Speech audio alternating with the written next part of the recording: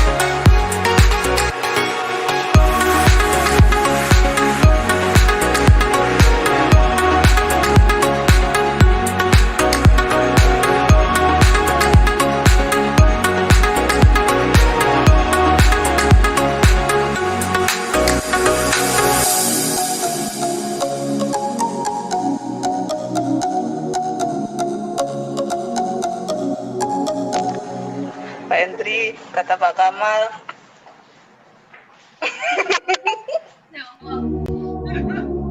Makin canggih, Pak. Apa? Makin canggih katanya, Pak. Makin pagi. Gila. Bagian YouTube.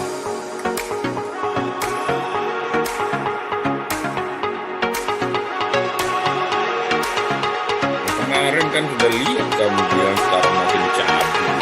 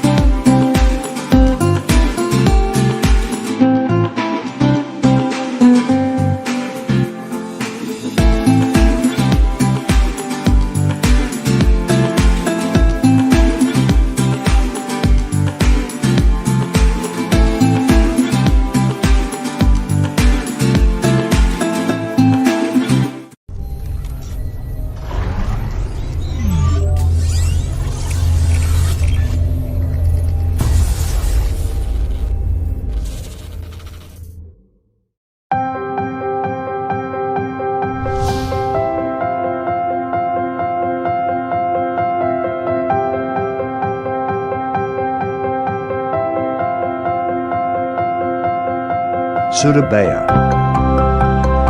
The provincial capital of East Java is the second largest city in Indonesia. This city has a huge number of diversities among the people, cultures, and ways of living. Surabaya has been acknowledged for its green public open spaces. It also has successfully equalized the development between build-up area and green area that makes Surabaya a livable city for all. I see Surabaya as a great city with amazing people.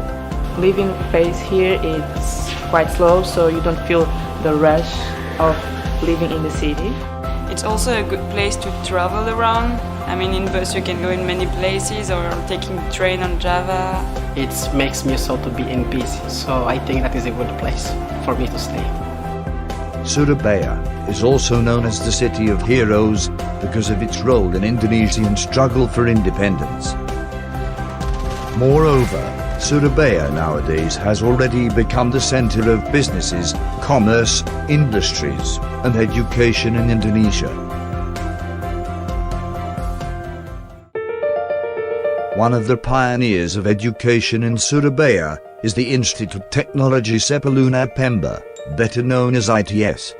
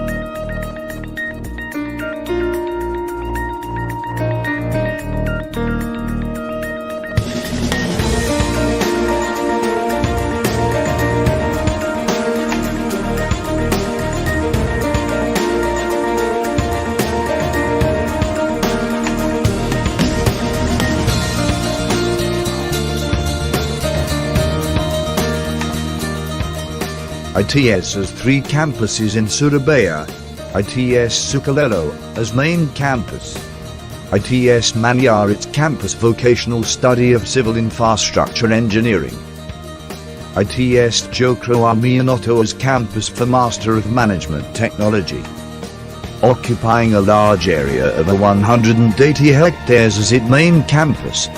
ITS has 20,000 students, 1,000 academic staff, 1,000 non-academic staff, 10 faculties, and 38 departments.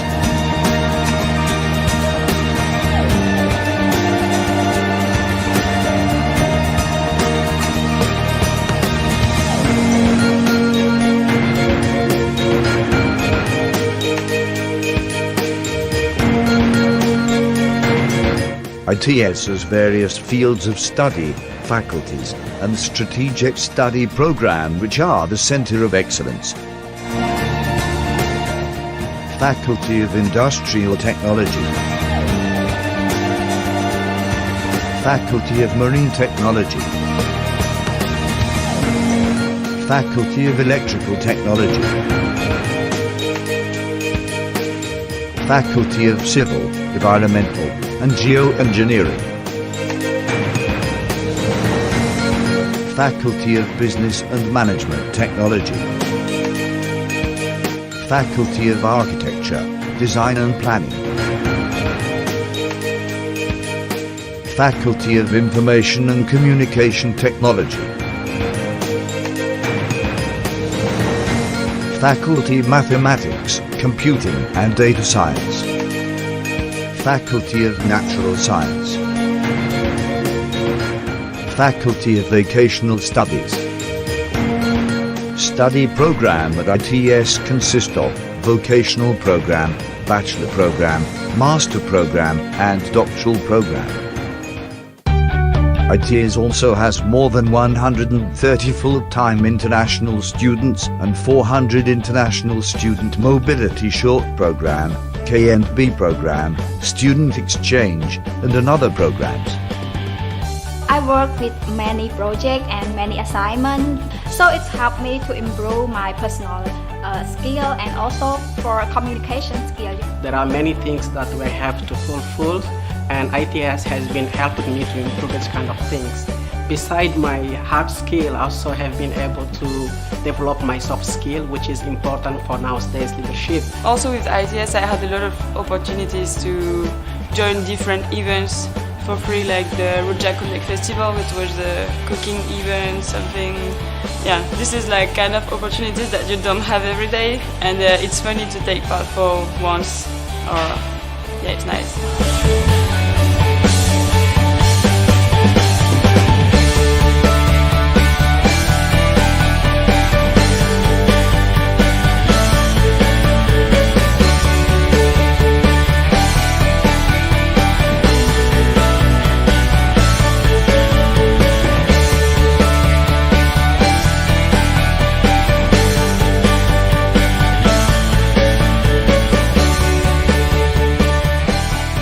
ITS inventing many technological innovations that have been acknowledged in various international competitions. These are several national and international achievements by ITS.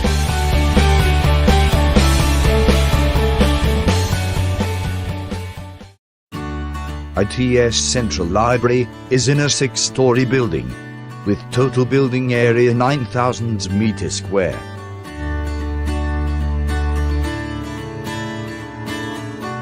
This library, more than 121,000 printed textbooks, more than 10,000 e-books, 10,000 audio-visual data, and 18,000 digital library collections.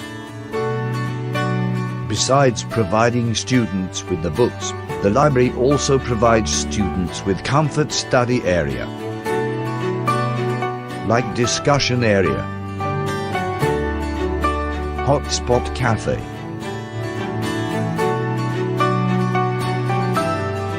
computer rent, multi-purposes room,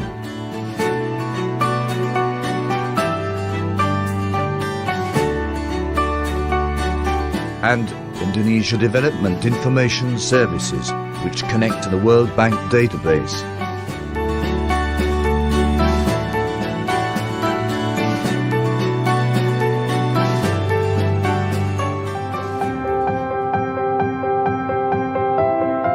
Research and innovation at ITS are geared towards addressing global challenges. Therefore, creative inventions are increasingly being produced by ITS researchers.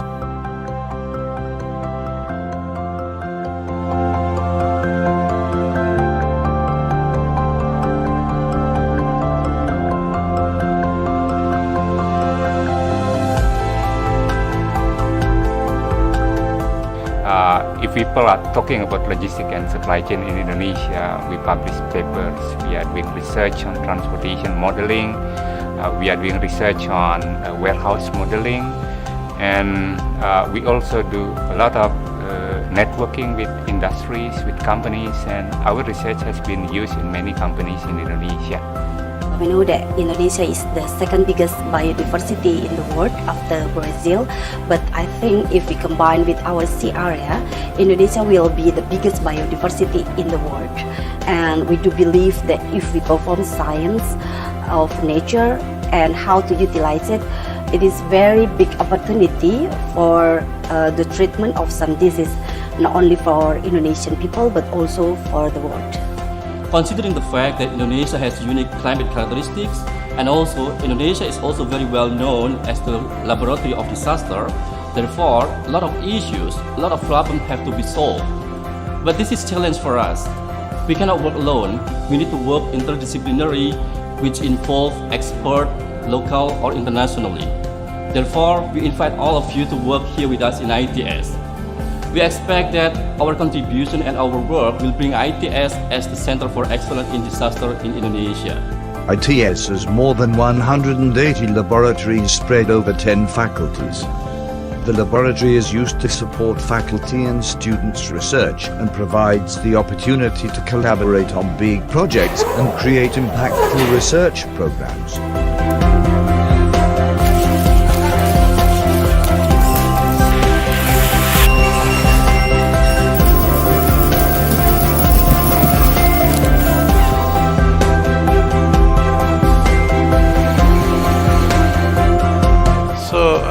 As the institution, I think ITS has contributed a lot in terms of giving an ideas and spirit, and at the same time self-confidence to our country about how capable we are.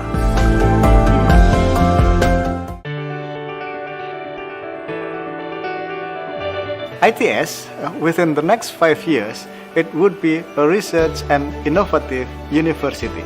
It means that ITS will be playing a big role in the region, especially in Asia. For the next long term, in 2045, ITS would be an entrepreneurial university. Means that it having a big role playing in the global world.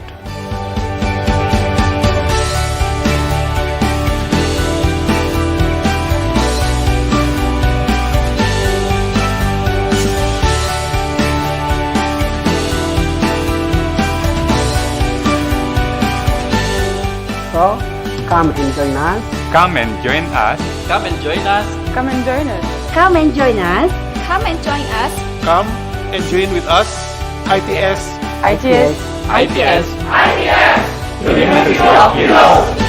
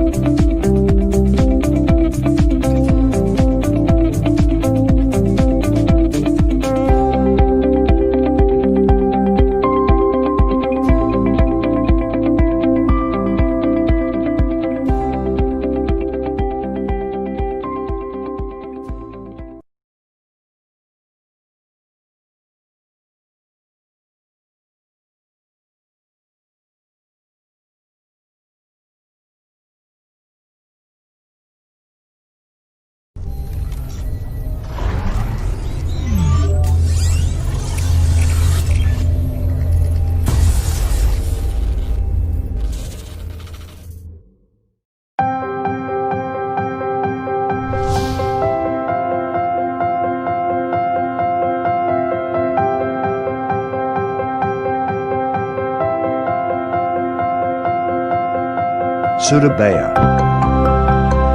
The provincial capital of East Java is the second largest city in Indonesia.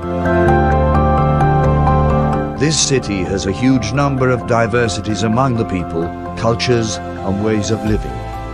Surabaya has been acknowledged for its green public open spaces. It also has successfully equalized the development between build-up area and green area that makes Surabaya a livable city for all. I see Surabaya as a great city with amazing people. Living pace here is quite slow, so you don't feel the rush of living in the city. It's also a good place to travel around. I mean, in bus you can go in many places, or taking the train on Java. It makes me so to be in peace, so I think that is a good place for me to stay. Surabaya is also known as the City of Heroes because of its role in Indonesian struggle for independence.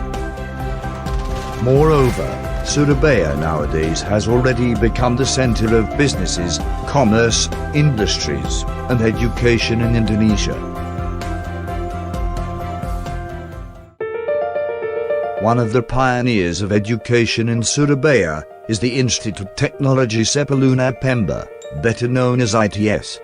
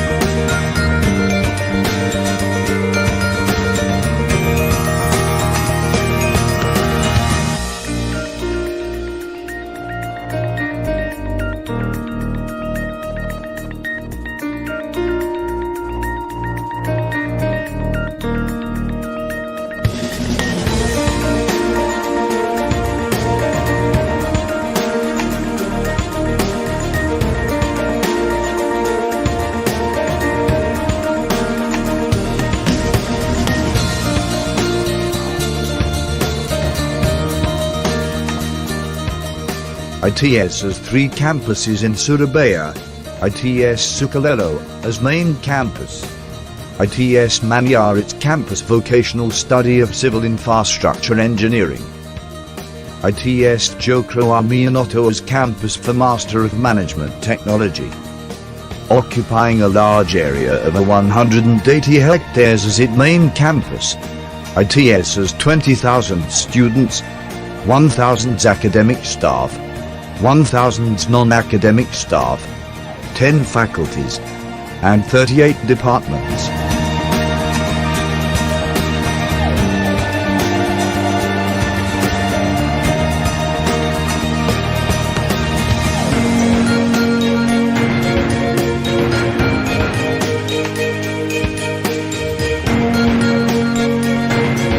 ITS has various fields of study, faculties, and strategic study program which are the center of excellence. Faculty of Industrial Technology, Faculty of Marine Technology, Faculty of Electrical Technology,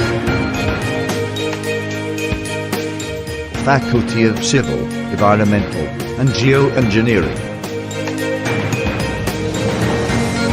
Faculty of Business and Management Technology, Faculty of Architecture, Design and Planning, Faculty of Information and Communication Technology, Faculty of Mathematics, Computing and Data Science, Faculty of Natural Science, Faculty of Vocational Studies. Study program at ITS consists of vocational program, bachelor program, master program, and doctoral program. ITS also has more than 130 full-time international students and 400 international student mobility short program, K&B program, student exchange, and other programs. I I work with many projects and many assignments, so it's helped me to improve my personal skill and also for communication skill. There are many things that we have to fulfill, and ITS has been helping me to improve this kind of things. Besides my hard skill, I also have been able to develop my soft skill, which is important for nowadays leadership. Also with ITS, I had a lot of opportunities to join different events for free, like the Rujak Festival, which was the cooking event, something. Yeah, this is like kind of opportunities that you don't have every day, and it's funny to take part for once. Or yeah, it's nice.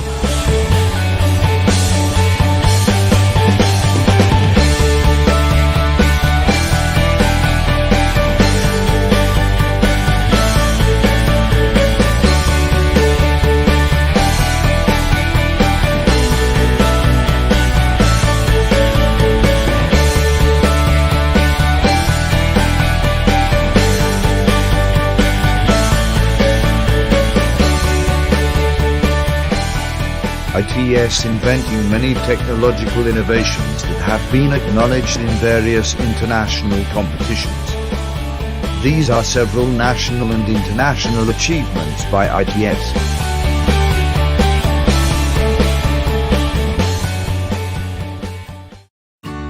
ITS Central Library is in a 6-story building, with total building area 9,000 meters square.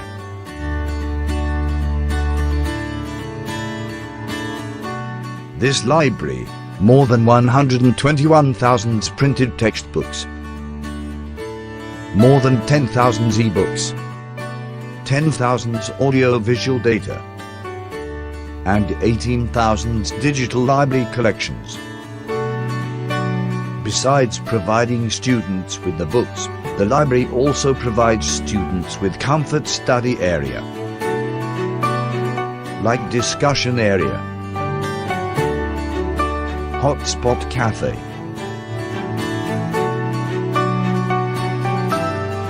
computer rent, multi-purposes room,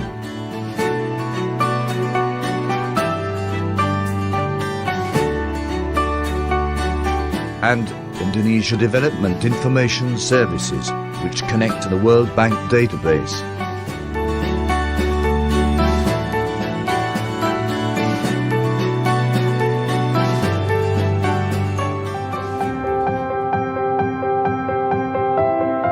Research and innovation at ITS are geared towards addressing global challenges. Therefore, creative inventions are increasingly being produced by ITS researchers.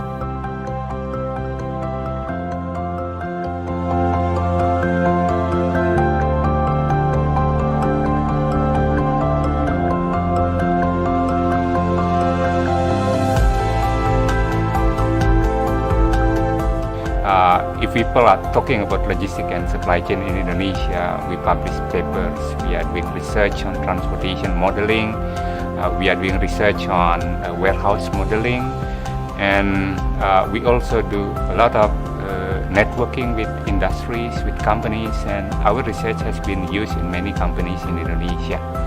We know that Indonesia is the second biggest biodiversity in the world after Brazil, but I think if we combine with our sea area, Indonesia will be the biggest biodiversity in the world. And we do believe that if we perform science of nature and how to utilize it, it is very big opportunity for the treatment of some disease, not only for Indonesian people but also for the world. Considering the fact that Indonesia has unique climate characteristics, and also Indonesia is also very well known as the laboratory of disaster, therefore a lot of issues, a lot of problems have to be solved. But this is a challenge for us. We cannot work alone. We need to work interdisciplinary, which involve expert, local or internationally. Therefore, we invite all of you to work here with us in ITS. We expect that our contribution and our work will bring ITS as the Center for Excellence in Disaster in Indonesia. ITS has more than 180 laboratories spread over 10 faculties.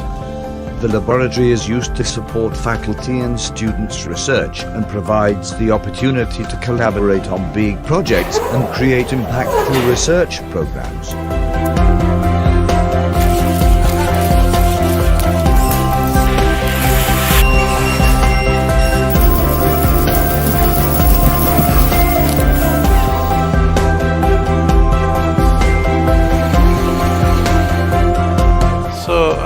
As the institution, I think ITS has contributed a lot in terms of giving an ideas and spirit, and at the same time self-confidence to our country about how capable we are.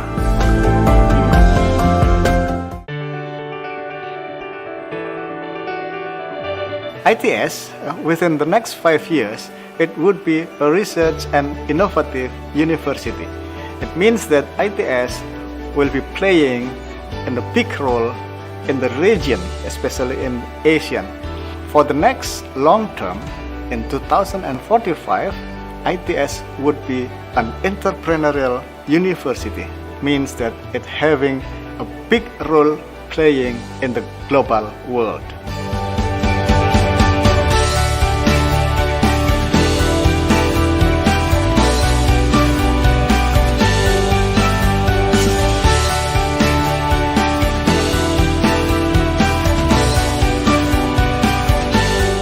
So, come and join us. Come and join us. Come and join us. Come and join us.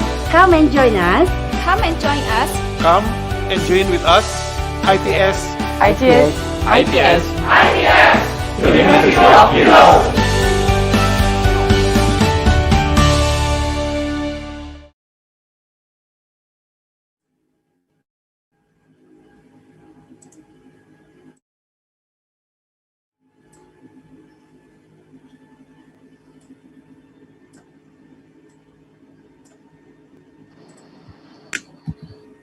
Ladies and gentlemen, the 5th International of Biological Conference 2020 is going to start in 1 minute.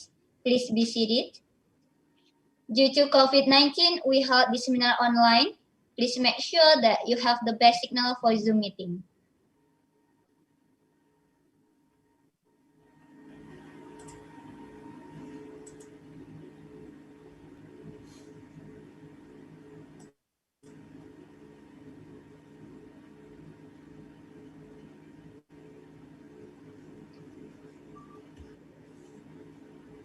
Excellencies, distinguished guests, participants, ladies and gentlemen.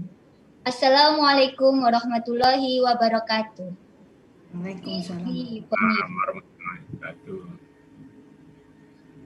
The Honorable Associate Professor Agus Muhammad Hatta, PhD, as the head of the RPM Institute Teknologi 10 November, Surabaya. Dr. Honoris Causa Susi Pujiastuti, as the former Minister of Fisheries and Marine Affairs of Republic of Indonesia. Professor Hamzah Fansuri, PhD, as the Dean of the Faculty of Science and Data Analytics.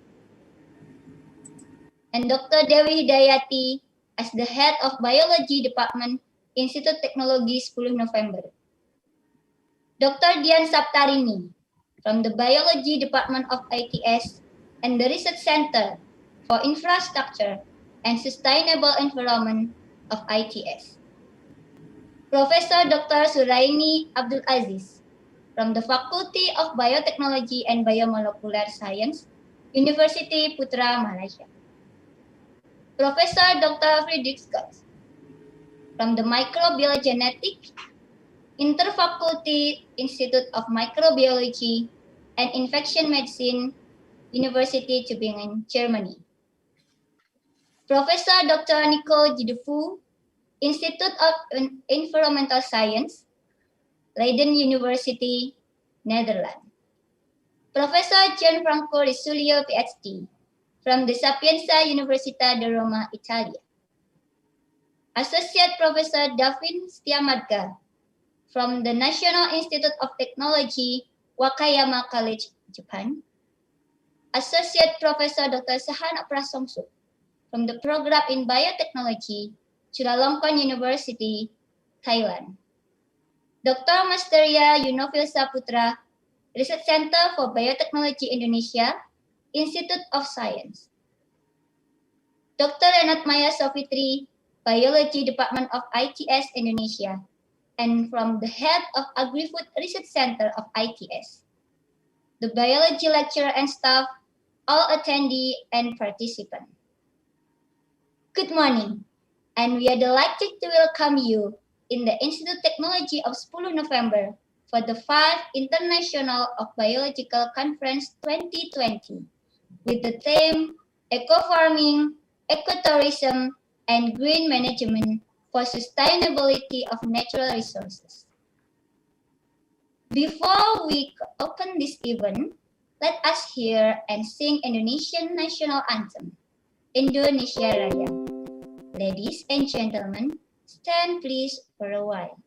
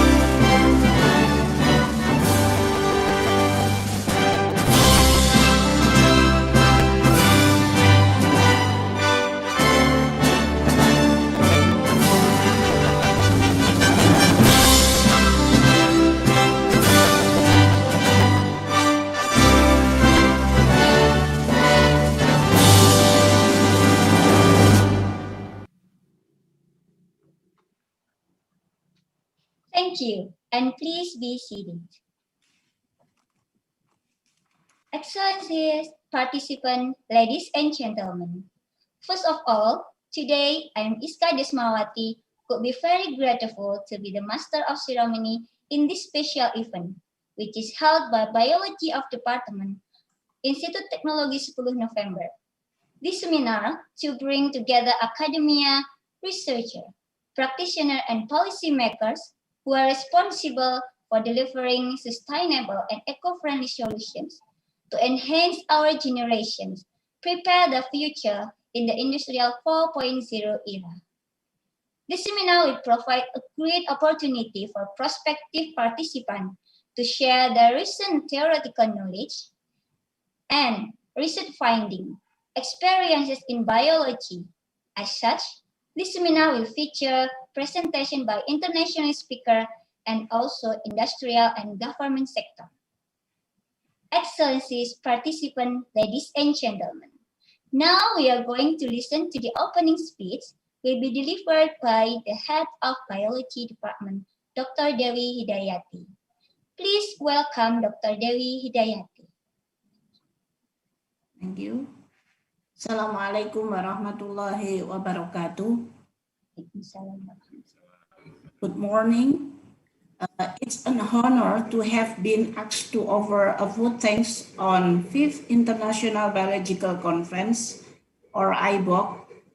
On behalf of my institution, Biology Department of Institut Teknologi 10 November, and the entire of committee here, I'm very hearty gratitude to our Dean, Professor Hamzah Fansuri, Associate Professor Agus Muhammad Hatta, and all speakers, Ibu Dr. Honoris Causa Susi Pujiastuti, Professor Dr. Suraini, Dr. Dian Saptarini, Professor Goch, Professor Sehanat, Professor Nico, Professor Davin, Dr. Maya Safitri, and all participants for sharing their graceful ideas with us in this conference. The Honorable and respected Chief Guests, worlds have been facing with the food crisis, depleted no renewable energy, and the decrement of the environmental health is worsened by the population growth. Whereas the natural resources that we have today are what we owe to our future generation. Hence, management for sustainable natural resource is urgently required. Today, in 17 October 2020, we are unified together in this valuable forum of 5th IBOC to discuss and share the ideas in several themes, namely eco-farming, ecotourism, and green management for sustainability of natural resource. Hopefully, we together could formulate the concrete solution for various issues related to biodiversity, food security, and the environment, biotechnology development, and human welfare. Moreover, we also hope we will have a real excellent networking in the future may arise from this event. We would like also to thank to the Rectorate, Faculty of Science and Data Analytics Research Center of ITS for supporting the conference. The big remarkable applause is also going to the conference committee who are giving their excellent hands for keeping this conference running on schedule. Thank you and welcome to the Biology Department with International Biological Conference. Thank you. Assalamualaikum warahmatullahi wabarakatuh. Thank you very much, Dr. Dewi Hidayati, as an excellent speech. Now we are going to listen to the opening speech also from the Dean of the Faculty of Science and Data Analytics, Professor Hamzah Fansuri. And afterward, we would like to request Professor Hamzah Fansuri to officially open the seminar. Please welcome to the Professor Hamzah Fansuri, the Dean of the Faculty of Science and Data Analytics. Thank you very much, Bu Iska. Assalamualaikum warahmatullahi wabarakatuh. Firstly, I want to thank the conference committee for arranging this the annual conference of IBOC, and also to all keynote and invited speakers who are agree and willing to join this seminar. Ladies and gentlemen, first of all, let us thank Allah the Almighty for blessing and guiding us into the right path, and for granting all means and opportunities together here to attend this very meaningful occasion. On behalf of the Institute of Technology 10 November, we are greatly honored and pleased to welcome you all to the 5th International Biology Conference on Ecofarming, Ecotourism, and Green Management for Sustainability of Natural Resources. This forum is intended, as Dr. Dewi Hidayati said before, for exchange ideas and or research results about the concepts and application of agriculture, ecotourism, and green management in the sustainable biological resources management system. We hope that the conference is able to formulate concrete solutions for forest issues related to biodiversity, food security, and the environment, meteorology, development, and human welfare. We would like to extend our gratitude, especially to Dr. Anushka Susi Pujastuti. Good morning, Bu Susi. I follow your Susi Cek Ombak, but not watching your TV.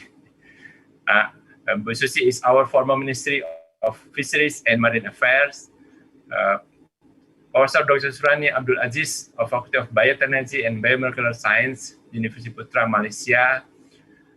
Dr. Dian Saptarini from Department of Biology, ITS, and Professor Dr. Friedrich Gotz of Interfaculty Institute of Microbiology and Infection Medicine, University Tübingen, Germany, who have accepted our invitation to become the keynote speakers of today's conference. I'm also sends a warm regard from Director Professor Asari. He cannot open this conference this morning because at the same time, ITS also have the graduations, which is held exactly the same time. So Director Professor Dr. Asari could attend and open this conference.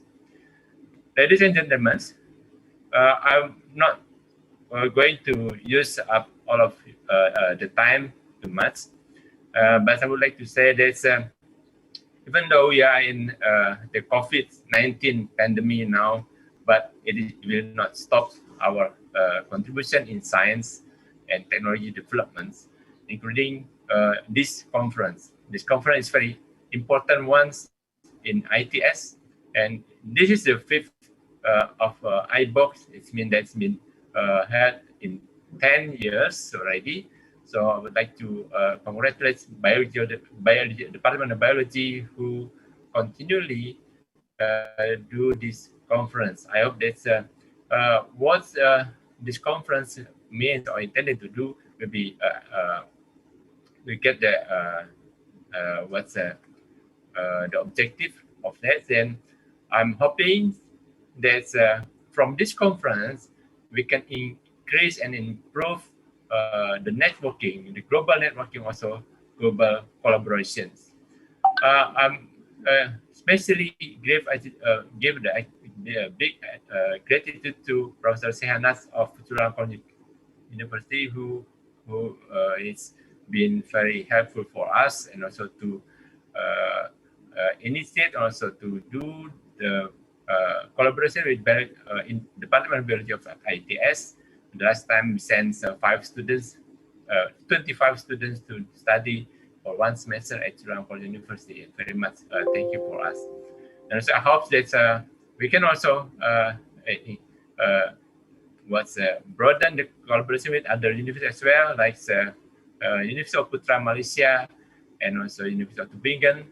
So we'll have a good relation and collaboration in the future. So we are very welcome to all of you to collaborate together, and we can explore the rich biodiversity of Indonesia for humanities. And finally, allow me to, on behalf of the big family of Institute of Technologies November, to wish you a fruitful and pleasant international conference. And then, as Iska said, that's with these questions, we say Bismillahirrahmanirrahim. I officially open the 5th IBOC 2020. May Allah help us, guide this conference to be successful. Assalamualaikum warahmatullahi wabarakatuh. Waalaikumsalam warahmatullahi wabarakatuh. Thank you very much, Professor Hamzah Fansuri, for delivering the special opening speech and also officially open the seminar. Excellencies, distinguished guest participants, ladies and gentlemen. Before we continue this section, I would like to request a photo session together. So please prepare yourself with a beautiful smile and heavy fish. Because the committee will arrange for the photo session together with all the keynote speakers, all the excellencies guys, and also all the participants and attendees.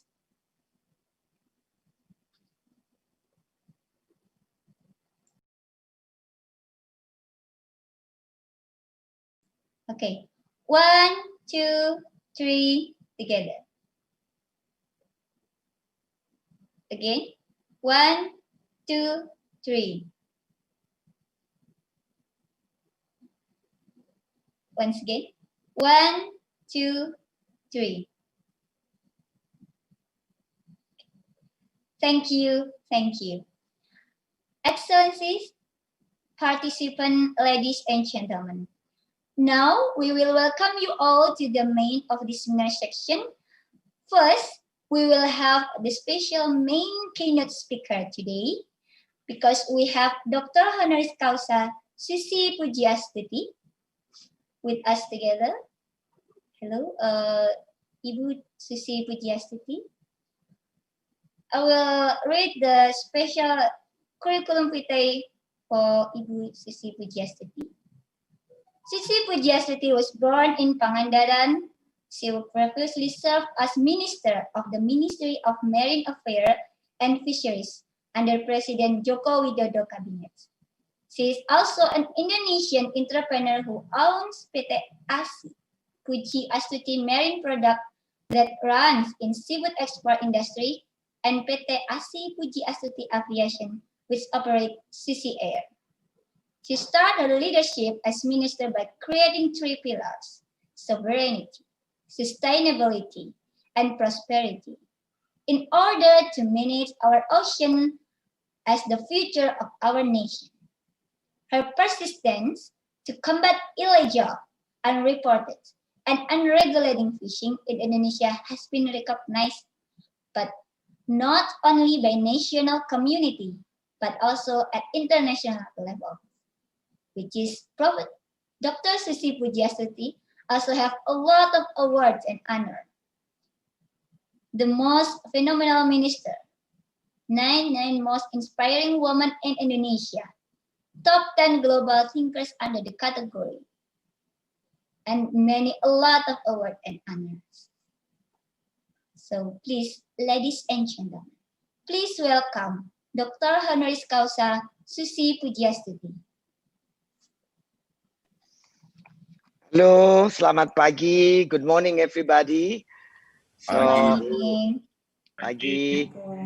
So, I would like to express my appreciation to invite me on this forum. So I hope what I will want to share here as a individual, as person, not as the public policy maker or public policy decision maker in this matter, because I'm no more minister, so I don't have any capacity to have the public, how you call it, legal policy decision background. So as what you mentioned before, of course, I would like to say great hello to everybody. Hope everyone healthy and happy this morning. And so allow me to start what I have had as a 3 pillar that you mentioned before when I was a minister. Why I put that as the 3 important key points on developing sustainable and also the sovereignty. Without the sovereignty of our resources, we will hardly make any decision on protecting, on exploiting, on running the business and also the sustainability itself of our resources. And regarding the Indonesia, as everybody know, that we had 79% of our NKRI, territorial and EEZ, surrounding is 79% is water, oceans. Not yet lake, not yet river. So in total will be our water, territorial and EEZ will be more than 82%. So it is the time for all of us to realize that and acting accordingly to the situation.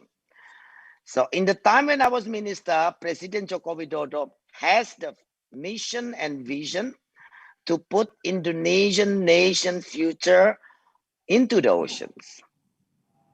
So we expect that we could live from, on, by the ocean resources for now and for the future. That was the visions of Pak Presiden. So that's why it's come up the three keyword: sovereignty, sustainability, and prosperity.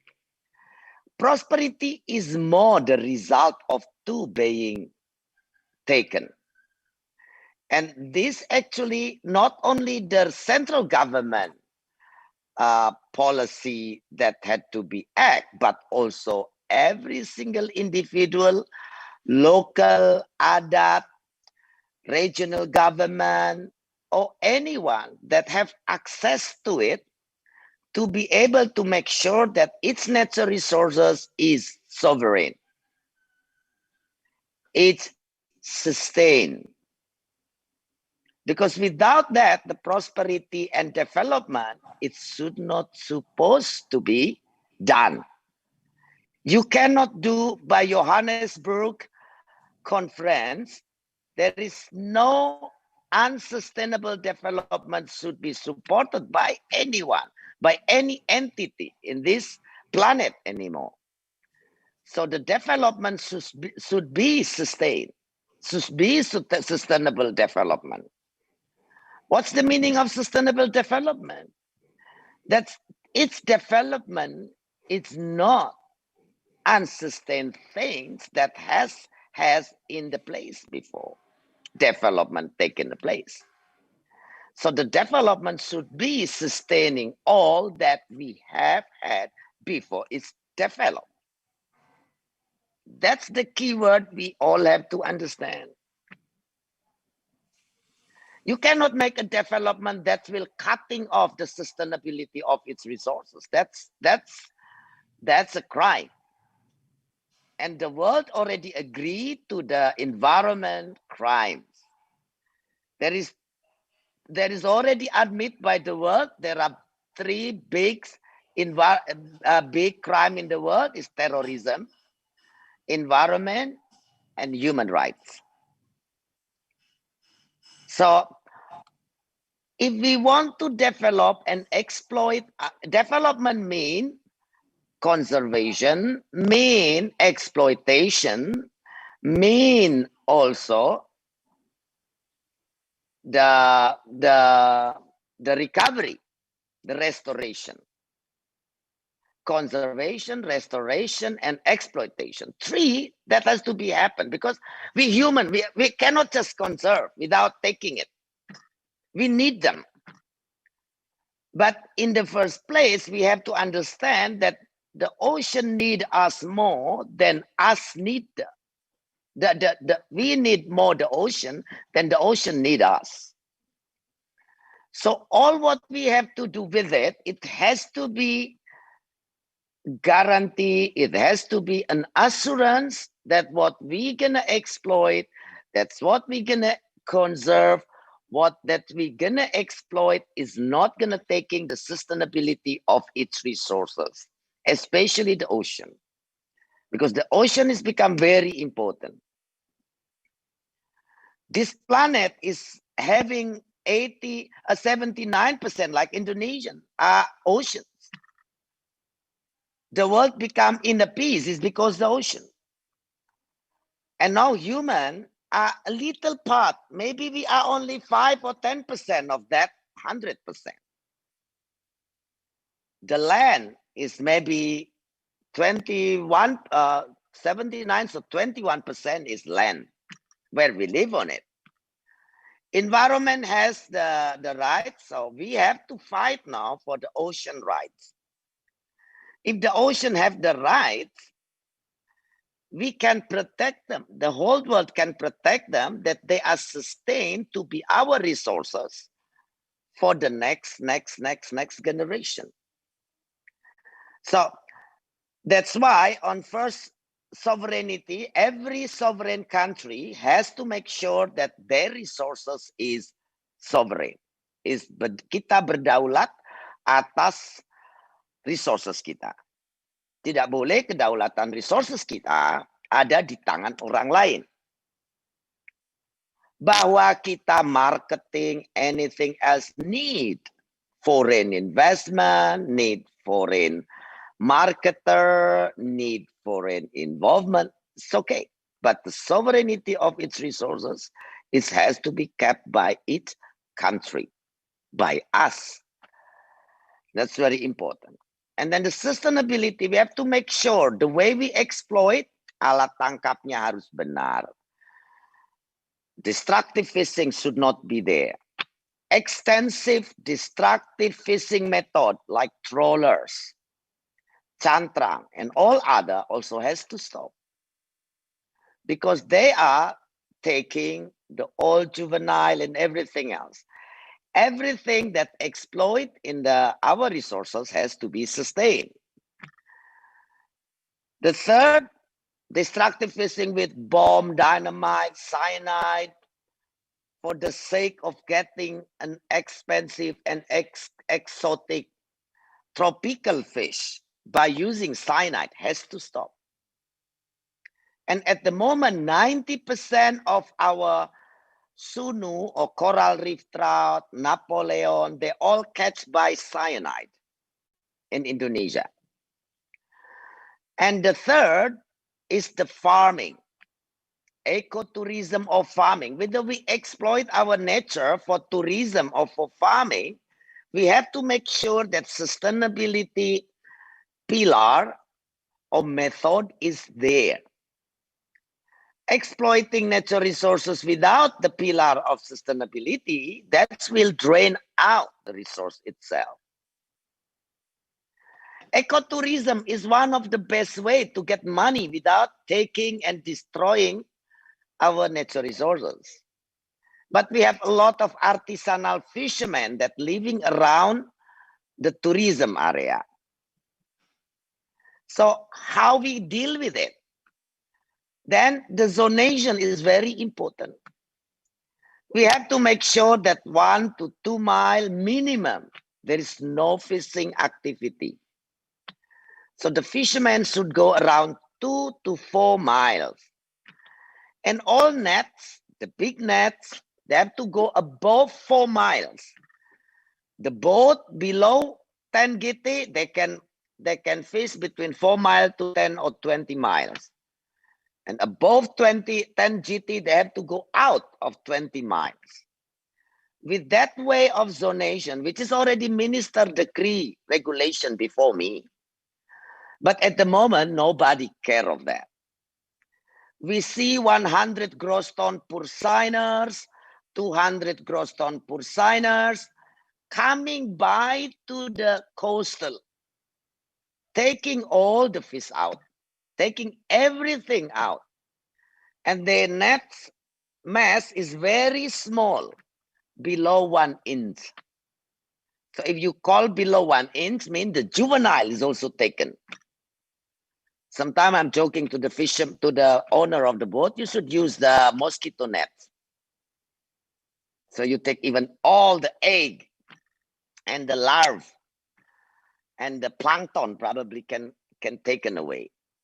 So a regime that discipline on protect this kind of exploitation, and people call it development. We develop the business, we want to have running business and getting money of our resources. Without a strong and disciplined regime or policy and guarding it, our resources will be just blue ocean without nothing in it. And that will be disaster for the mankind, for humanity. I do believe the conservation, the restriction that you make on exploiting on renewable resources will be resulting in more productivity. Because ocean is a renewable resources. It's not mine. The mine, when you take it, it's finished. It's gonna go back million of years later. But fish, shrimps, all mostly seagrass, seaweed, anything that is in the ocean other than oil and gas, it's all renewable resources. If you protect them, like don't take the crustacean with egg, don't take them undersized, and we should not ever take the larva or juvenile. This is even more crazy because you cutting the first level of the chain of the ecosystem. You not only exploit, but you basically destroyed the ecosystem because the larva, the baby, and then the kids, and then the big crustacean, it's all ecosystem. A cyclus is an ecosystem, a part of it. If you cut one, it will be gone. So you should exploit. We should learn from Australia. Beforehand, they allowed to take the female and no size. The export is below 8,000 tons. And then they're not allowed the female and only 454 grams above. The production is 80 tons. It's become what you call in the when like the earthquake, when it is 4 Richter is this, but when it's 5 and then it's 6, the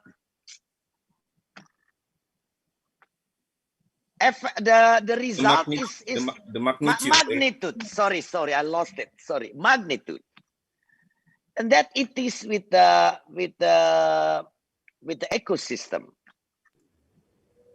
And this is what I try to explain. Normally, the traditional fishermen understand that. That's why they have, in east part of Indonesia, then they have the call sasi. So it's closed down this area for 2 years, only take the big one. And then after 2 years, they open this one and close the other part. And in Banda, an example, they already have written regulation of sasi since 1954. Tapi di zaman modern seperti kita sekarang, on today, the modern fishermen, they call themselves fishermen, which I don't. I call them is a businessman on capture fisheries. They're not fishermen. They are investor in fisheries. And they have labor, that's the seaman. They have 200, 300 gross tonnage boat. They use fishing net of 50 kilometers, 70 kilometers to 100 kilometers. They have long line of 150 kilometers. When we try to say to them, look, put them back, the small size. Put them back, the sharks. Put them back, the turtle. Put them back this. Don't take this size. They're thinking we are disconstructive to industry, which is wrong. If we look deeper, any restriction on renewable resources is result more productivity.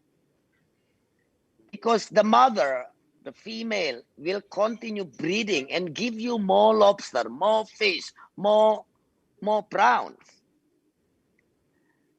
Any farming, shrimp or fish that is extensive and disregard sustainability or environment component, it's always collapse after 2 or 3 years.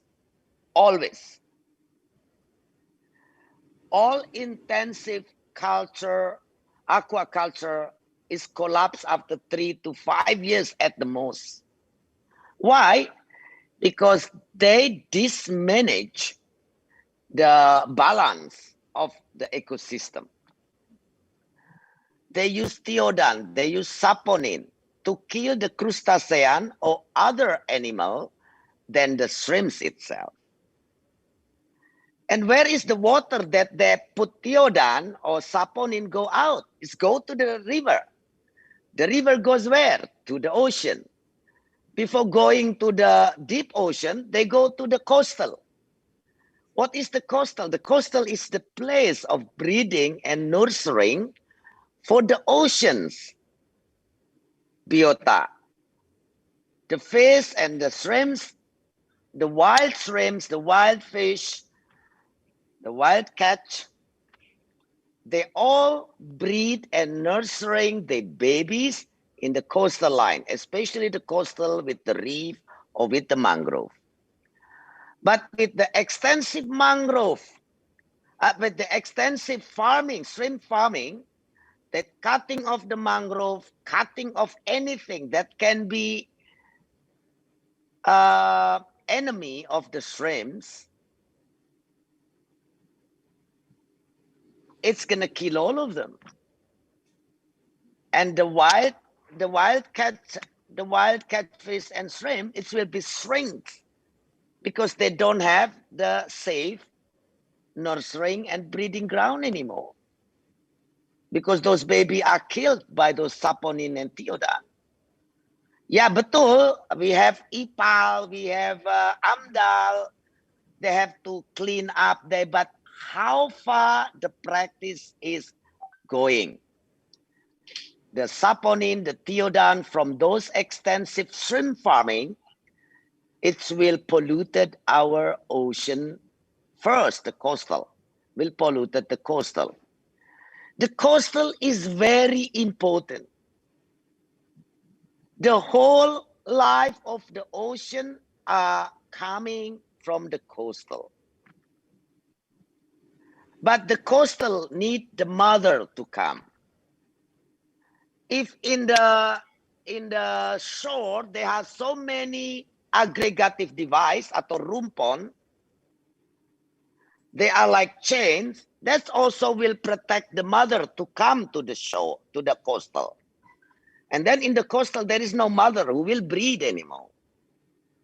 So control of rumpon, control of fish aggregative device is also very important.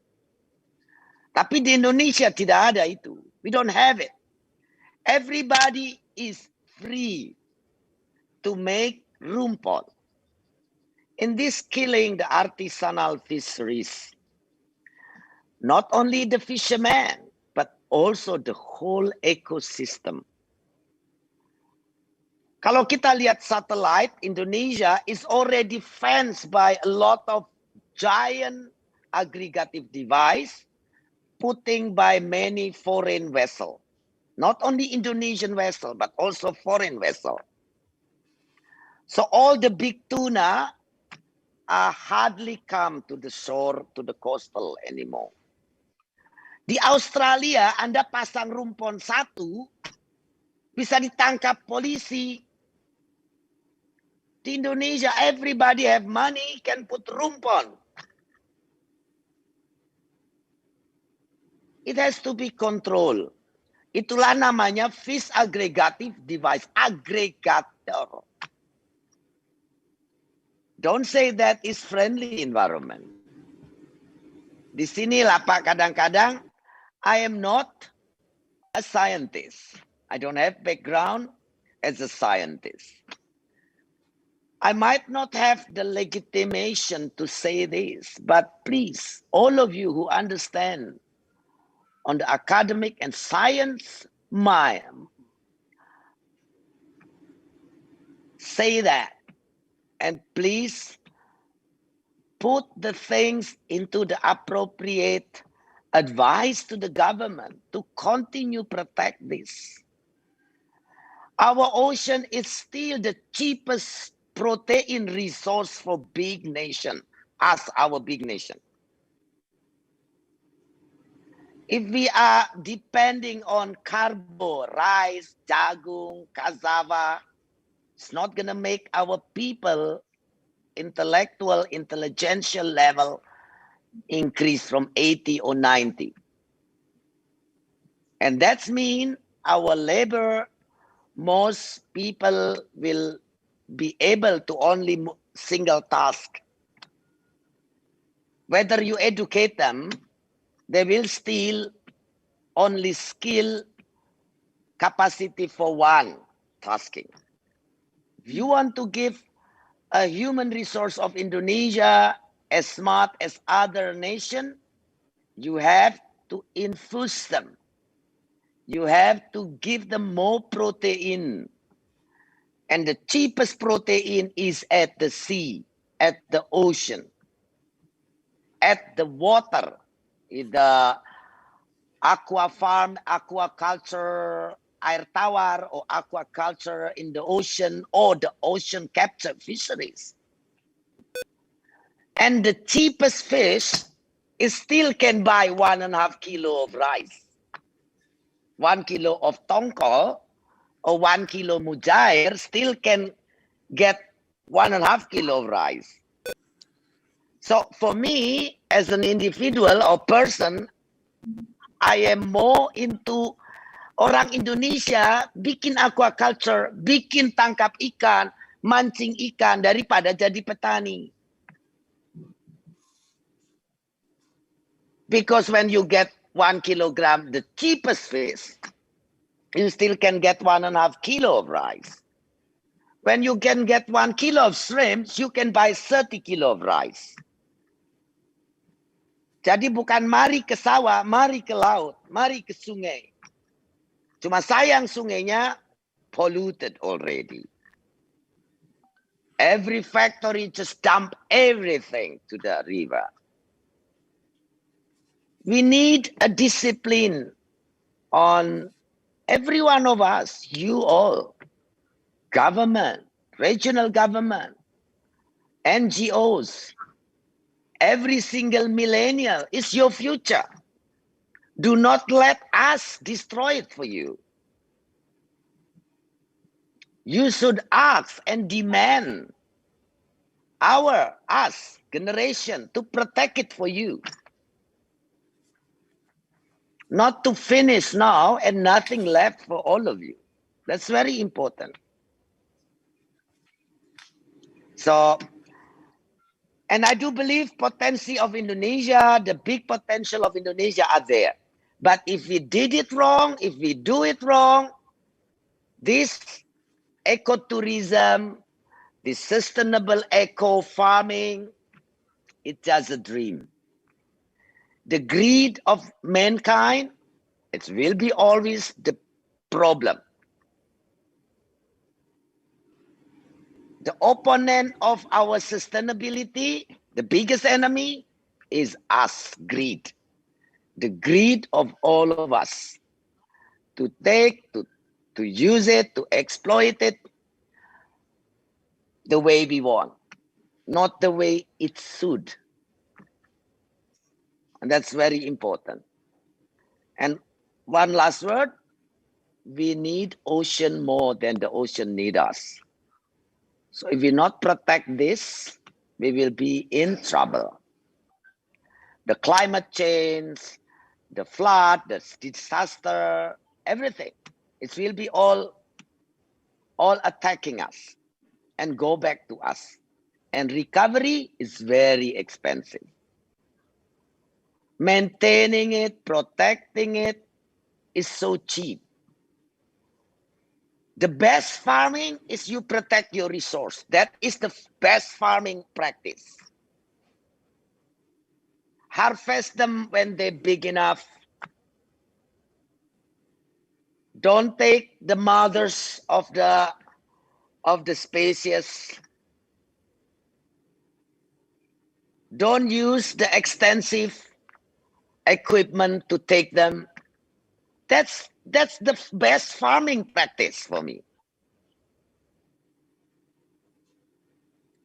But I don't think many people agree with me. So thank you very much, Bapak dan Ibu semua, Pak Andy, Ibu Dewi, Iska. Not much I can say. I think read my book. I have 2 books written. You can get in Gramedia. One is these 2 books. So you will get the whole inside more. One Laut Masa Depan Bangsa, yang satu lagi reformasi sektor kelautan. I think I tried to put in 5 years. And hopefully you all scientists has much more legitimations to bring it up and to make it happen. I'm just a person with a dream and a heart. I don't have the legitimations. Thank you very much. Selamat pagi. Semoga sehat semuanya dan ikuti protokol kesehatan di masa COVID ini. Terima kasih semua. Selamat pagi. Pagi, terima kasih. Thank you so much for the Dr. Honoris Causa Susi Pujiastuti and excellent speech for today. And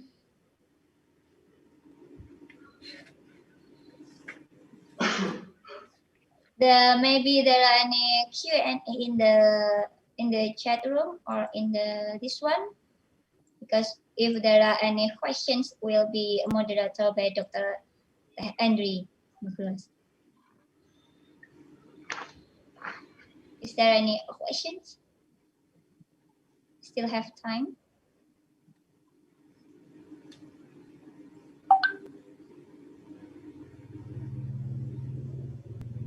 Yes, we have a question from Bapak Catur to Professor Susi.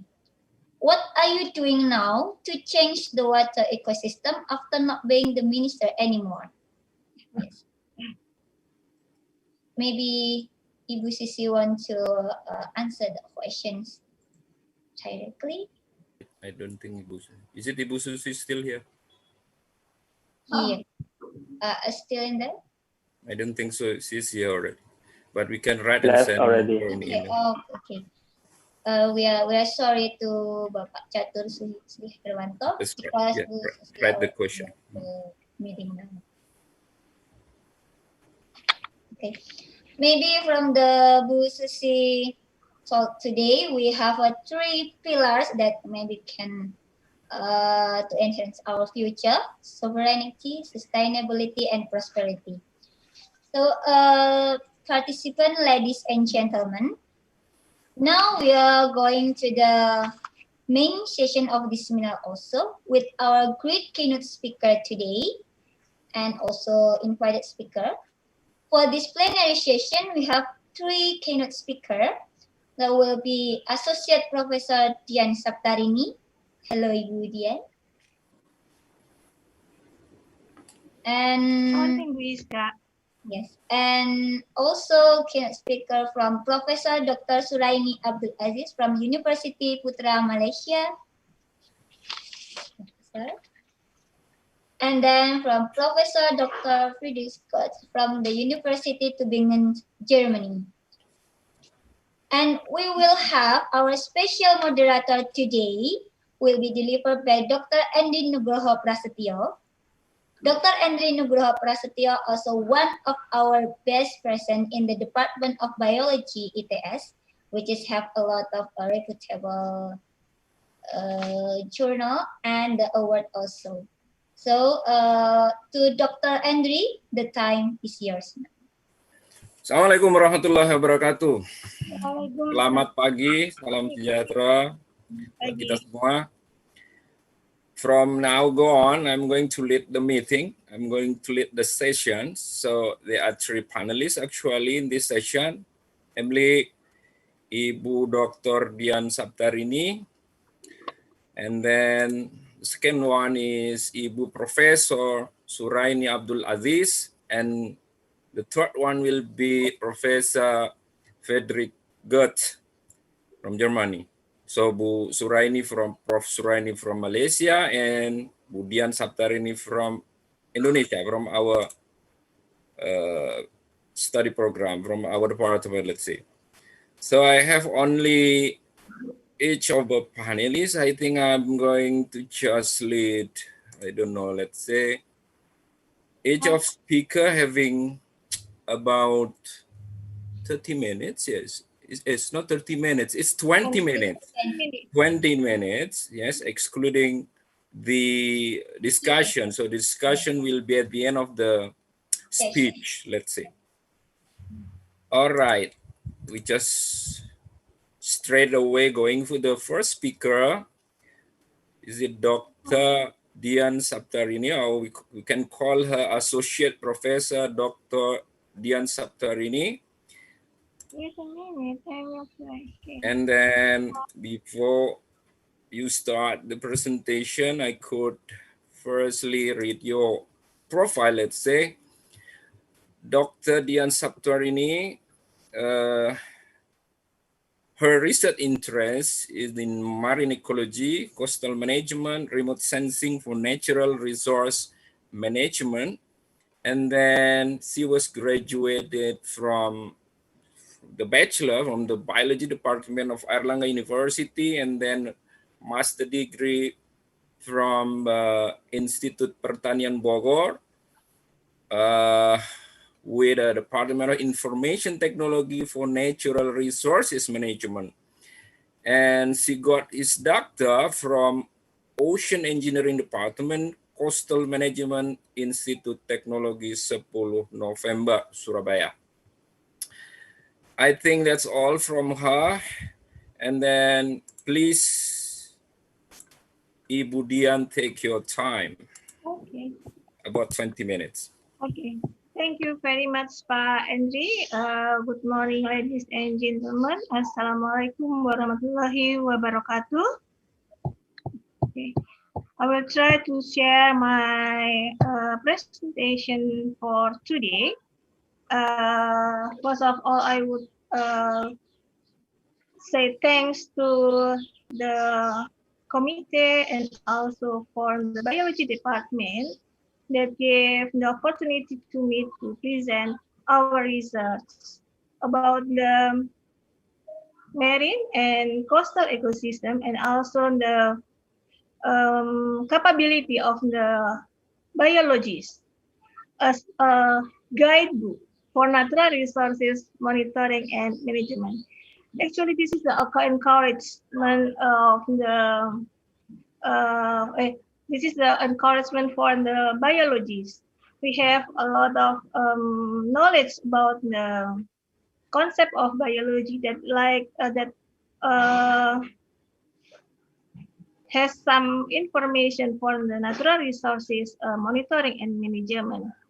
And also, I would like to thanks to Bu Susi to always remind us the function on the role of the coastal area for the whole life of marine ecosystem, for the whole life of marine organism. Okay. And the title of my presentation, a little bit, can you see my presentation, Pak Andri? It is okay. A biologist, my title is a biologist, a guidebook for natural resources monitoring and management. I hope we can interpret the meaning of the guidebook for natural resources monitoring and management from my slide and my presentation. Okay. Indonesia is a mega biodiversity country, like Bu Susi said before. We have a lot of kind of organism of ecosystem in the Indonesian archipelago. not only the tropical rainforest that we know has a lot of biodiversity and also productivity, but also for the marine life in the coastal area. We have a lot of uh, type of ecosystem in a coastal zone, like estuary species, mangroves, coral reefs, seagrass, alga beds, and also small island ecosystem. This is the picture of Indonesian biodiversity with the coconut, with the palm, with the coral reef, clear water, fish, and so on in the Indonesian waters. Okay. How about the marine and coastal biodiversity services? The biological diversity in the coastal area provide a lot of services like ecological services, storing and cycling nutrients, sustaining biodiversity, habitat for all of the marine organisms, carbon storage, coastal protection, life cycle maintenance, water purification. For the habitat, mangroves area and coral reefs provide some food, spawning area, and also the nursery area for the aquatic organism.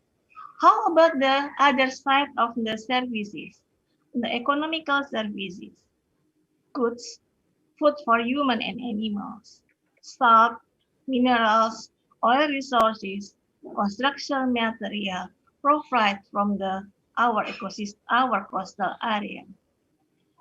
And all of the services for the human welfare. The picture in the side area, in the side,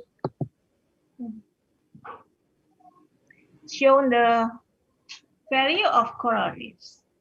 Coral reefs provide the medicine, the biodiversity, the coastal protection, tourism, ecotourism, and food production.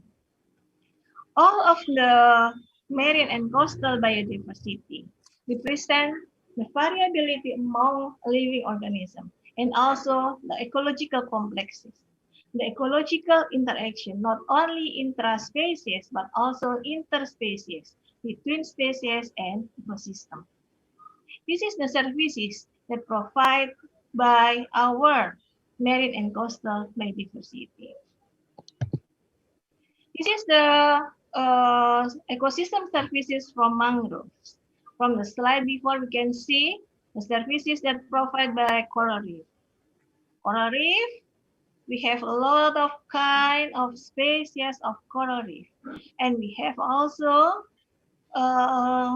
very huge diversity for ecosystem. This is the ecosystem services from mangrove. About the how mangrove can provide the regulation for climate. More than 3,000 fish species are found in mangrove ecosystem. But the meaning of the mangrove ecosystem means is the good mangrove condition. Based on the Bu Susi explanation, our natural resources tend to be degraded year by year. Tourism, ecotourism.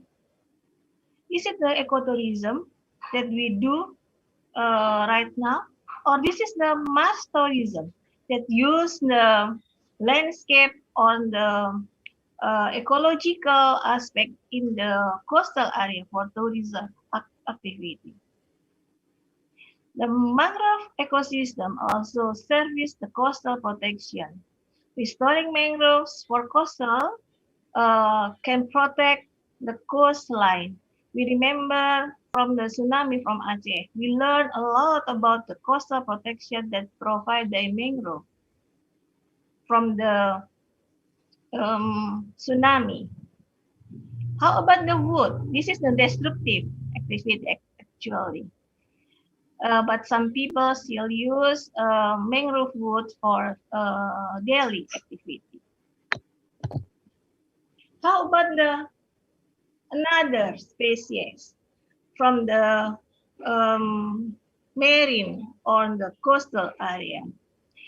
We have mollusca, crustacea, echinodermata, annelida, cnidaria, the very beautiful organism from our coastal and our sea.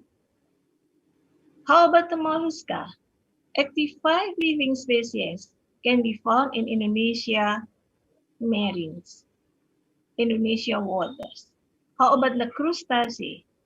67,000 species lives in Indonesian waters. Echinodermata, we can see the blue sea star and also the Christmas tree from the annelida with the blue colors. This is very, very beautiful organism. Can we see this organism maybe 10 years ago or 10 years, 20 years ago? And also the cnidaria, this is the jellyfish. We have the special jellyfish from Kakaban without the sting. This is the speciality of the Indonesian marine biodiversity. But from all of the Indonesian myga biodiversity, we still have a lot of unidentified species in Indonesia. If I focusing in the coral reefs, CORMAP and also Coral Triangle Initiative Program for coral reef monitoring has more than 30 stations to monitor the condition of Indonesian coral reefs. The graphic show the fluctuative condition for the coral coverage of Indonesian coral reefs. Long-term observations show the condition of the coral reef is relatively stable. We can see for color from the graphic. The blue one from the very good condition of coral reef. The red one for the good condition of coral reef. The gray one, this is the moderate condition of coral reef.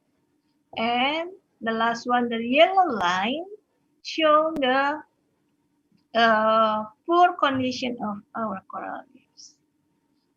If we see this graphic, it's reverse that for the good and very good condition of our coral reefs. Evaluated from the coral reef coverage level is relatively stable. But we can see from the yellow and the green line, the moderate and the poor categories relatively fluctuating. It means that coral reefs has the threshold condition that can survive their self through from the environmental changes or environmental stress.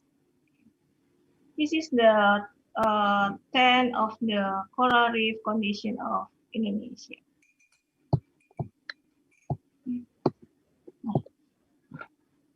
Some people are lippy, has assumption that Indonesian biodiversity tend to be declined due to the deterioration on the environmental condition that affected by human activity or anthropogenic activity or by the natural condition like climate change. We continuing with the response of organisms to environmental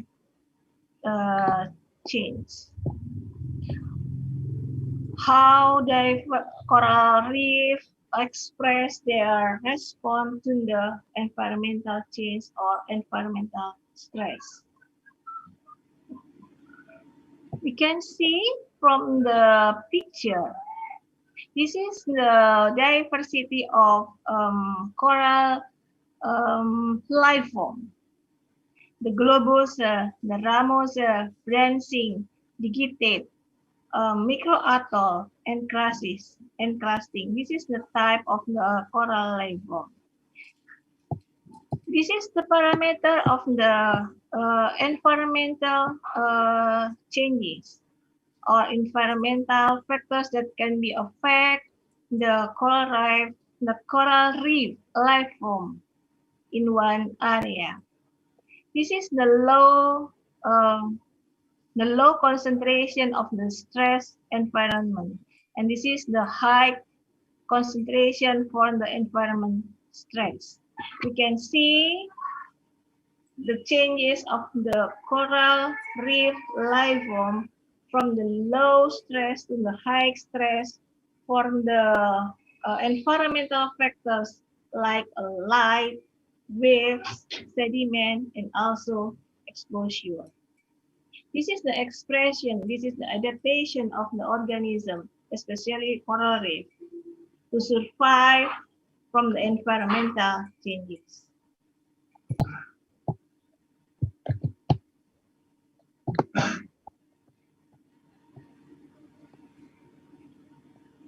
And the second expression of the coral reef from the environmental stress, coral bleaching, pemutihan karang. Coral bleaching represents environmental stress that generally correlated with the increasing temperatures.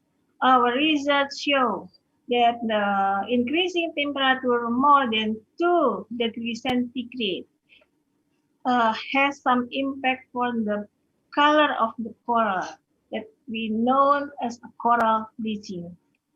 Not really become the white one, but the coral color become pale, and for the totally stressed, they become the white one or the white coral reefs, or we known as coral bleaching. During bleaching events, density of the zooxanthella is the alga symbiont that lives in the coral animal. In the bleaching event, the density of the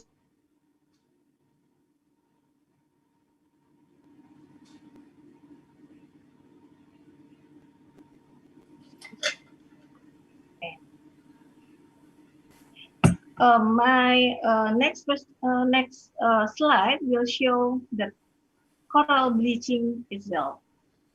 And how about the response of coral ecosystem related with the diversity itself?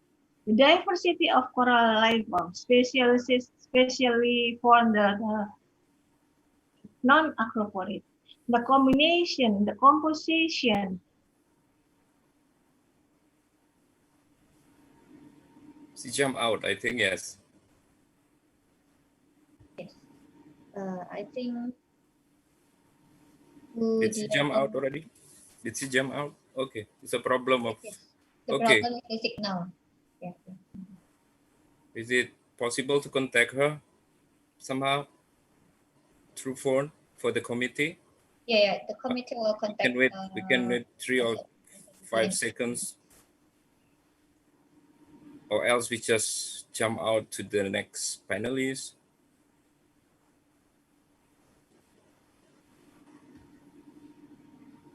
Okay. Actually, her time left is just 5 minutes. Okay. Is it? Okay. Is it? No, not yet. No. Okay. Maybe jump to the. Okay. So sorry for the technicals. Something. This is it's happening such like this always to the Zoom. So we just go through to the next panelist. Is our panelist from Malaysia, Professor Suraini Abdul Aziz. Hello, welcome, Professor. Hello, Assalamualaikum. Waalaikumsalam warahmatullahi wabarakatuh. Are you all right? Okay, I'm Everything okay. is fine in Malaysia? Okay. Okay, I would like to read her CV, Professor Suraini Abdul Aziz. Now, she's a staff in Department of Bioprocess. She's a professor, let's say, in Department of Bioprocess Technology, Faculty of Biotechnology and Biomolecular Sciences, University Putra Malaysia, Selangor. So she did her bachelor in clinical biochemistry from National University Malaysia, and then master degree and PhD in biochemical engineering from University of Wales, Swansea, United Kingdom. So today she's going to give a title of biorefinery of biomass conversion into value-added products. Please, the time is yours now. Okay, About thank 20 minutes, Professor, yes. I'm going to share my screen. Yes, please.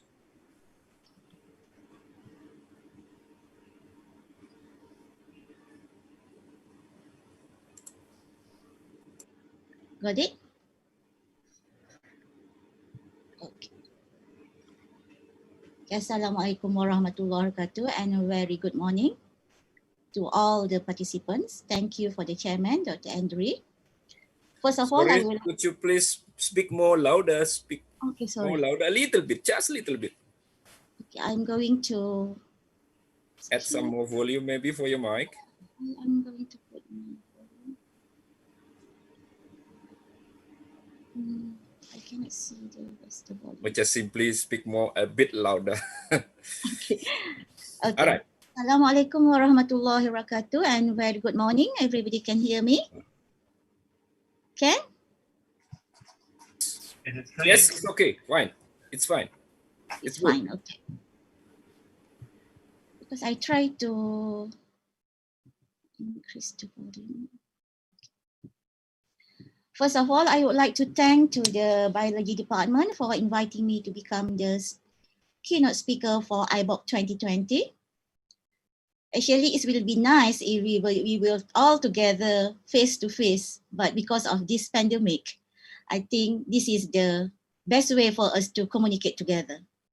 So my title today is a biorefinery of biomass conversion into value-added products. As what we heard from Dr. Susi this morning, we need to conserve, we need to explore, and then we need to restore our ecosystem. So that means we need to utilize whatever we have in this world in order for us to make it sustain. So in my talk today, I will talk to the resource of when it starts. We will be on the usage of the end products.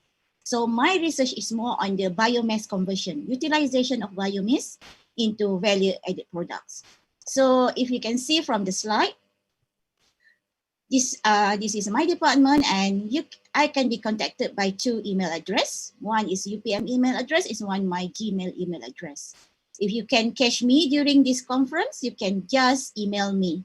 So I will be happy to answer any of the questions.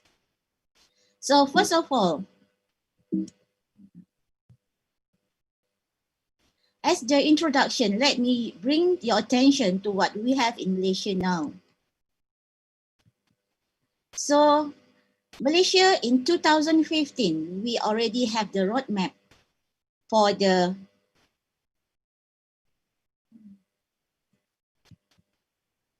Malaysia on the carbon-free energy in Malaysia. So if you see here, we have start from the hydroelectricity, the fuel cell, up to biomass energy. So in my talk today, I will talk about more on the biomass energy. So this roadmap for carbon-free energy in Malaysia have been published by the Academic Science of Malaysia in 2015. If you go to this ISBN, you can download free of this carbon-free energy roadmap for Malaysia.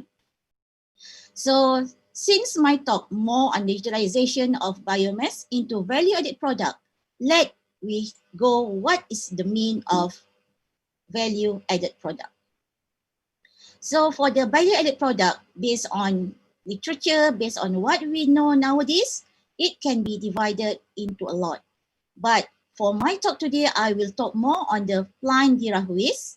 It's more on the production of biochemicals. It take into consideration the protein, pectin up to organic acid, biomaterials up to the nanofiber to the synthetic, biofuel from bioethanol up to biogas, and power from heat to steam. So this is all about the value-added product that we can convert our biomass, our plant-derived waste, to the value-added product that we can start. That means the what I like to use the keyword from waste to wealth. That means from waste to money. So you like want to get money from the waste that we throw away previously. That means we have alternative rather than to use the resource that will have been depleted, but we can use the waste to overcome whatever problem we have and to get the money. So we know nowadays we need the money. Without the money, we cannot do a lot of things. So as a researcher, we try to help the world, we try to help the environment to sustain.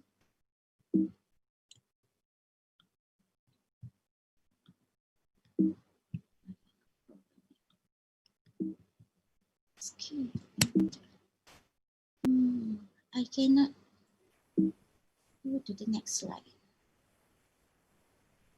Is there any problem, Professor? I cannot Move the slide. yeah, go to the next slide. Maybe just wait a moment. Slide is hanged.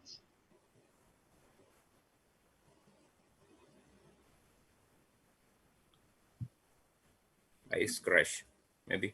Yeah, even my mouse didn't go. Can organizer just Committee, maybe our committee has the files. Could no, you you please? didn't have, but can you close it for a while and I on it back? Because I cannot even okay. Okay, maybe you just Share again, yeah. yeah. Share back again. Yeah, it's okay now. It's okay. Okay. Yeah, it's okay now. So, Good. so let me bring your attention what is biorefinery. So in a very simple word, biorefinery presents an industrial strategy for the use of biomass. It's providing useful product with low impact to the environment than the normal refinery which employ the fossil resource.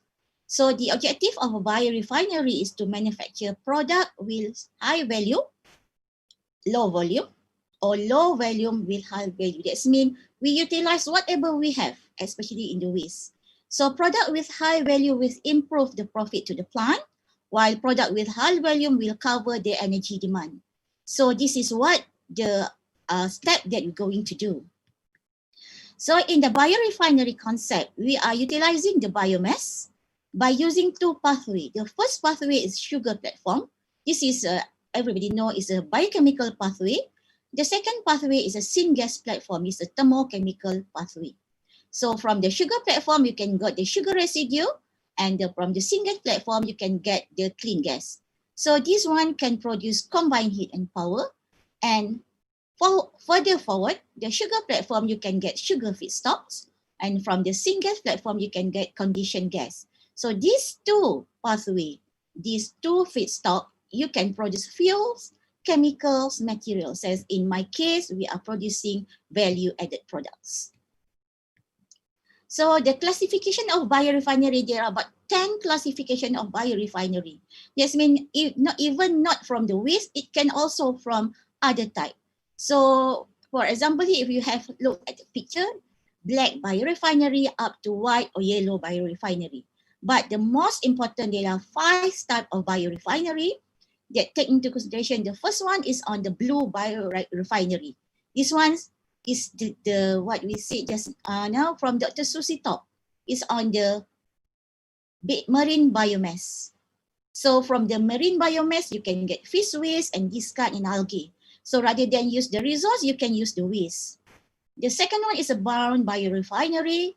This is we do it today.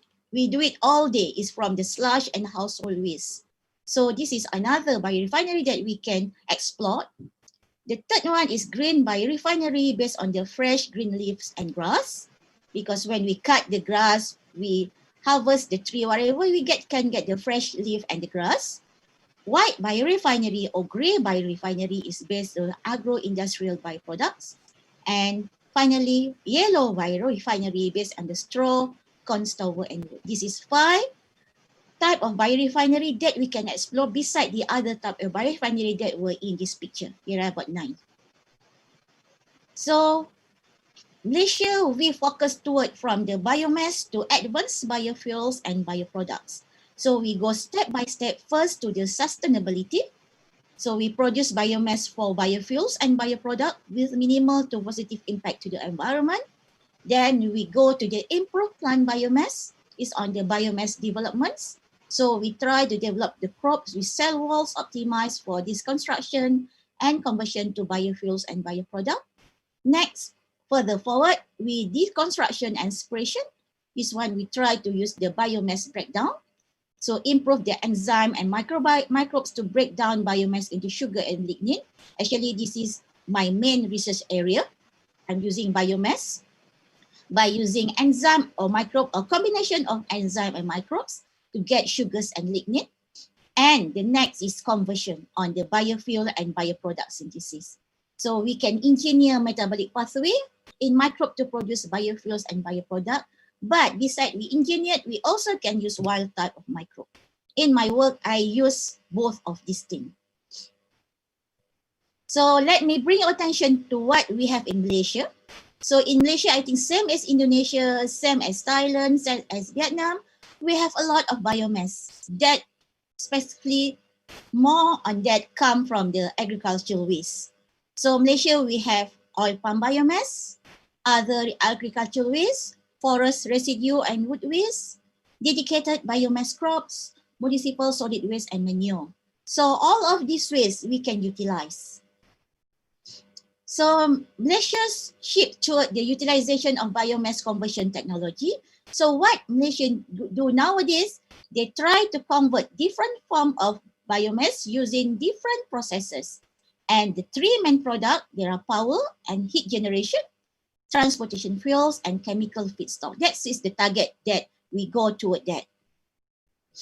So we have the Malaysia National Biomass Strategy 2020, that means it's end of this year. It started in 2011, that first focus on the oil palm biomass. But because of the increasing of biomass, so in 2013, we expanded the scope to cover forestry and dedicated crops as a source of biomass. So what is the target of this Malaysia National Biomass Strategy 2020? There are 3 targets. We try to increase the gross national income up to 30 billion in 2020. So up to date, we already approaching that.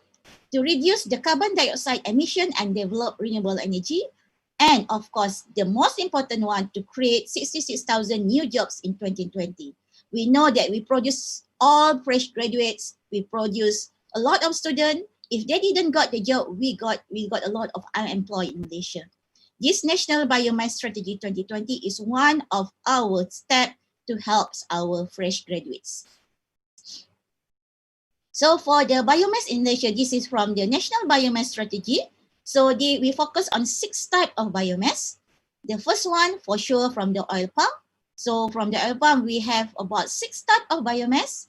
So it can be from the fronds, trunks, M3 fruit bunch, palm kernel shell, mesocarp fiber, and palm oil meal effluent.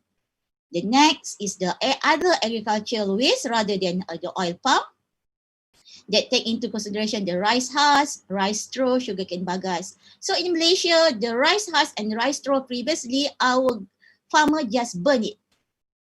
After they harvest, they just burn it. I think the same as Indonesia, they just burn it. So it's pollute the environment. So we try to utilize this biomass. The next is the forest residue and wood waste. After they cut the tree, all the residue and wood waste, we try to utilize. Next, the manure is from our animal farm. And of course, the big one is the municipal solid waste. This is from the human waste. The one that we throw every day that we can utilize. And finally, we have special one on the dedicated biomass crop where we plant the dedicated biomass crop based on our needs. So let me explain in brief one by one just what it's all about in this biomass. So before I go, so bio-based product focus in Malaysia bioeconomy agenda, we focus on 3: agricultural biotech, biomedical, and bioindustry. So all of these things, so if you have a look at the products, this is a lot of value added products. So that's why as a researcher, this is a very good us to explore what is the usage of all these bio-based products. So from the Agensi Inovasi Malaysia, through the National Biomass Strategy, they have started the biohub concept. So the vision is to create an integrated biohub complex with multiple plug and play biorefineries and biochemical plant. What they did is to get this biorefinery as a circle, as a hub that we can utilize it and to get a zero emission. So as it serves as a platform for various waste stream, enhancing the economics and various projects. So I think Indonesia have a lot of oil palm biomass, same in Malaysia, same in Thailand. So from the oil palm biomass, if we go to the biorefinery of the oil palm biomass, this is what we have. From the oil palm industry, it starts with the oil palm tree. So when we harvest the fruits for the oil, we get the biomass as a frond and trunks. So this is trunk when we cut the tree. So when we did the harvesting, the fresh fruit bunch is one of the product that we are using to produce crude palm oil and crude palm kernel in the palm oil. But during the processing, we use a lot of river water and a lot of electricity. So in order for us to get these 2 main products. But what happened to the remaining? So as I said just now, from the oil palm biomass, after we harvest the fruit, we get the frond and trunks. But after the processing of oil to get the crude palm oil and crude kernel, we get a lot other than our product. So we got the palm oil meal effluent as the biomass, empty fruit bunch, mesocarp fiber, and the shell. So this is a big one that we need to utilize to get the palm oil industry as a zero waste. So from the National Biomass Strategies 2020, this is the annual availability of the national total biomass produced from the oil palm plantation, oil palm industry. So if you have a look here, there's a lot. So from the plantation, we get the fronds and trunks. From the mill, we get these 4. So this is per hectare per ton of biomass for total that we got. This is actually a lot. So from other agriculture biomass, in Malaysia, we have, yes. In Malaysia, we have rice straw, sugarcane. I think everybody know this is sago, and then this is pineapple. So from the sago industry, so again, same as palm oil industry, we also get the sago logs that will transport from the sago plantation. So during the debarking process, we will get sago log and sago bugs. First, sago bugs become another waste. And after we did the depulping, we did the pulping, we got the starch extraction. So for sago industry, starch is the main product. But we also get the waste, the sago hampas and sago wastewater. So we got only one product, but we got 3 types of biomass or waste. But when the sago wastewater, we did the filtration, we get the liquid residue and solid residue. And when we analyze, there is still starch residue from this liquid. And then from the solid residue, sago hampas also, we got the starch. If you have a look at this sago wastewater, the white one actually the residual starch that were not totally recovered during the sago processing in the sago processing mills.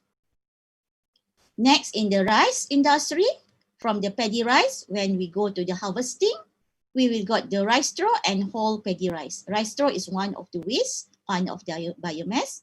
And when we do the dehusking, we got the rice and husk. So again, one product, two biomass, two waste.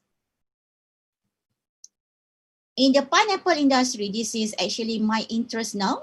So from the pineapple plantation, so after they harvest the fruit, this is all the waste, the leaf, the stem and everything.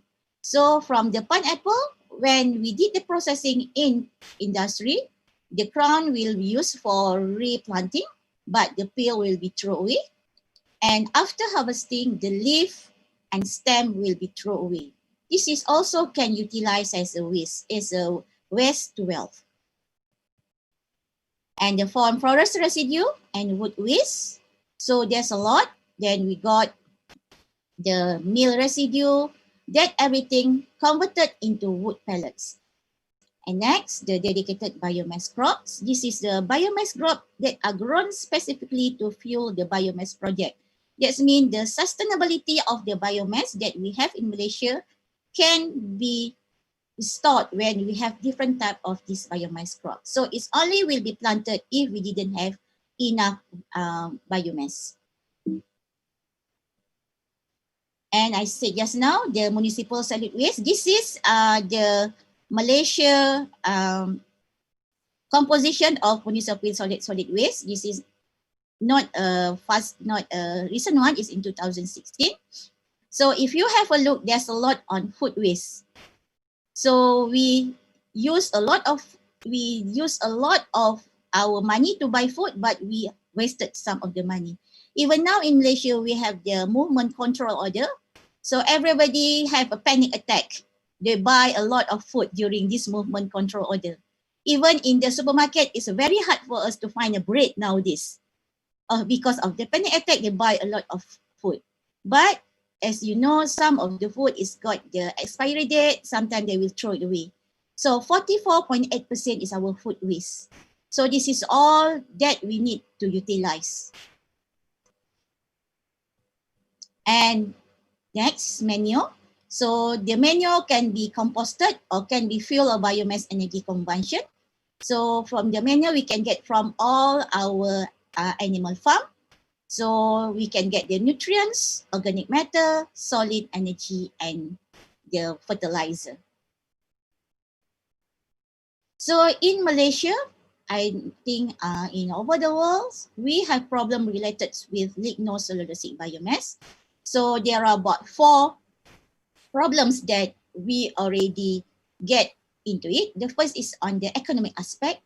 So for the waste management, we need extra money. So industry, they didn't got profit from the waste generation.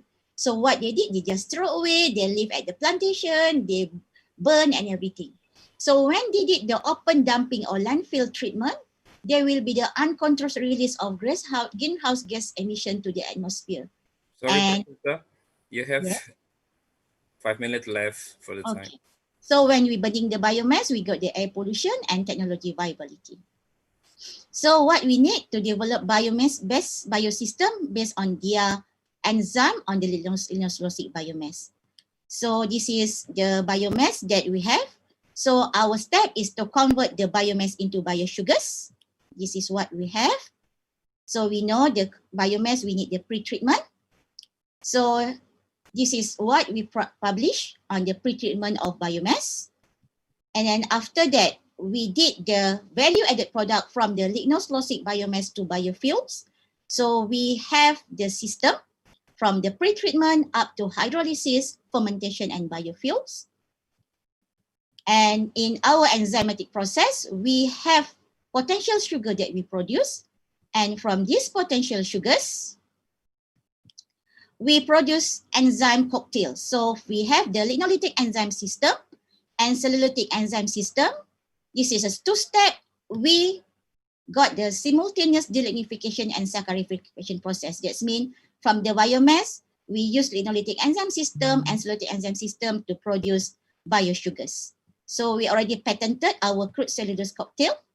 Well, we get the comparable value using our cocktail and our commercial cellulose. So this is our publication. You can go through. And next, conversion of biomass into bioproducts because of the lack of time. We focus on about 7 types of bio-based products. This is our biochar, bromelain, essential oil, animal feed, biovanillin, biosurfactant, and bioelectricity. So for the biochar, this is our system. This is all the publication that we have for our biochar. Okay, next on the pineapple biorefinery.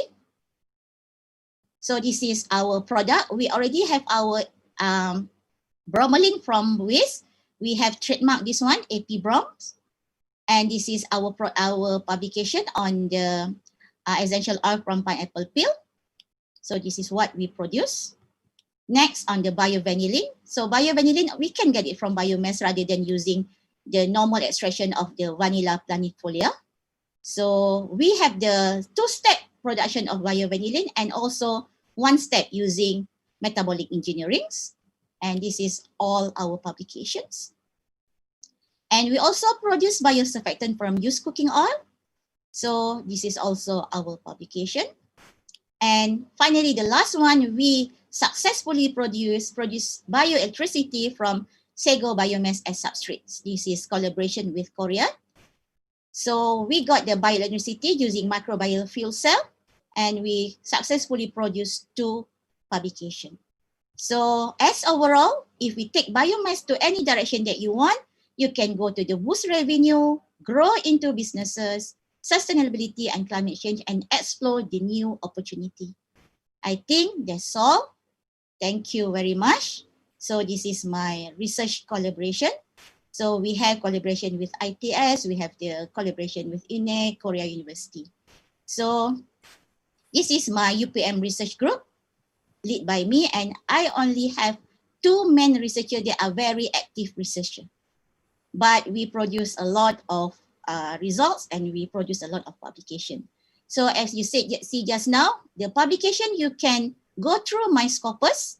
So you can get all my publication from the Scopus, or you can get it from the Google search. With all, thank you very much.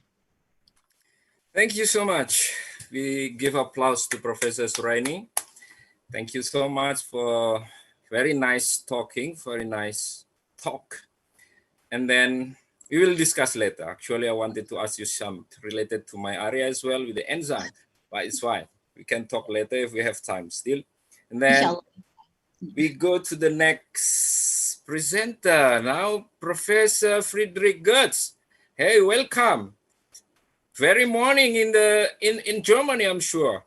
Really? Yeah, it's 5 o'clock in the morning. It's 5 o'clock. It's not normal for the German waking up at 5 o'clock. So sorry, Professor, we disturb your morning. No problem. So, but actually we tried our best. This is for actually we wanted you come into our country, yes? Yeah. It's okay. So for the audience, I would like to introduce Professor Friedrich Goetz from University of Tübingen. He did his bachelor up to PhD, yes, at the same university, Ludwig Maximilians University, LMU in Munich. And now he's a professor of microbial genetics at the University of Tübingen, yes? Yes. He's a really good scientist. He's a respected scientist with really a lot of honors, yes? And as well a lot of projects, and as well a lot of students. And one of our students here, our staff now, yes? Thank you so much, Professor. Okay, now we don't want to waste our time. You just go ahead for your talk. I'm sorry, you just have 20 minutes for your talk. It's okay, yes? No problem. Okay, please take your time.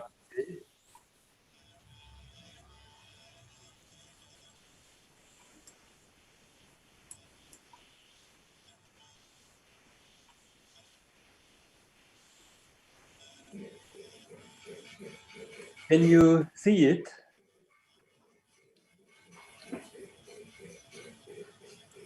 I think so, yes. Yes, Perfect. you see it. Okay. Yes. So first of all, I would like to thank Devi Hidayati and Farid Kamal Mutsaki for inviting me to this meeting. And before I start with my topic, I just want to give you some information about the University of Tübingen. It is, you see in the map here, it is in the center of Europe here. And is a very comparatively old university. It is founded 1477. It has 85,000 inhabitants, and among those are 28,000 students. And the university has 470 professors. And in the World University ranking, it is number 78. And we are one of the 11 excellence universities. And we even have a cluster of excellence entitled Controlling Microbes to Fight Infection. And this is the topic which the three chairs in microbiology are focusing. Now, in my talk today, I want to introduce you a little bit to the biological activity of bacterial lipoproteins. One of the major players in this in my lab, it was Dr. Mintu Nguyen, a very talented PhD student, now postdoc in Münster.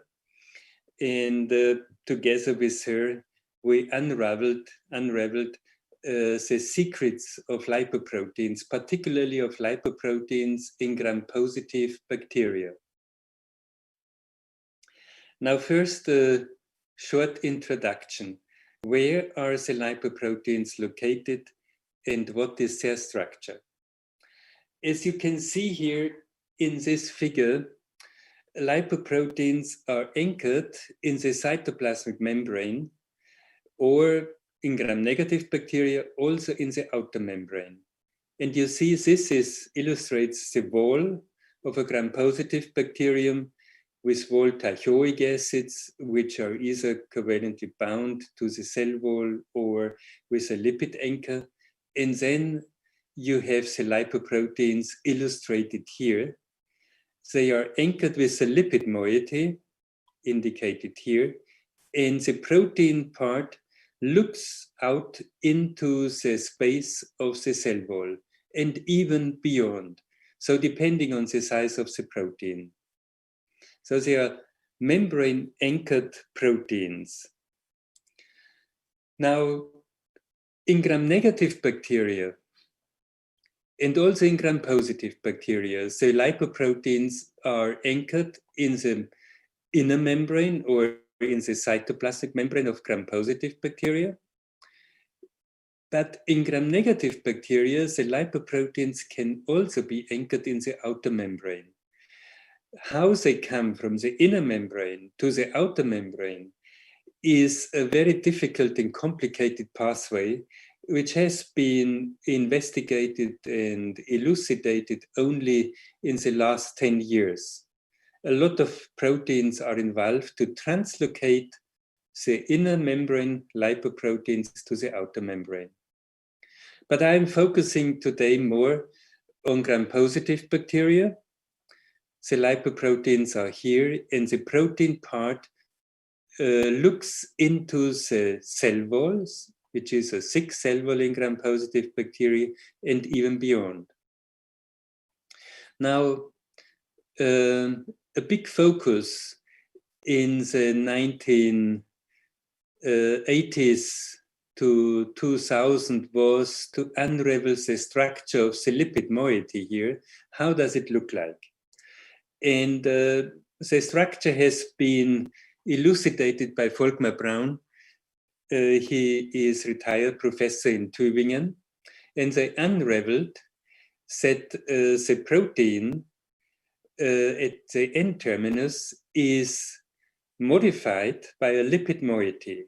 So here, these amino acids simulate the protein part, in the N-terminal region, there is a cysteine, and the cysteine here is modified by a diacylglycerin. And it is even the N-terminus of the cysteine is also modified in many cases, not in all. This is important to note, by also a long chain or in some cases a short chain fatty acid.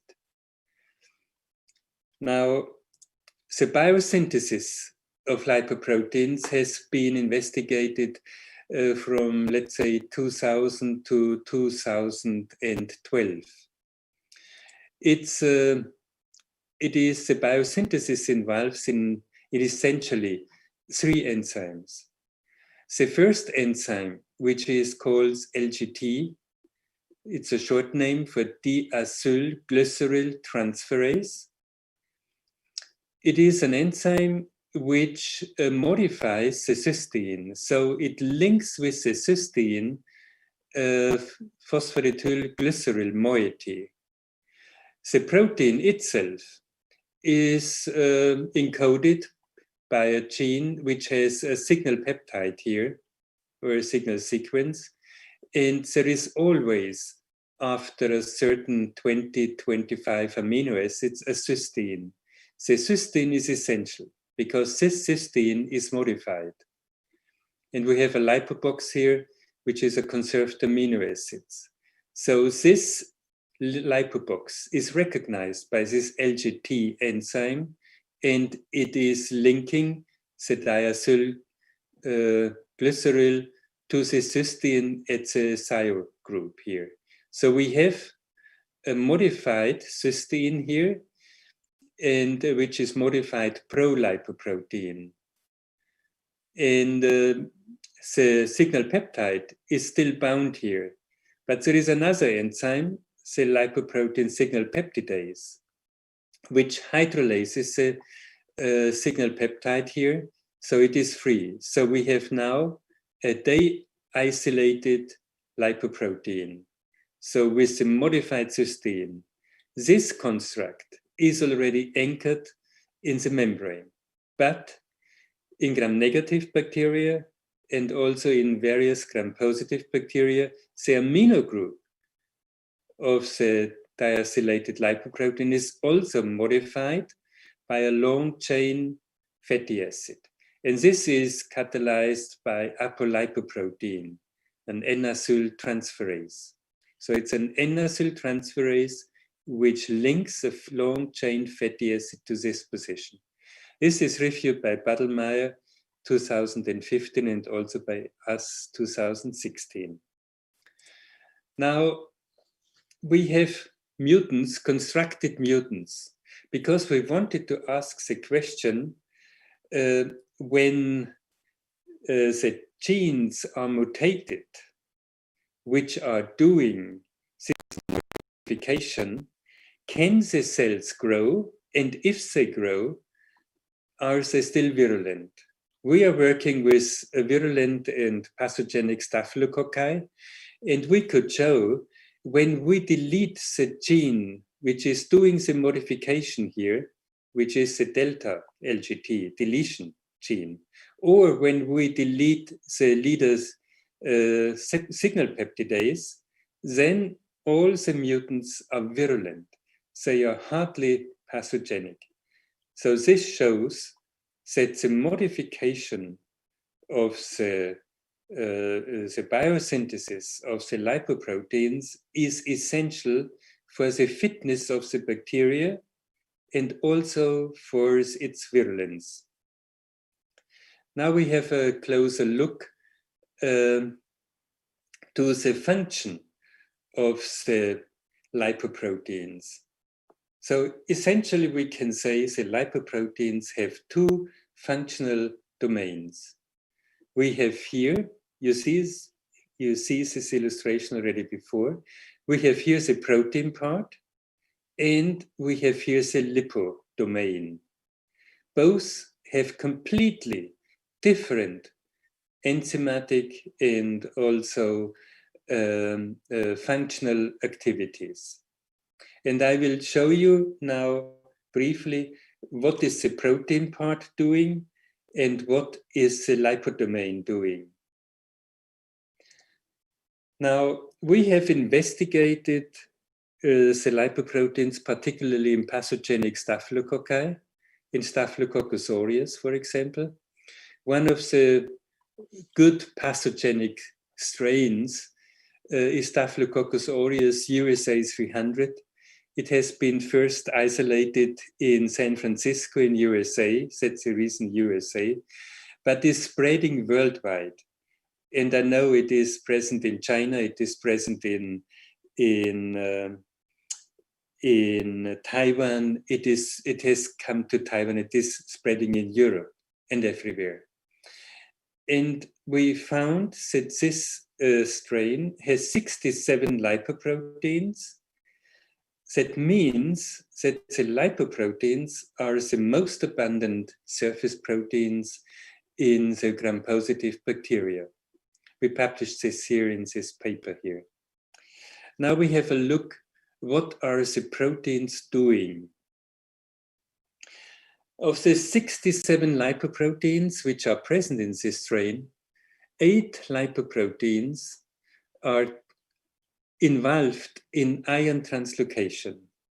Another 6 other proteins are involved in other cation transportations. That means zinc transportation, selene transportation. Others are involved in anion transportation, phosphate transportation, sulfate transportation. Quite a number are involved in the acquisition of amino acid or oligopeptide transport, 1 only in sugar transport. Then we have 8 lipoproteins which are involved in the respiratory chain. 2 are involved as a chaperone. They are essential. The YTC is one of the essential genes, you can't delete it. And one of the first lipoproteins in gram-positive is a beta-lactamase, which is membrane associated, and when the penicillin is coming to the bacteria, it just hydrolyzes. Then we have a number of lipoproteins, a special class of lipoproteins which we found and which function we analyzed. It's a LPL, it means lipoprotein-like lipoproteins, which are tandem. The genes are in tandem organized. And then we have a cluster of unknown lipoproteins. No one knows what they are doing. You see, there is a lot of work waiting for us to unravel the function of the unknown and to investigate the function of these LPL lipoproteins.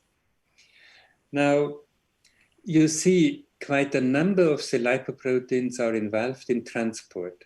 So particularly in cation transport, like iron, zinc, and so on, or phosphate transport, or whatever. And I illustrate you in which way are they involved in the transportation. I selected just as example 2 gene clusters. The one is the SIR gene cluster and the other one is the OPP.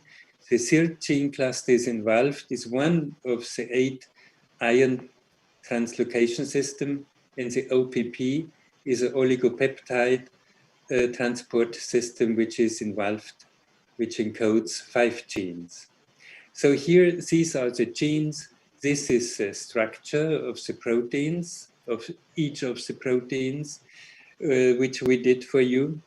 And you see the A protein, the A protein is the lipoprotein. It is anchored in the cytoplasmic membrane, and the protein here scavenges an iron molecule and brings the iron molecule to the transporter, to the BC proteins, which are also membrane proteins. And via these BC proteins, the iron is translocated through the cytoplasmic membrane into the cytoplasm. A similar situation here, the OPPA here, this protein is the lipoprotein. It scavenges the oligopeptides and brings the oligopeptide to the transport system, the B, C, D, and F. And the D and F are ATPases. So this is a energy coupled transport of the oligopeptide. So this is one of the systems or two examples of the function of the lipoprotein, of the protein part of the lipoprotein. Now I come to the lipodomain. The lipodomain, its function has been unraveled in the beginning of the 2000 to 2010, and it stimulates the immune system. You see, it has a completely different function from the protein part. To illustrate what they are doing is here. Our immune system, macrophages, epithelial cells, they have receptors which recognize bacterial compounds. Bacterial compounds are compounds which are only occurring in bacteria, and when they are in the bloodstream, our cell, or on the skin, or in the intestinal tract, our cells recognize them as foreign and react with induction of cytokines. So these bacterial compounds are called MAMPs. MAMPs is for microbe-associated molecular patterns. There is the peptidoglycan, there are the lipoproteins, also the double-strand RNA, single-strand RNA, or DNA, which are differently modified compared to the host DNA. So they are all recognized as foreign, and they are recognized by the host cells. This is, for example, a macrophage, by receptors. For example, the lipoproteins is recognized by the TLR2 receptor, which is in heterodimer with TLR1 or TLR6, depending on the structure of the lipid moiety. The peptidoglycan, the cell wall compound, is recognized by the NOT. You see, some receptors are in the membrane, transmembrane receptors in the macrophages or other cells, and some are in the cytoplasm.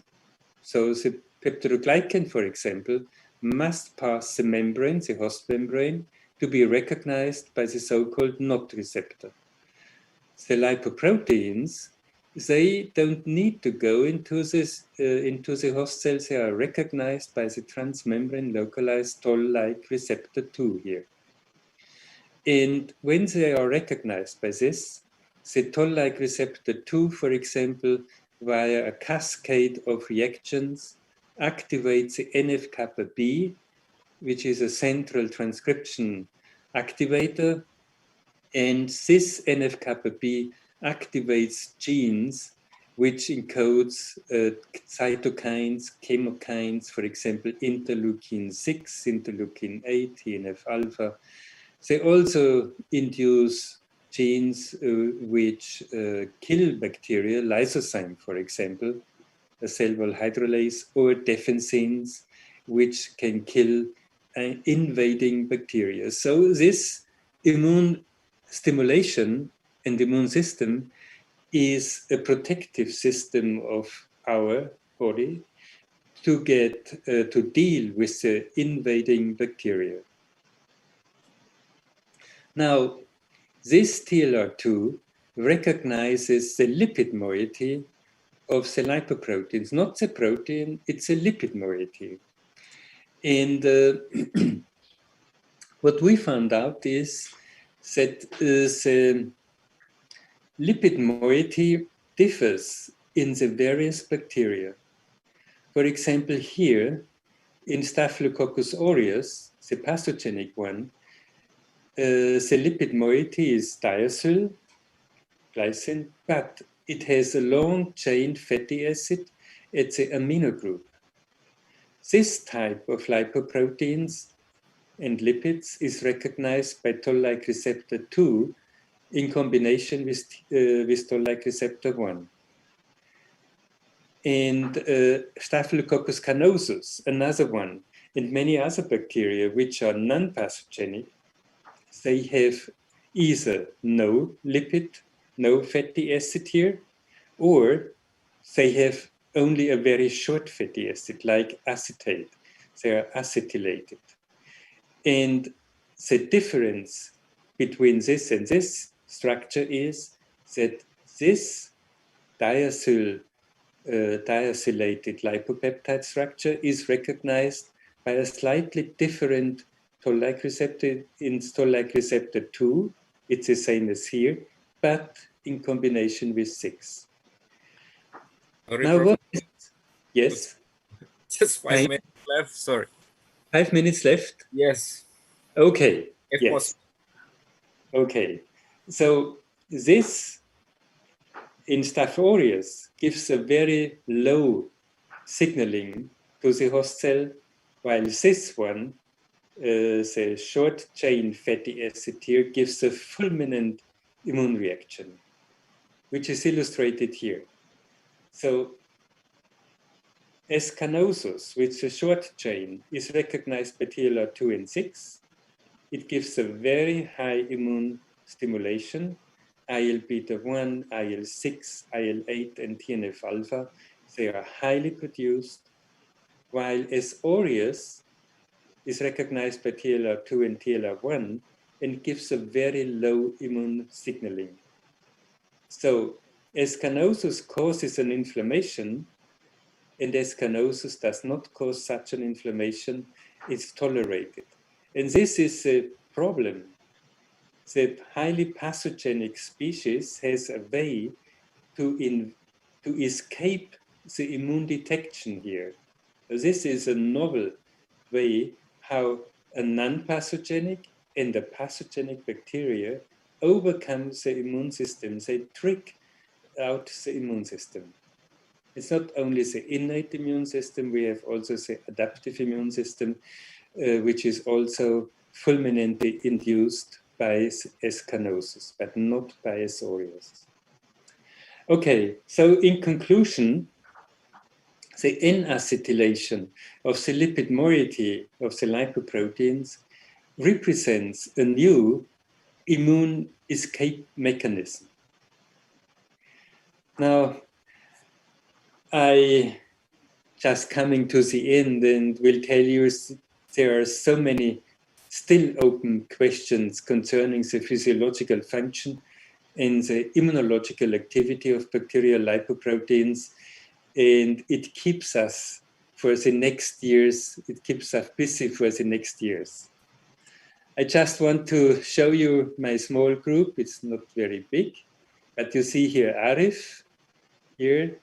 He stayed here for 5 years with me and is now back here. Very, very good PhD student and now postdoc. And with this, I would like to thank you for your attention. Thank you. Thank you so much. It was a nice talk. So unfortunately, we have a time constraint, Professor. So, yes. But next time, if you feed us, we could really discuss here. Okay. I don't want to waste the time. Again, this is very tight time. Here I have, according to this rundown from the committee, I have only 15 minutes for the 3 speakers at the keynote sessions, yes? I don't know now, maybe we start with a question. Do you have any question for the attendees? I don't want to make any assumption that you don't have any question. I don't see anyone. This one of these attendees raised their hand, but one question actually answered already by Professor Suraini. Yeah. By writing, yes, by writing this one. By writing, yes. By writing. If you answer already, yes, I don't need to talk about that one anymore, I think. But here, someone raising the hands, I don't know, maybe the house could open for oral question, I think, from Ahmad Sauki. Bapak Ahmad Sauki, do you have any question to our 3 speakers maybe? Or one only?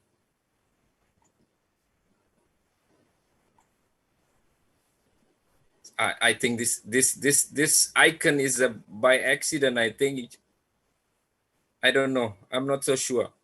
Anyone having a question here? Budian, are you okay for the internet connection already?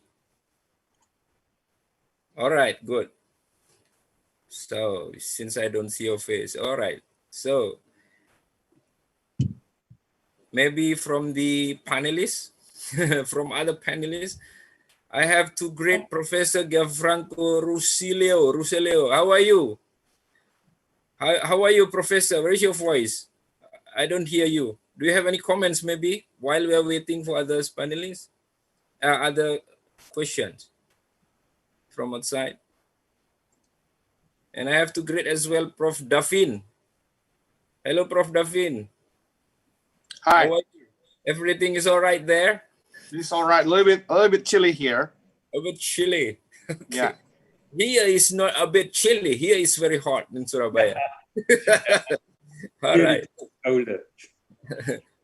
For those, I think for those who like the sunshine, they love this heat. Yes, they love. I would like to be with you. Okay. Any question for the attendees? I don't read.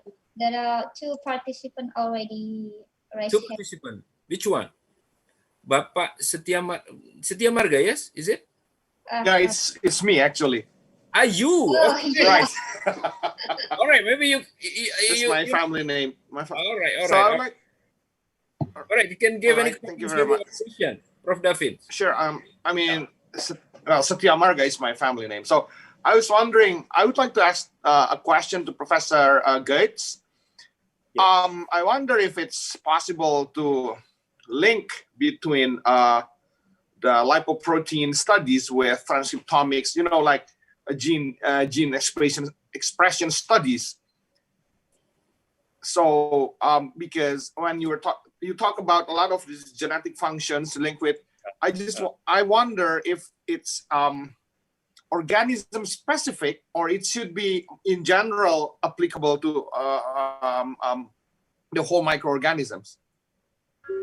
Because I think the idea is, of course, if you can combine metabolomics with proteomics and lipoprotein studies, maybe we can get a bigger picture in order to fill in the blanks of the some genetic networks. Yeah, I think the lipoproteins are present in all bacteria. Right. So whoever deals with bacteria, lipoproteins in gram-negative, in gram-positive bacteria. Right. We have no exception at the moment. And I think the lipoproteins are the window to the outside. They recognize nutrients in the outside and bring the nutrients into the cell surface and to the transport system. So they are not themselves transporting the nutrients, they are just factors, cofactors of a so-called ABC transporter, a transport system, where they bring it to the transport. So you have it everywhere. And so you see we have quite a number of lipoproteins whose function we don't know. So there's a lot of things to do. Maybe we came up to very surprising functions of some of the proteins. And the lipid moiety is also everywhere. So the lipid moiety of the lipoproteins, which is recognized so much by the immune system, and where you see there is a tiny difference between the lipid structure. We have to go really to the deep chemistry to analyze the length of the fatty acid. The length of the fatty acid decides whether you have a fulminant immune reaction or whether you have almost no immune reaction. So the most pathogenic bacteria, they trigger a very low immune reaction because otherwise they would not be, have no chance to survive. So the major issue is, so we are thinking you have the microbiota on your skin, You have the microbiota in your intestinal tract, everywhere you have microbiota. That the bacterial microbiota, for example, of our skin, which we are investigating, can be tolerated by our skin is that they do not trigger the immune system very hard.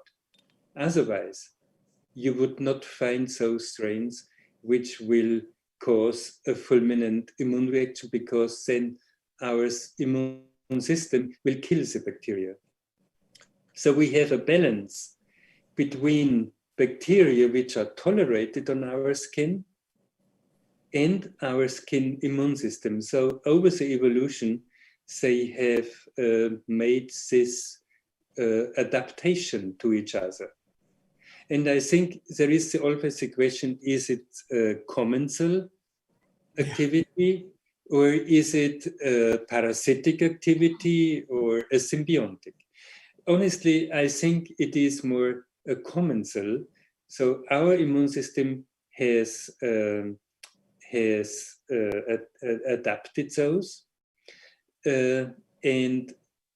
but maybe it's also a symbiotic one. And Arif Lukman in Surabaya, he has investigated the traceamines, which are neurochemicals. And it looks like, as on our skin, we have a lot of bacteria which are producing those traceamines. And these traceamines can be beneficial. For example, he found, and also in the group of Devi Hidayati, that these traceamines promote wound healing. So it could be that some of the bacteria which have on our skin are beneficial for our skin, and maybe also for I guess one thing that I'm very intrigued is about is trace amines, and it's at the chemistry level it's that, but is there any connection at the genetic level? That's why the connection with the transcribed RNA and or specific genes which is being, because of course, as you mentioned, the bacteria on the skin, probably some bacteria could be beneficial, while the others are basically completely dormant or without any effect, but some might cause terrible diseases. So I wonder if there is any difference in the gene expression, or because you mentioned also about evolution, probably at the selection at the genetic level that might cause them to have such different differences. Because of course, all bacteria has the same system, but how come they give different reactions? Yes, that's a very important question. And this is exactly what we are investigating now. So we have from volunteers isolated the skin bacteria. We have analyzed the skin bacteria, which are them, by RNA-seq analysis and complete genome sequencing. We sequenced all bacteria. And we know if we have quite a number of heterogeneous bacteria on our skin. We have gram-negative, we have gram-positive, we have Streptomycetes, also high GC, low GC bacteria. But the focus of our study, which is now in hopefully soon to be published, is how many of those bacteria which we have on our skin can produce those neurotransmitters. And it is quite a substantial amount. Arif has isolated the gene and analyzed the gene. So we know the gene, we studied the gene expression, and we know the protein, we know the pathway, what the gene is doing. So for example, the traceamines, the neurotransmitters are produced, the aromatic amino acids are the substrates. They are taken up by the cells, are converted to the traceamines, and the traceamines are excreted. At least this is the situation in staphylococci. I don't know exactly the other bacteria. This must be investigated. But the funny thing is the aromatic amino acids are not used for protein synthesis. They are just used to produce trace amines. I didn't talk about this because Arif should talk about it in your there. I see. But this is very interesting, and I think maybe there is a symbiotic relationship between the microbiome and the host. So, but they were talking basically, probably. All right. Yeah. But this must be in the future. Talking. Okay. May I interrupt? All right. Very interesting. Very interesting. One more question, actually, on the chat, but I'm not so sure. Could you please open for this Bapak Justinus Maladan? Maybe she wanted to talk directly to Professor Gertz. One more question, and if there is no question for Budian or Ibu Professor Surani, I have questions. Yeah. Okay. Just finish the time. All right. Bapak Justinus, can you just talk directly to Professor Gertz? Maybe. Thank you. Thank you. To Professor Gertz, I have a question. I'm trimming lipoproteins in Mycobacterium lepra with bioinformatic approach. Can this information be used in finding potential candidate for antigenic biomarkers in Mycobacterium lepra? Thank you. Oh, yeah. So Mycobacterium leprae, they have, of course, also lipoproteins. Indeed, mycobacteria, they have quite a high number of lipoproteins. But it is little investigated about the mycobacteria. So we don't know. We have screened the Mycobacterium tuberculosis, and we know they have approximately over 100 different lipoproteins. Most of the lipoproteins in mycobacteria are not analyzed further, so we don't know exactly their function, what they are doing, and there is a lot of work to do to get more to know. But I know, for example, one essential lipoproteins in Mycobacterium is in other bacteria is the YIT-C. The YIT-C lipoprotein is a chaperone which helps the folding of cytoplasmic proteins. So, for example, all the proteins involved in the respiratory chain, so that means the cytochromes, also the ATP, ATPase, the FO, F1 ATPase, they are all folded with the help of this YIT-C, which is a membrane protein chaperone. And this is essential. If you find an inhibitor of this YIT-C, then you can, that would be, of course, perfect, because then we can treat the bacterial infection very, very easily, or more easily, particularly the normal antibiotic-resistant bacteria. Okay. So, but for Mycobacterium leprae is even more complicated than Mycobacterium tuberculosis. So there is a lot of work to do to analyze those mycobacterial lipoproteins. All right. Okay, Pak Justinus, do you have any one comment, short one, because we have really time constraint now?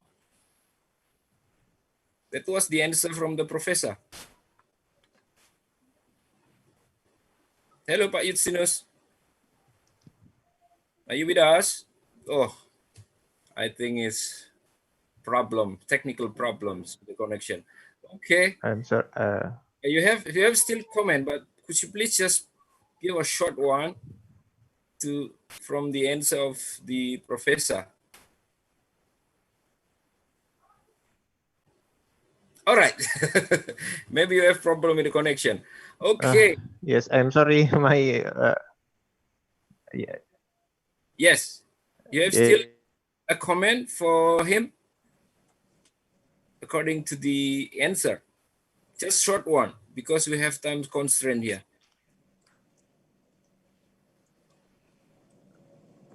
Okay. Okay, maybe you just write down into the chat room. It's fine. So anybody, any more question from the attendees to the two panelists? Okay, we start. I have a question for Prof. Suraini, yes? How far actually with the enzyme? How far the biorefinery with the enzyme? Just short question. To me, yeah. For Professor Suraini from Malaysia, Prof. Good. Okay. Okay, because you have two questions already. I have to share the other to the two others. All right. Professor Suraini with the enzyme. How For about the enzyme. Yes. So what are the target of your enzyme? Either you want it to use crude or you want you use it to use pure. Yeah. So in our groups, we focus on all of that thing, either crude, partial or pure. But it depends on the cost.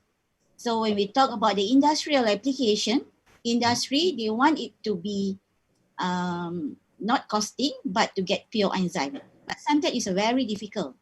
Okay. So in our research, we give three alternatives. Either you want to use crude, partial, or pure. So usually for the crude and partial, usually we just use it for the industrial scale, and then for the pure, usually we use it for the laboratory or for the pharmaceuticals application. So in my groups, we did all of that three, and then one example that we have is on, I said just now, is on bromelain enzyme. So we are in the process of producing pure bromelain enzyme for therapeutic usage. This is what we use now is for the up to date, we just use as a crude or partial for the meat tenderization or whatever. But for the pure, we are working now to work with the Taiwan company to work on the therapeutic for the knee joint. Okay. So that's why you have to select either you want to go with for crude. In other words, you can say that the enzyme really still promising and it's near technology already. It's promising because what we did is we get it from the waste. We got it from biomass. We didn't use it from the fruits. So that means we didn't compete with the food supply. Because alternative, that is very promising to us.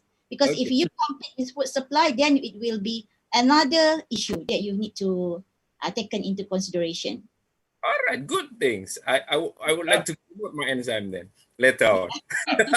Okay, thank you so much for your answer. So now for Ibu Dian, for Dr. Dian Saptarini, I have a question because no other people who will ask you, I will ask you. Sorry for the internet connection error before, but Henry. Okay, it's okay. It's normal. Zoom is like that. Understand. So I have one question, but actually this question derived from the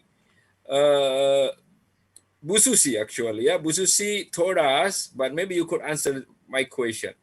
Told us that we need sovereignty. Yeah, but actually in the field, if we talk to the fisheries, that sovereignty of the ocean actually is not belong to the local. It's belong to others. So therefore, they try to make their own sovereignty by exploit more the fish on the oceans.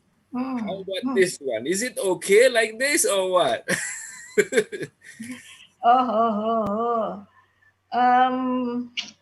Actually, for the coastal ecosystem, how about the exploitation for and also what is the meaning of the ecological services of the coastal ecosystem for the people?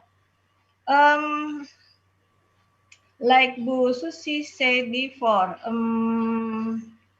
we can take some of the natural resources from our environment, but don't forget from the threshold. We have to concern about the carrying capacity of our ecosystem. I think this is easy for us.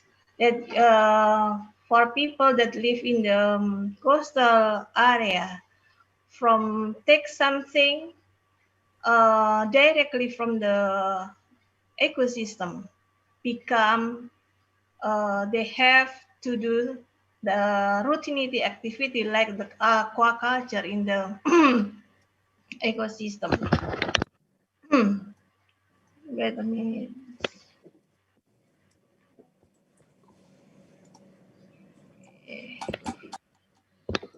Actually, Pak Henry,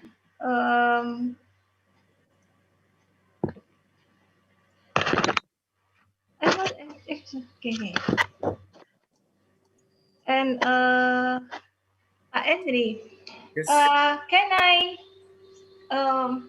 not really answer your question, but I want to give one slide about the how a biologist has some capabilities to give some information related with the environment, and this is the maybe keunggulan Yes. from the biologists Yeah. to understanding the environmental changes, to understanding how we can improve the environmental quality. Are you sharing the slide now? Are you sharing the slide? We don't see your slide. Yeah. You are sharing the slide. We don't see your slide. Okay, this is.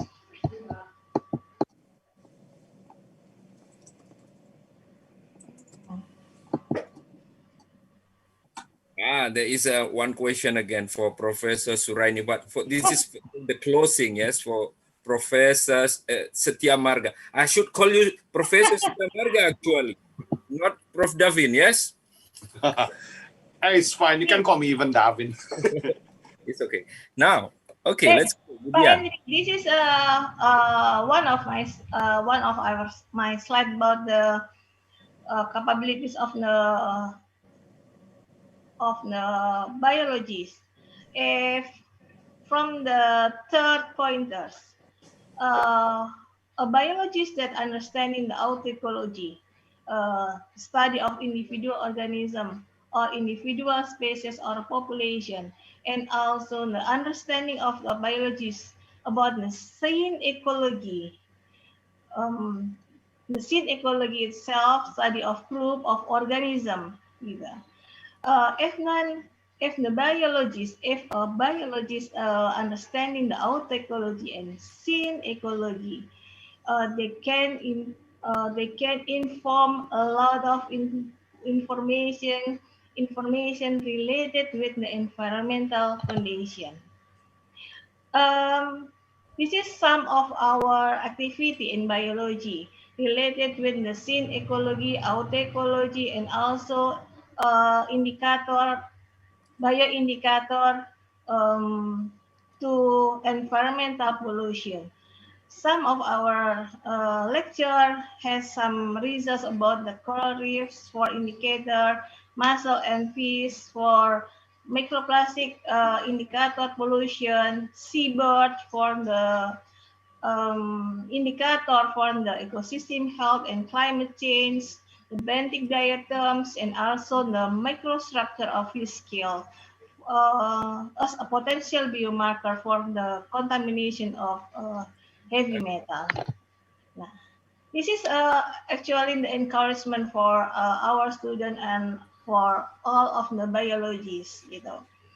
A biologist have a knowledge about the characteristics of organism.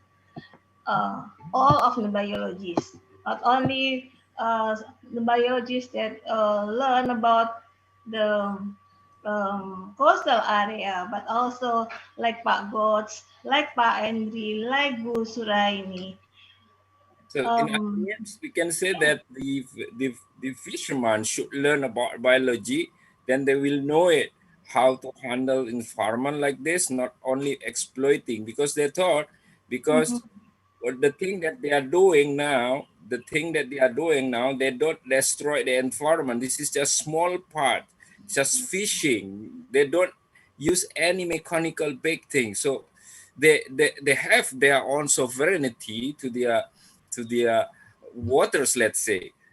Like Bu Susi said, that we need to have it, but actually the sovereignty actually is taken already by the big companies, not by the small, small fishery or fishermen like that. Yes, so they should have the knowledge actually for this biology, or am I right?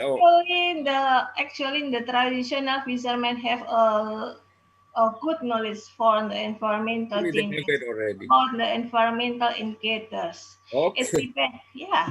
All right. Thank you for Budi, yes, for the answer. And we go just last question from Professor Setia Marga. All right. Just short one. Yes, it will be like a quick one. I'm very interested with the research being conducted by Professor Suraini, because I myself is a very basic scientist. I'm doing molecular biology and evolution. So my question is that you extracted enzymes from waste materials, etc. Have you ever explored the idea of basically producing enzyme using biotechnology? Basically just clone the gene, use bacteria, just produce everything out of E. coli, and then it will be cheaper, faster, and easier, I think. Okay. And that's my question. Thank you very much. Please. Okay, Prof. David. I also do that. I also do that. Yes, I also do that. So my project idea I produce from the E. coli, so that we have for our biovanillin enzyme. So we also did the extraction, because the extraction is for us for the sustainability, because we want to use the waste. Yes, we want to utilize the waste from waste to wealth. So even for the, as you said just now, from bacteria, I also producing from bacteria, from fungi, and from yeast. I also produce the enzyme.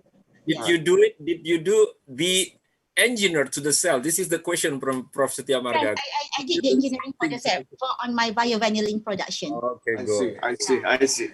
Thank you very much.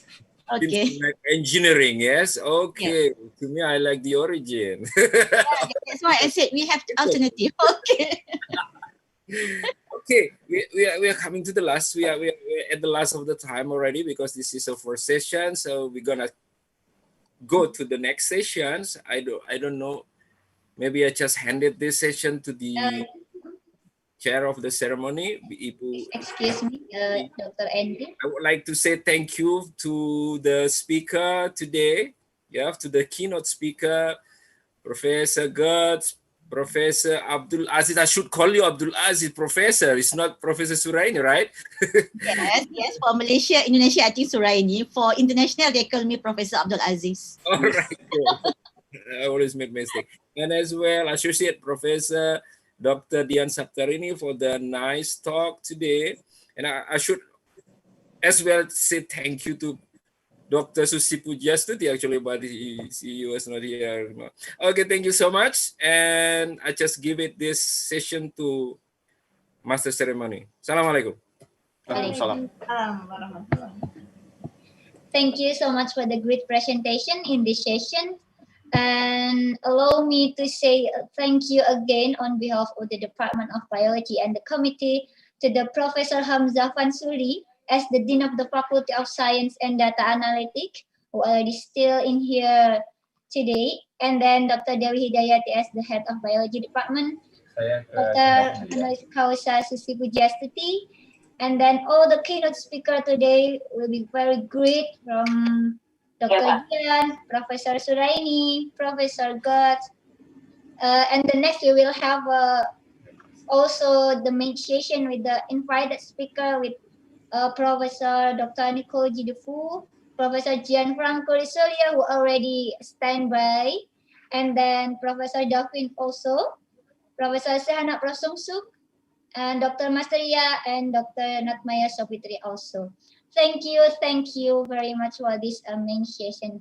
And for all attendee and participant, we will join into the break room. So please, if you have if you know about the each group will be from A to F between them, you can choose the Zoom link in the chat room. The committee also give a excuse me, yes. Start Parara in 11:20. So the all attendee can join the room right now into the break room. Yes.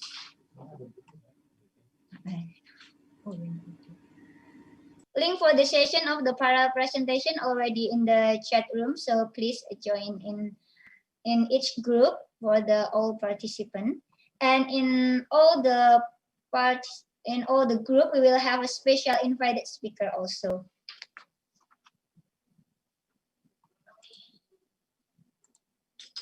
If the participant and all to have questions, you can chat on with this main session ended. We are very thank you again to Professor Kurtz, Professor Suraini, and Ibu Dian, who already give a special speech today and enhance our knowledge of anything about our nature, and maybe to enhance our generation to know more about our biodiversity.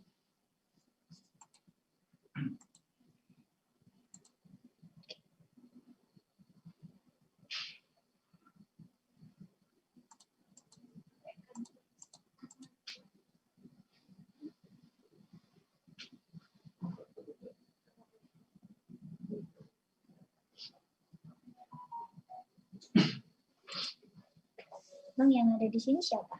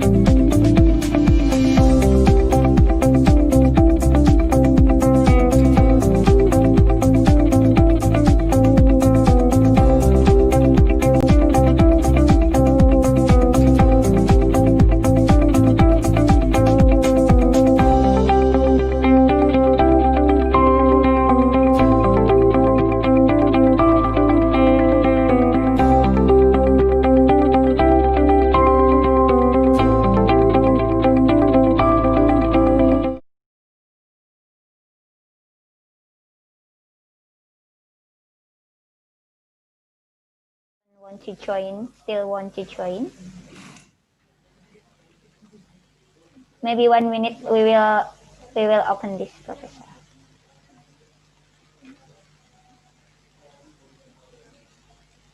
Will you show the PowerPoint or should I do it?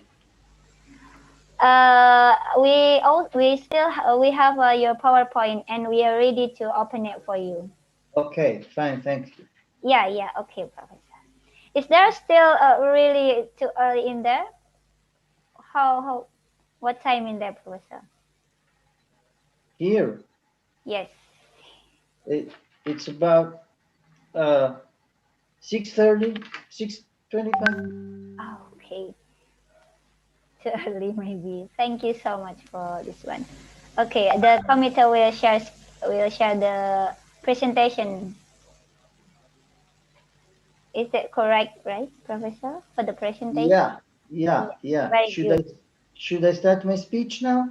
Okay, wait, Professor. I will introduce to all participants. Okay. Thank you. Assalamualaikum warahmatullahi wabarakatuh and good afternoon, everyone. Yeah. Here we're in the group C for the physiology and development. We have a special guest today. We have a special speaker also, Professor Gianfranco Risolio from the University of Rome La Sapienza. Professor Gianfranco is the main subject in the molecular biology, and the experience and they have a lot of publication, citation, and also serve in the Max Planck Institute for Molecular Genetics for doctorate, and then today until present now, still in the Sapienza University of Rome in the Department of Biology and Biotechnology, Charles Darwin in Italy as the laboratory head. So thank you so much to Professor Gianfranco Risolio. It will be an honor to us to have you today. Okay, we will starting the Professor Risolio presentation. So the time is here, Professor. Okay, thank you very much. I don't say good afternoon since it's 6:30 in the morning here in Rome. It's very dark. Yeah. It is dark, cold and rainy, so the situation is not really ideal, but obviously now I am at home and well, the atmosphere is rather comfortable. So today I will give you a very general speech. I will not present any hard data, any hard laboratory data, because I thought that this was the right environment where one could give a general overview on bioactive substances. Somebody calls them natural substances, but essentially the meaning is the same. Also, the title is somewhat wrong because it should be the other way around. That is, bioactive principles from the plant kingdom and the animal kingdom, because I will concentrate mainly on the plant bioactive substances, since these are the most diffused and the most numerous active principles that are found in nature. So if I can have the next slide, please. The next slide, yes. So when one talks about natural products, the field of interest becomes very, very broad. You know that if one runs a PubMed research, as of now, one finds about several thousand natural substances coming only from the plant world.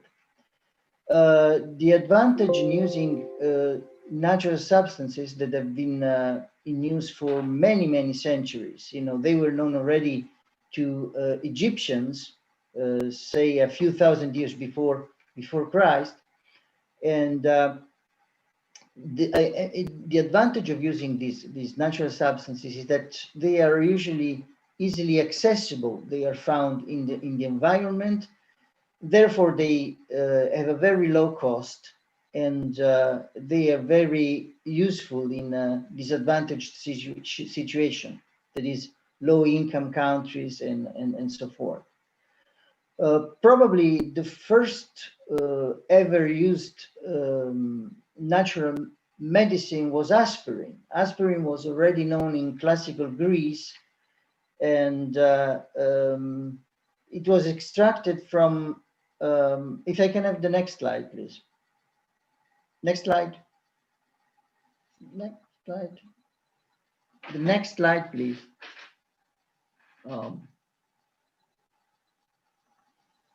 Wait, I think. Yeah. As I said at the beginning, you see now, according to the two world famous experts that are Newman and Cragg have devoted their research to the classification of natural products. And they, as of this year, 2020, they have classified about 70,000 different natural substances that can be used in human therapy and in a number of other possible fields of application. So today, of course, I cannot in 25 minutes give you a very general overview of the natural substances world, but I will concentrate only on a few ones that are possibly the most used and the most also the best known bioactive substances. So in the next slide, I will start. Yes, giving outlining a brief history of natural substances. You know, the first news, the first information about natural substances used in human therapy date back, as I said, to the to the Egyptians. For instance, they had a recipe for curing also diabetes, and diabetes was cured with administering to the patients milk, beer, and green dates. This was a concoction of all these things, and I really wonder what was the effect on a diabetic in drinking this preparation. But obviously they worked. Somehow they were able to balance, good and bad. And this has always been the main purpose of using these natural substances. How there are cases, for instance, there are instances where you can find a balance between a toxic effect and a good effect on the one who receives the cure. Also in India, the Ayurveda medicine used a lot of different substances, of principles extracted directly from the from nature, and this is what is called also archaeomedicine. Now, of course, the situation has changed, and the usage of these substances has become much more aimed at the cure of specific illnesses. For instance, natural substances are also used, or substances derived from plants are used also in cancer therapy, for instance. So in the next slide, well, as I said, this is the historically first ever found medicine. It's aspirin. Aspirin is an all-round medicine that can cure almost anything, from headache to inflammation. And here are illustrated the pathways of that go from the salix. Salix is the normal willow that grows, I'm sure it grows also in Indonesia. And from the willow trees, one already Aristotle in old Greece could extract a white powder, a white bitter powder that was used at his time. We are talking about 2000 years before Christ. That was used at that time for the cure of headache and inflammation. It had a very strong antipyretic action. Here, the picture illustrates all the steps going from the tree to the finished product, to the purified product. Now, one curious thing is that the name of aspirin doesn't derive from the actual plant where it originates from. Aspirin, the name aspirin was patented by Bayer, the German industry, pharmaceutical industry, was patented by Bayer because they extracted it from another plant, which is called Spirea ulma. And from this, they got aspirin. But the name stuck, Aspirin was known from the pristine raw material that was this plant, which was very rich in this active principle. Another very diffused medicine of natural origin is illustrated in the next slide. Next, yes. And it is the neem oil. Neem oil is an oil extracted from a tree, which is called Azadirachta indica, and it the tree originated from Myanmar, the country that is now known as Myanmar, and it was known until a few years ago with the name of Burma. This tree can be very tall, can become up to 20 meters high, and it has very small white inflorescence. But the most important part of the trees is its fruit. They look like green olives, and from these seeds, already in the Ayurvedic medicine, that is the old traditional Indian medicine, was extracted an oil which is a very complex mixture. The neem oil contains about 250 different organic molecules, and one of them is possibly the most used ones, is called azadirachtin, and I'm sure that you have used in your gardens insecticidal sprays, and these insecticidal sprays are based on this chemical substance that is azadirachtin, that is a very, very strong power of controlling pests. And it is also used in biological cultures. So,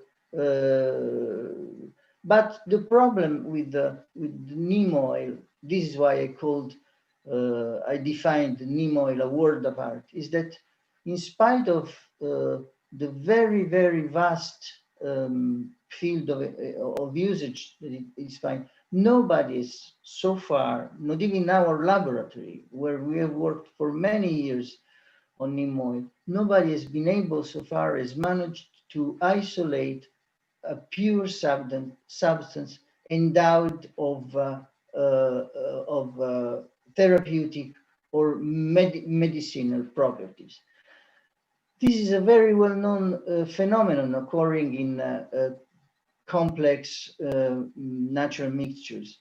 That is possibly when you have a mixture as complex as the neem oil, all the substances concurring to the general activity, they have a sort of synergistic action.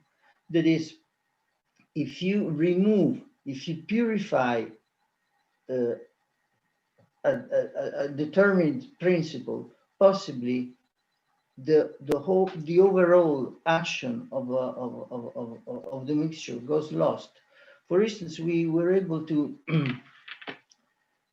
purify from this neem oil 4 active components by high performance liquid chromatography, HPLC.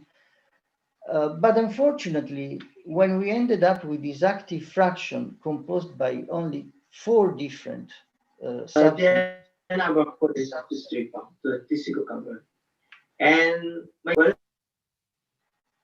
sorry, I hear a voice, but is there something wrong? Hello? Professor, next slide, please. No? We can. Next slide. Sorry, Professor. There is something is going on. I don't understand. What's happening? What happened, Prof? Is it okay? We can still hear your voice. You can't hear me? Yeah, really, Yeah. very clearly, yeah. Okay, so, well, we continue with this review of the natural substances. A very important one and very fashionable nowadays is resveratrol. Resveratrol was first isolated by this plant, which is known with the name of Polygonum cuspidatum or Falloppia japonica. But the very funny story about resveratrol is that is known also. The story is known with the name of French paradox. Now I know that for social reasons in Indonesia, as well in all Muslim countries, alcohol is not consumed.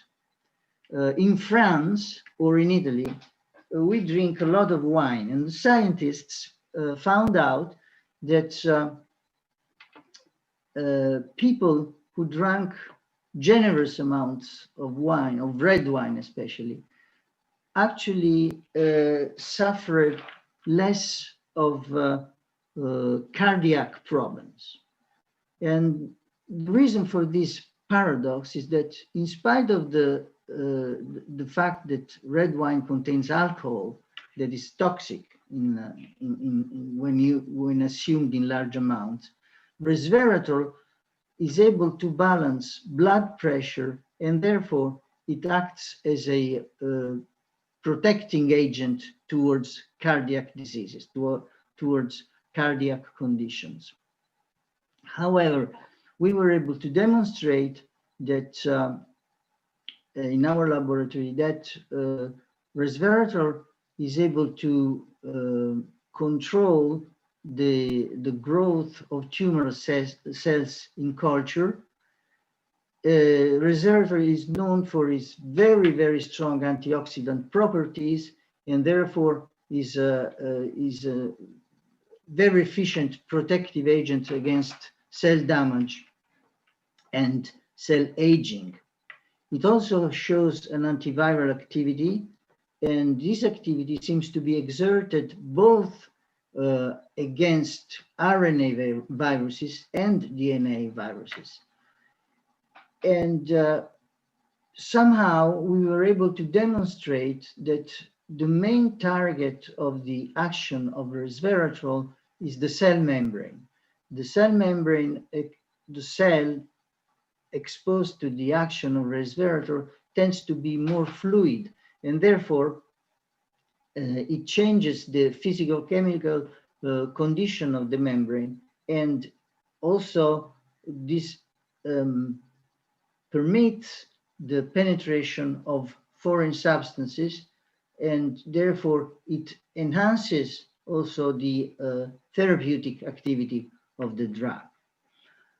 In the next slide, I wanted to show you 3 different substances that are now find a very, very broad usage. And one is aloe vera is extracted from aloe vera. Aloe is a lot of different targets, cell targets.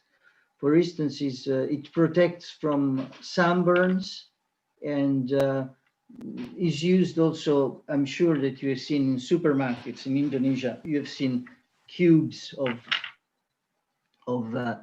aloe that are used to, in drinks as soft drinks. And it is the juice of the plant is used also to detoxify organism. Is used in, nowadays the detox diets are very fashionable, and one main ingredient of the detox diets is actually the aloe vera extract. Another very important substance, natural substance, is obtained from a tree, from the Taxus baccata. This is also a very controversial story, because the leaves of the Taxus are toxic by themselves, but one can purify Taxol from the same leaves, and Taxol is has a very, very powerful anti-tumoral action. The problem is that the yield, the amount of Taxol that you can extract from the leaves of the tree is very minute, is very small. Therefore, nowadays there is an institute here in Italy which is devoted to the purification of Taxol obtained via biotechnological means, so that plant cells are transformed with the Taxol gene, and they produced a relatively high amount of Taxol. Taxol has a very strong anti-tumoral action, and it is used normally in anti-tumor therapy. The same goes for Camptotheca acuminata. Camptotheca acuminata, from this plant, one can isolate camptothecin, which is also used both in anti-cancer therapy, but also in a number of different commercial preparation, which are applied, for instance, to diets and their food supplements in general. In the next slide, I wanted to show you another product which is very common in Madagascar and is obtained from this small flower. It is an ornamental flower known as Vinca rosea. From Vinca, I'm sure that you are familiar with the vincristin. Vincristin is a purified active principle from this plant and is possibly one of the oldest chemicals used in anti-cancer therapy. In Madagascar, the usage of natural plants, of natural extracts from plants is very common, like in many African countries. But for instance, this one is extracted from this plant, which is known as Cedrolopsis gravi, and it is claimed to be a very helpful against arthrosis and pains to the joints. So I would stop here for as far as the plant principle are concerning, and I would switch to the animal in the next slide. Well, no, this is a very we can skip this. This was just a sort of humorous slides. active principles are not only used for therapy or for as drugs, as food supplements, but they can also be used for recreation. And chewing gum, the natural chewing gum is obtained from a gum tree growing originally in South America, but is now, of course, is synthetic. Sponges, sponges are belong to the animal kingdom.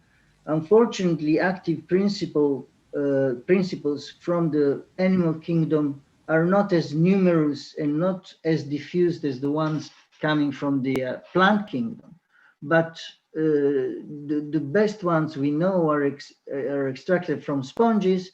And as far as I can remember, sponges are very much studied in your institute, the ITS, and my old friend Edwin Setiawan and Dwi Octavia, if I'm not wrong, they work on sponges. And in the next slide, yeah, this is possibly, but I don't want to go into detail because I'm sure that there are people much more expert than me on this specific subject. But sponges are ubiquitous. They can be found in warm seas, in the oceans at very, tropical latitudes, but they can also be found in cold, sweet freshwater lakes. So they are ubiquitous. And there are about, if I'm not mistaken, there are about 100 to 150 different active principles isolated from the sponges. And in this panel to the right, I report two of these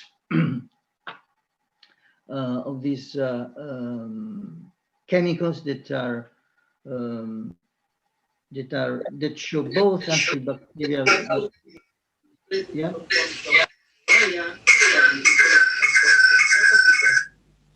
I hear people speaking, but I don't. Yeah. No. Yeah. Already mute by the committee, Professor. Excuse me, Professor. Maybe the time is on 2 minutes for the presentation. Yeah. I'm finished. I'm finished. Oh, okay. Okay. If you can quickly go to the next slides. Yeah, Professor can still. Yeah, we can, since the time is running short, we skip this, but this would have been rather interesting because it's the first example of active principle extracted from a mammal, and is based on collagen and is extracted from horse tendons. So the next slide should be the conclusive one. We skip this as well, and the next one. And well, I have no time to go into details. I was planning to talk about how one, because the main problem is that, as I showed in one of the very first slides, the one major problem with natural substances is concentration. They are found in nature at very low concentration. So if one wants to make them very effective, one is to use vehicles, that is cargo nanoparticles that are able to insert these natural substances into a recipient cell. This is the field of interest of nanotechnologies, but unfortunately, I do not have time to go into further detail, and therefore I will conclude here. Thanking everybody for the attention, and apologizing because this is the first time in my life that I don't have the audience in front of myself, but I have just a screen with many faces, and my attitude is that to give the best of myself, I need the human touch, In this case, we don't have human touch. We have, now you go ahead, please, Iska. Yeah, but this is just a final consideration about, this was the IBOC 4, that is 2 years ago, when the world was COVID-19 free, and we could have, you know, a nice assembly of people who was not afraid of staying very close to one another. And then this is why I want to thank you all for the attention. And well, it is the first time that I speak in, not in public, well, that I speak and more or less as soon as I got up from the bed, because as I said at the beginning, well, it's 7 now in Italy. And thank you to Iska, especially because she was very patient, and she dedicated a lot of effort to this accomplishment. Thank you very much.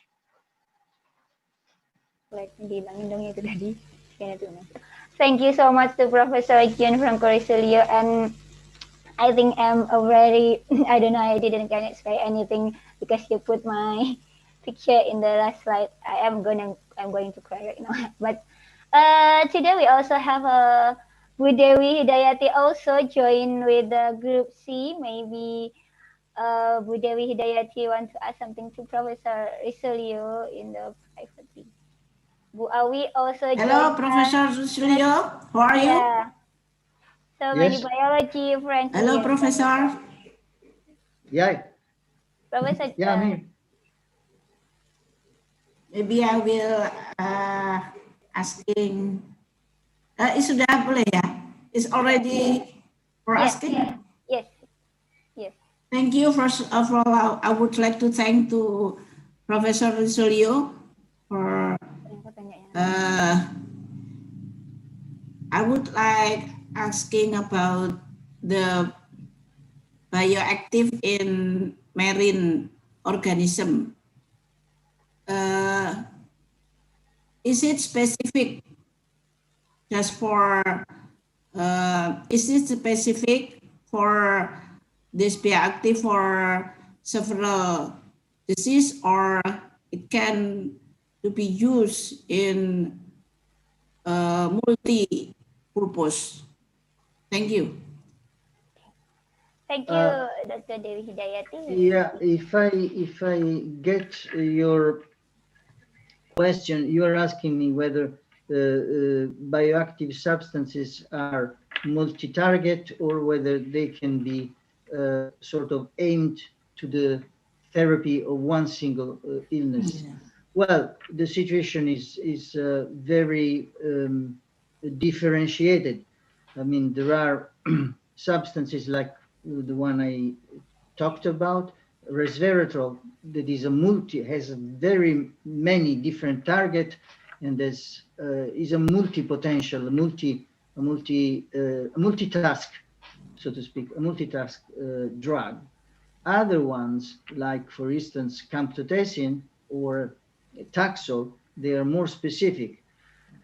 If you're asking me whether one knows what is the exact target of camptothecin, what makes camptothecin effective towards the cancer cells as compared to the normal cells, I don't think that anybody knows exactly why. I have some ideas because, for instance, in our laboratory, we have found out a few years ago that if you have a substance that specifically kills the cancer cells as compared to the normal cells, usually this happens because the cancer cells have a much more rapid, a higher metabolism. This means that if the cell is able to oh yeah, I have something in my screen now. I was something. If the cells is very actively metabolizing a substance, and if this substance has even a mild toxic effect, of course, as the more active the metabolism of the cell is, the more the cell will be damaged, will be affected by the action of the drug. I don't know if this answers to your question. Does it? Thank you, Ibu Dewi. Is there any still very clearly enough for this one? Hello, Ibu Dewi. That's still mute. Oh yeah. Yeah. Thank you. I think it has already clear. Okay. Thank you so much, Ibu Yeah. Dewi Hidayati. And we also have two participant raise hand and also have a question in here. I think the first is for the raise hand is Anggita Rahmi Hafsari. Maybe can talk directly. Yes. Thank you for the time, Ms. Nur, and to Professor Risuleo. Thank you for the material that very interesting. Actually, your research focus related with my research. My research is to obtain the secondary metabolite from mushroom. That's the differences with your research. My question is there any standard of the environment factor that you choose as a sample to take the sample such as the sponge? Is there any criteria in the environment of the sea? Is there, you choose in the clean environment or there is no criteria? And the second, is there any media that you use to make the sample always fresh? Because my university, if I actually interested with your research, and if I want to conduct the same research, the problem is my university is far away from the sea. So is there any trick that make your sample still fresh until arrive to the laboratorium? Thank you. Okay, thank you. Oh, yeah. Well, now you're asking me a very, very difficult question because I'm not an expert in sponges, you see. So I wouldn't be able to answer that question. What I can answer to is that whenever you assay a substance in vitro that is on cultured cells, you don't have to worry about the freshness of the sample because, you know, in culture, by definition, the medium, actually there are experiments when you have to run a culture time for very, very long, for many days, for instance, and you change medium. Therefore, you can guarantee that the medium is always fresh. In the case of sponges, well, you got me there because I'm not an expert of sponges, you see. So I don't really know how the fisherman goes there, takes the sponge from the sea bottom and carries it to the lab. I don't know. I'm sorry. I wouldn't be able to answer to your question. Yeah. Yeah. Thank you. Thank you, Prof. Franco. That one is the answer from Professor Franco. Ibu Anggita, is that clear or still you have a question? Yeah. The professor has explained about but it's okay. In here, we also have from biology, we also have Ibu Awi Pujidia Asuti and Bapak Edwin also working on sponges before, right, Professor Franco? Maybe Ibu Anggita can share about this one with the related question here also. Thank you so much, Ibu Anggita. Yeah. That would be the best strategy, yes. Yeah. Okay. And the next is Melissa Putri Pertiwi. Yes, want to ask something, please? Thank you, Ms. Nur, for the occasion. Okay, before that, I want to say thanks to Prof. Franco for the presentation. And I would ask you about how to reveal that the living things have bioactive potency. Can we guess it only by its look, or we should research it one by one? It's different with ethnomedicine that we can do research about one type of plant that special tribe use it for curing their body or their scar. And then after that, we research the plant and the potency or bioactive from the plant. But what about another plant that it's still hiding potential or something like that? I'm not quite sure I've understood your question. What are you asking me? I'm not quite sure that I understood what you meant. If you can please. Okay. ask What me I again. mean is, in short. Yes, in short. Hello, Ibu Melisa. Okay. Maybe in short. How to reveal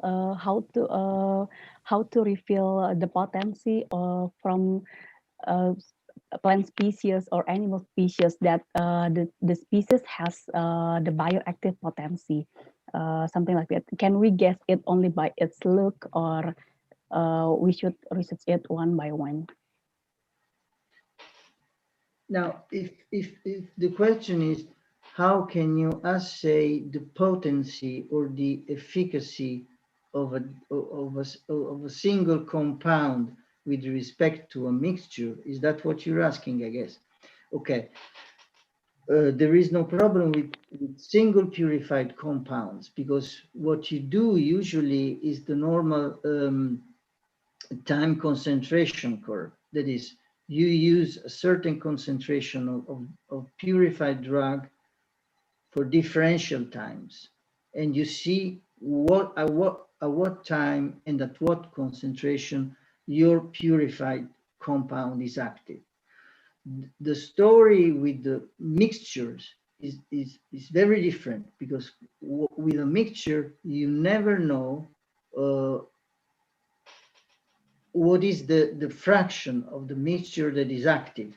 So what you have to do is somehow trying to purify either fractions of the whole mixture, or else you have to the ways of purifying or fractioning a complex mixture are many and different ones. If you want to proceed on an analytical scale, then you can do HPLC, for instance. But if you want to prepare large amounts of single purified compounds, then you must start with different approaches, like, chromatography, whatever. But usually when you deal with a complex mixture, the situation is always that as soon as you start purifying, very often you lose the activity. Because, as I said maybe I wasn't clear enough, there is very often a synergy between the different components of the whole mixture. So the risk is that if you start purifying, you lose the activity. Okay? Does this answer to your question? Okay, I think it's clear enough. Thank you. Okay, thank you. Thank you, you. Professor Franco, and thank you, Bu Melisa. Maybe is there any question also in here, but the time is already over for the invited speakers. So maybe for Ibu Laksmindra Fitria can continue the questions, and because the question is really about the procedure, Professor, maybe Ibu Laksmindra Fitria will give questions maybe by email to Professor Franco directly. Is that okay, Professor? Oh yes, they will be. Okay, that will be quick. So if all the attendee in here and the participant want to ask more about the animal and also plant that can be used for the medicine. Is that the traditional or modern? Maybe can contact Professor Kian Sulia in the directly to by email, because Professor can be really fast to answer the question by email. Okay. Once again, thank you to Professor Franco. It's very great presentation, and we hope that this pandemic will be gone soon also, so we can meet each other. Professor can go to Indonesia again, and we can maybe go to the Bali and go to the other seminar, maybe if Professor wanted. Thank you very much, and Yes, have a good day. Have a Bye good day also, Professor. On the behalf of Biology Department, we really appreciate your contribution in our seminar. We're really happy you can join our seminar. Thank you, and thank you. Thank you. Thank you. Bye-bye. Yes, bye-bye, Professor. Okay. Oh, excuse me. Maybe before we leave, the committee asked about the take a photo together. Maybe we can just like all the participant and attendee can be take a picture, and the video is on. Give it the beautiful smile, Professor also. Yeah, because we will have a I can see the smile in there, Professor. I really miss your smile in here also. I miss yours. I miss yours. Yeah. And your little son. Yeah, but right now it's not little anymore, because wow, baby can keep growing so fast. How old is he? 4 years or so? 3 years? 2 years. 3. Okay. 3 years, Professor. Yes. Thank you. Okay. So Good luck. Yeah. So we will begin the take a picture. Please keep a smile. 1, 2, 3. Okay. Thank you so much, Professor. Have a nice day. Okay. And Iska, one very short thing. I'm just sending a message to everybody because somebody is asking me my email. I'm sending my email so that everybody will have it, and I am I am prepared. I'm ready to answer to anybody who wants to question and who is interested in the subject. Okay. Yes, Professor. In the main session, we Bye-bye. will deliver to our participant Bye. the Thank email. you. Yeah, thank you so much, Professor. Welcome. Masih ulung lift juga sebentar.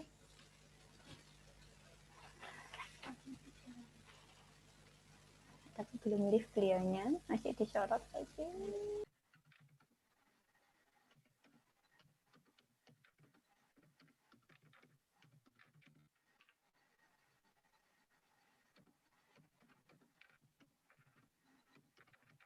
I'm sorry, I think I clicked mute today. The first, next to the next presenter, we have Bapak Sugiharto already in here. Yes, okay. With the title Hepatotoxicity of lead exposure in mice. And then the next will be from the pH and FTER characteristic of gelatin extracted from the skin of sub-adult and adult striped catfish. Okay, maybe this is from Ibu Dewi Hidayati. Oh, will be presented by Gina Rasidatus, already in here also. Yes, thank you. And the last will be have growth, performance, and ovarian morphology of laying hens after treatment of dead plant. From the Lutfiana Ulfi Albab and et al. Okay, maybe the time for each presentation could be 10 minutes, and 3 persons can be deliver the presentation together, and after that we will have 5 minutes for the Q&A. Please, Bapak Sugiharto, silakan. Thank you. Okay, thank you. Good afternoon. I want to presenting my paper the title is hepatotoxicity of lead exposure in mice. I'm Sugiarto from Biology Department, Airlangga University. Please, next, please. Lead exposure induce several physiological and biochemical response in the cell. And lead is include 10 of heavy metal that endanger human health according to World Health Organization. In our body, lead will distribute by erythrocyte. This can result disruption of the hemoglobin biosynthesis process in erythrocyte. Furthermore, lead can also diffuse and be stored in tissue and organ.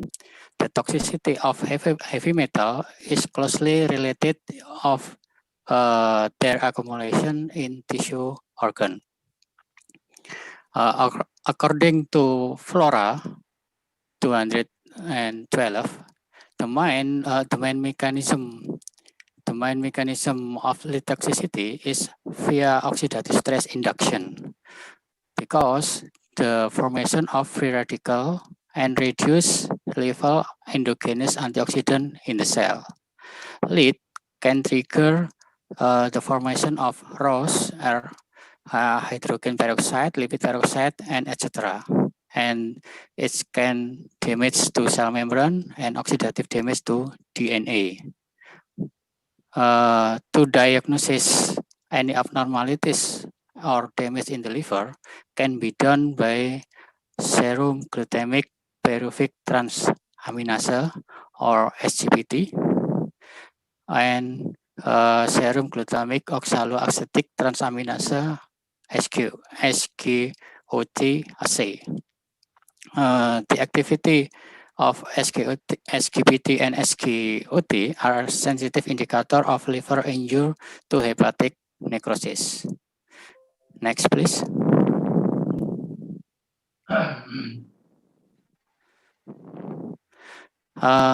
Sharma and Singh reported that administration of lead acetate in mice at 150 milligram per kilogram body weight significantly reduce endogenous antioxidant enzyme such as SOD, CIT, and increase lipid peroxidation in kidney organ.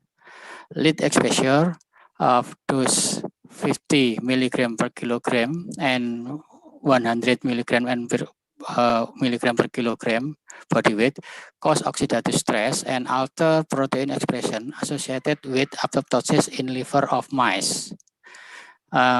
In addition, lead exposure induce apoptosis in liver and kidney. They are considered that to be target organ for toxic effect of lead. The aim of this research was to evaluate hepatotoxicity of lead exposure in mice. Hepatotoxicity is analyzed by calculating percentage ratio of normal cell, necrotic cell, and swollen cell of hepatocyte cell, and determination of blood biochemistry, SGPT or SGOT serum assay. Next, please.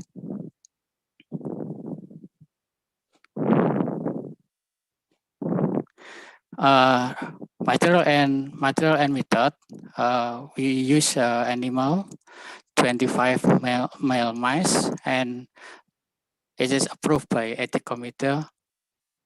And we use lead solution by 50, 75, 100, and 150 milligram per liter.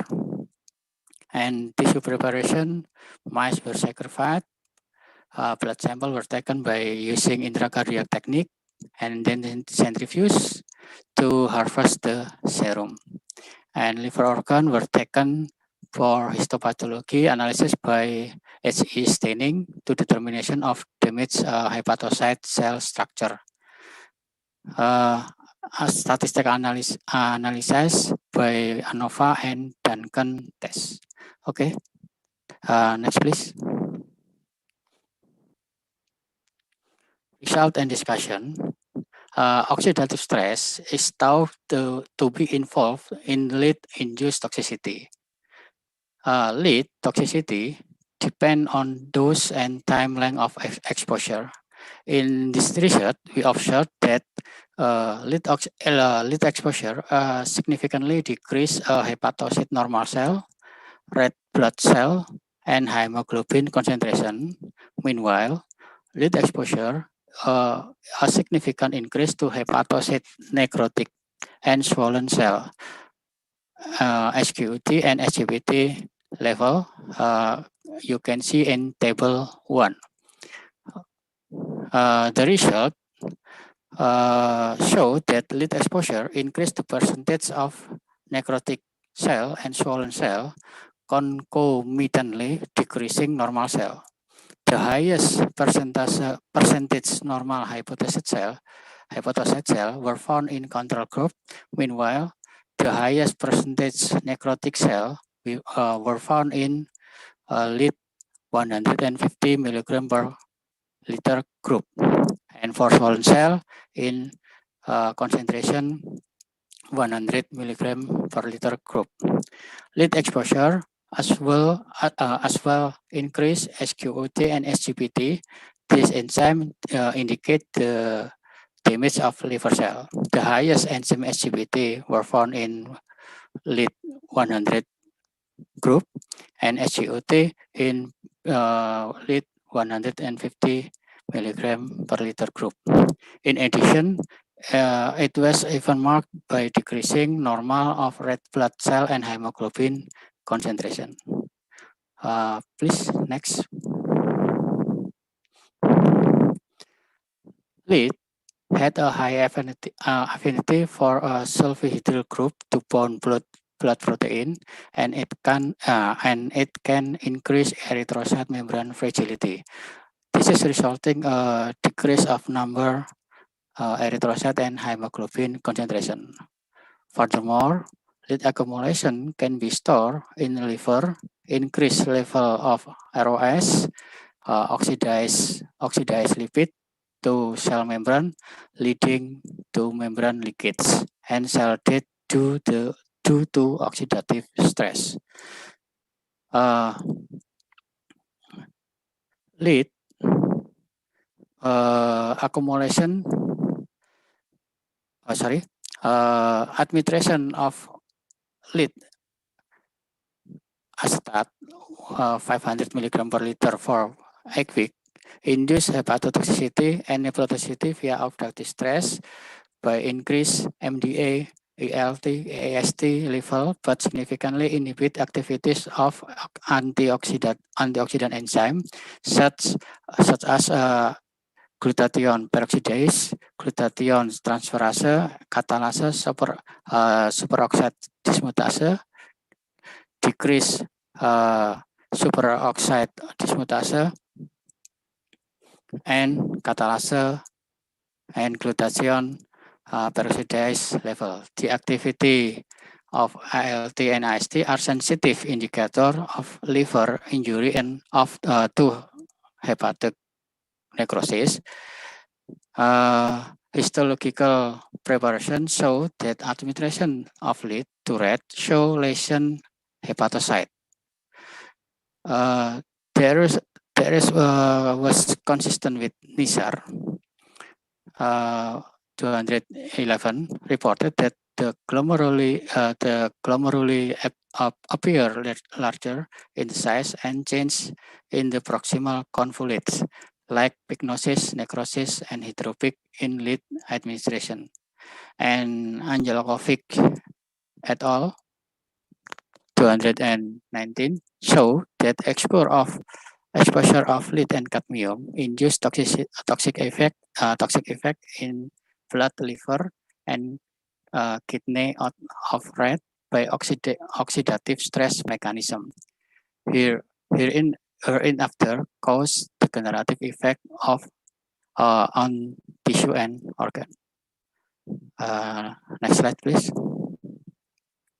The conclusion, Lead exposure significantly decreased to hepatocyte normal cell, red blood cell, and hemoglobin concentration. Meanwhile, lead exposure significantly increased to hepatocyte, necrotic, and swollen cell, SGUT, and SGPT level. We gratefully acknowledge to Airlangga University for supporting via Faculty Science and Technology by BioF Research Grant. Thank you. Okay, thank you so much, Bapak Sugierto. Maybe for the next presenter could be Gina Rashidatus Syabida. Thank you.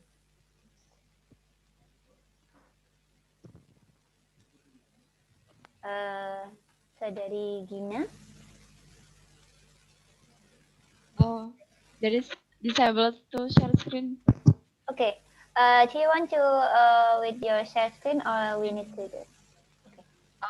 By myself.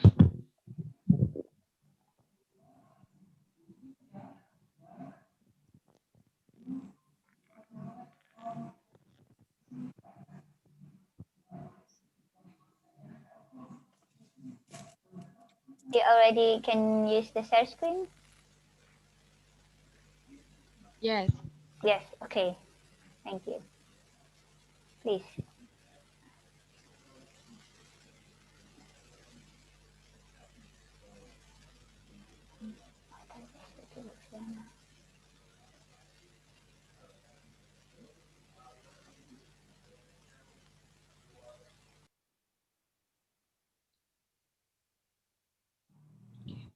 Assalamualaikum warahmatullahi wabarakatuh. Good afternoon, everyone. My name is Gina Rashidatus Sabila, and I'm from Department of Biology, Faculty of Science and Data Analysis.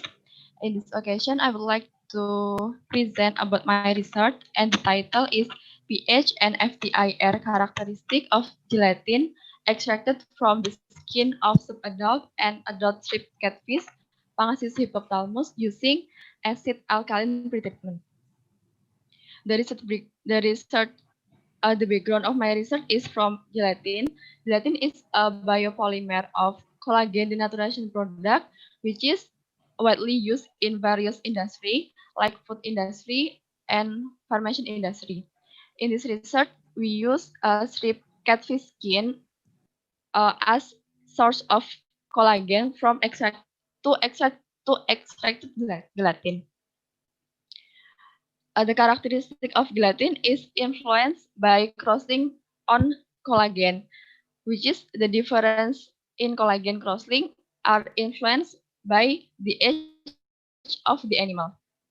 From the background, we formulate the objectives of this study is to determine the characteristic of gelatin extracted from the skin of subadult and adult strip catfish, Pangasius hypothalamus, using acid alkaline pretreatment based on pH and FTIR characteristics. And there are the methodology. First, we do fish skin preparation. We categorize into the one is strip catfish skin of subadult, categorized in total body length in 39.9, and adult fish skin with total body length 48.6. And then we do acid and alkaline pretreatment to the skin, and then we do extraction to get gelatin, and then we determination the pH and FTIR analysis. This is the result. The result of determine pH of gelatin is shown in the picture. The picture shows that pH of gelatin extracted from subadult fish skin have a pH 7.7 which is categorized in weak alkali, and from the adult fish skin, gelatin from the adult fish skin is categorized in neutral pH. the point is 7. And this one is the result of FEIR. The picture shows the spectra of gelatin extracted from subadult is in A, and the adult one is in B, which is the picture shows that in subadult and adult gelatin strip catfish has a almost same wave number in amide A, B, amide 1, 2, and 3 region.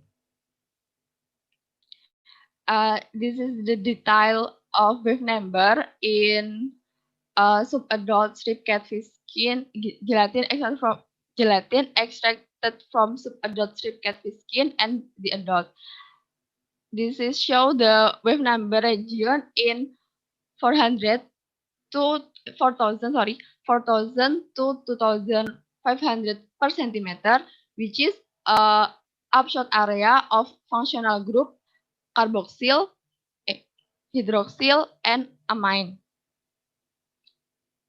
And this is the detailed wave number of amide 1, amide 2, and amide 3 region of gelatin extracted from subadult strip catfish skin and from adult strip catfish skin, which is in region amide 1 and amide 2 is have infrared in wave number 1915 to 1515 per centimeter, which is the area absorption area of functional group CN, C carbon double bond, and NO. And the region of amide 3 in the gelatin extracted from subadult and adult catfish skin has shown the similar spectra, was found at absorption area at 1237 per centimeter and 1018 per centimeter. And the conclusion of the research is generally from subadult and adult fish skin that pretreatment by alkaline and acid result the neutral pH. And the FEIR spectra analysis of subadult and adult strip catfish skin result with numbers that are almost same in amide A, B, 1, 2, and 3 region. And in both strip catfish skin, gelatin subadult and adult will show has a functional group of hydroxyl carbonyl, amine, carboxyl, CN double bond, C double bond, and NO double bond. Thank you.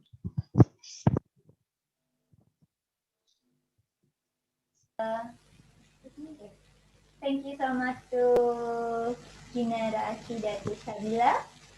And we will have the next presenter could be Luciana Albert today. Yes. Okay. You will be presenting your presentation by your own screen. I will try to use my screen. Okay. We will allow you.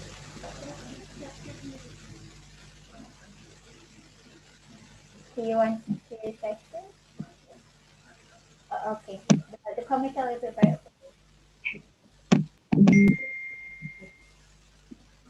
Please, Luciana.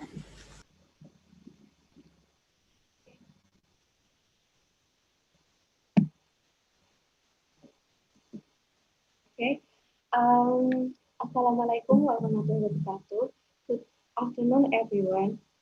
My name is Sulfiana Odel Azab from Gajah Mada University. In this opportunity, I would like to present my research entitled with Co-Performance and Ovarian Morphology of Laying Hens after treatment of dead form chronic septicerebellar L infused water.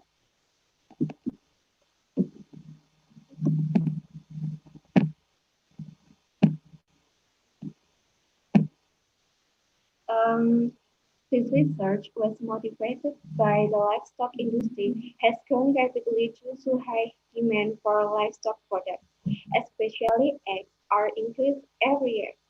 Eggs that often consumed by consumers come from purebred chickens, the breed that widely cultivated by breeders is Lohman Blonske.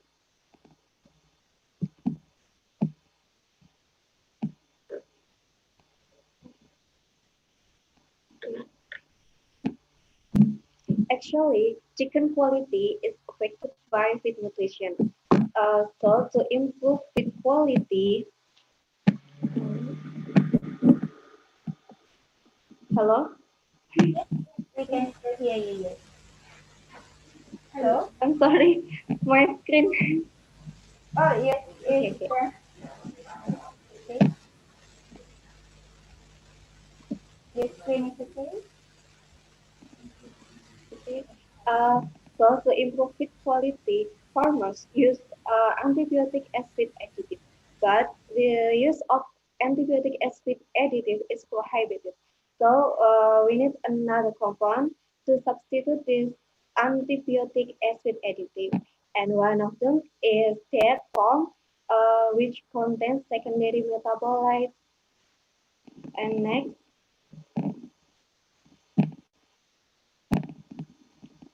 mm, sorry.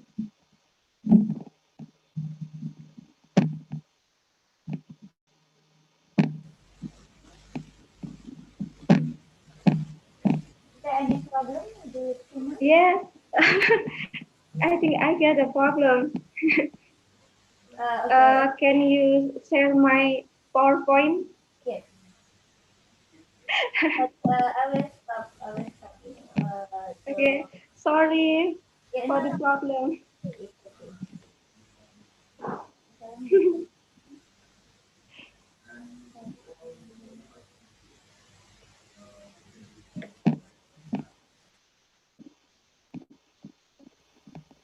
Clear? Okay, thank you. No problem.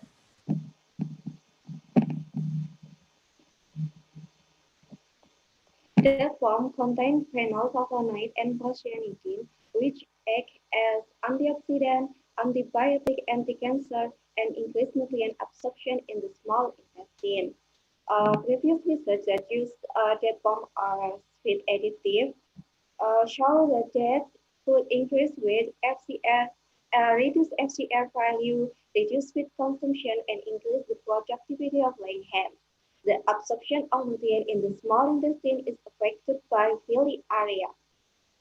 Most studies that use that form as feed additive is provided in the curd extract or in the phenolic extract.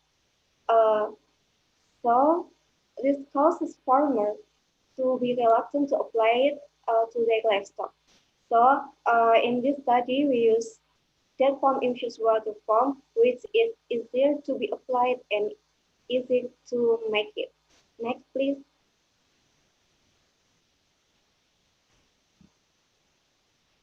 This research aims to determine the effect of dead form infused water on the food performance and the productivity of performance of laying hens. Next, please.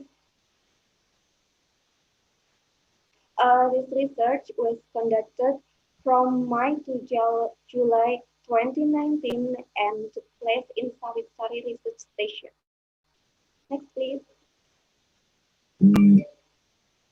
This study used completely randomized design with one negative control, one positive control, and three treatments, which its group consisted of 40 chickens and its group is strictly kept. The first group is controlled was given mineral water. The second group HEP given with vacitracin mixed with basal diet. The third group is treatment one given with 50 milligram per pound per milli. The first group is treatment two given with 100 milligram per pound per milli, and the last group is treatment three given with 200 milligram per pound per milli. Next, please. This is our research flow.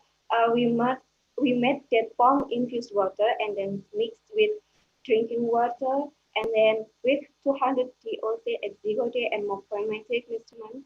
and then acclimatization for 3 days, then feed and dead palm infused water would be given on the 4th day according to the treatment groups. Next, please.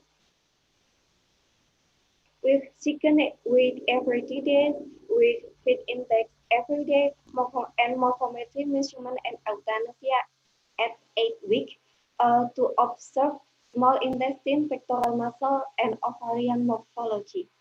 Next, please.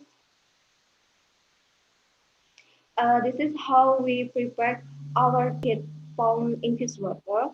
First, we separate the dead from the seed, and then we dead palm fluid according to concentration we need, and then soak in the soak in the water and keep overnight, and then filtration to remove dead palm residue. Next, please. This is our morphometry measurement consisting of back length, chest circumference, chest depth, shank length, and shank circumference. Next, please. For histological preparation, we use paraffin method, and for staining, for small intestine, we use periodic acid alcian 2. Pectoral muscle, we use hematoxylin eosin, and for ovary, we use hematoxylin eosin and immunohistochemistry. Next, please. The quantitative data consisting of body weight, morphometry, FCR value, small intestine, pectoral muscle, and ovarian morphology, and the homogeneity test using Sapir-Whorf. Normally distributed data were tested using one-way ANOVA and further tests using Duncan, and the relationship between parameters is analyzed using Pearson correlation test. Next, please. Phytochemical test results of dead palm infused water show secondary metabolites such as flavonoid and tannin, and dead palm also contain reduced sugar as much as indicated on the screen. Next, please.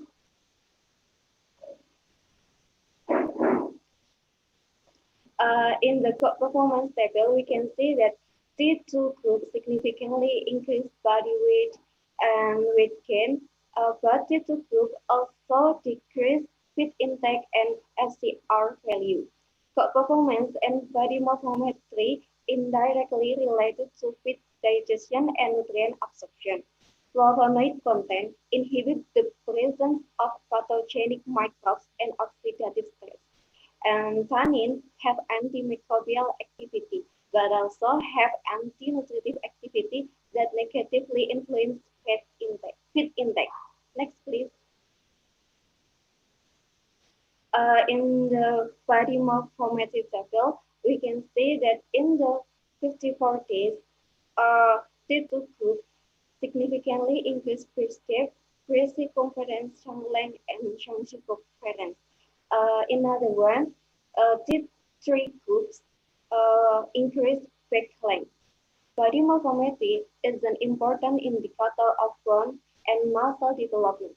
Dead palm fluid contains phytoestrogen, which increase the ability of estrogen to stimulate muscle differentiation. Flavonoids increase gene transcription involved in bone differentiation. Next, please.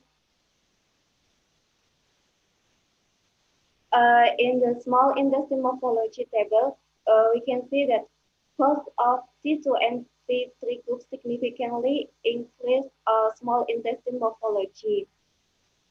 The parameter consisting of pili height, crypt depth, pili crypt ratio, pili area, the number of couplet cells, and couplet cell area. Next, please. This picture shows that T2 group had higher pili and crypt depth compared to other groups. This picture is jejunum morphology. Small intestine have been used as an indicator of a growth mechanism. Flavonoids stimulate mitotic epithelial cell of pili, but tannic acid inhibit the growth of all intestinal bacteria except of lactic acid bacteria. Mucin secreted by goblet cells in the digestive tract to protect the intestinal membrane from digestive enzyme degradation and pathogen infection. Next, please. In the pectoral muscle morphology table, we can see that T2 group significantly increased pectoral muscle morphology compared to other groups. This caused by flavonoid activate insulin-like factor or IGF-1, which affect muscle development. The increased release of IGF-1 increased muscle mass through a hypertrophy process. Next, please. This feature shows that the T2 group has a wider range of myofibers than the other group. Next, please. In the table 5 shows that ovarian morphology of laying hens in the T2 group have secondary follicle, decor follicle, and oocyte higher than the other group. This caused by flavonoids similar to 17-beta estradiol compound bind with estrogen receptor, which are present on the nuclear membrane. Thus activate estrogen response element in the nuclear membrane. Next, please. This is okay, the conclusion. This is ovarian morphology. In this picture, show that the two group had higher follicle compared to other groups. Next, please. Conclusion of this study is that administration to get from infused water treatment through drinking water is effective as a natural feed additive for growth and reproductive performance. Next, please. Thank you for your attention. Sorry. Yes, no problem. Now we will continue because we have 2 minutes left. Maybe any other want to ask to our three presenters in this first session. You can write hand or from chat, or we will make allow to you to ask. Is there any question? To Bapak Sugiharto, to Gina and Ibu Lutfiana. Okay. No? Somebody didn't want to ask. Okay. Okay, the committee asked me is already over for this session. Thank you so much to Bapak Sugiarto, Ibu Rashidatu Sabila, and also Ibu Lutfiana Albab to join in this parallel session for the first session this day. Thank you so much for your great presentation. And we will have a break for maybe 10 minutes. And after that, we will have a session 2 for this group. Please prepare yourself with for the first presenter will be Muhammad Fajar Farid Amrullah. And then Ibu Hafida Rana Fitria. And then Raisa Ananda Prameswari. Ibu Awi Pujibiah Nurhayati. And then the last will be from the Ibu Awi Pujibiah also, and but the presentation may be from others. Thank you very much for the session. I'm Ista Dismawati as the host of the session. We will very thank you so much for your cooperation, and we will see you again in the after break. Please prepare your presentation and have a good day, everyone. Thank you so much. Assalamualaikum warahmatullahi wabarakatuh.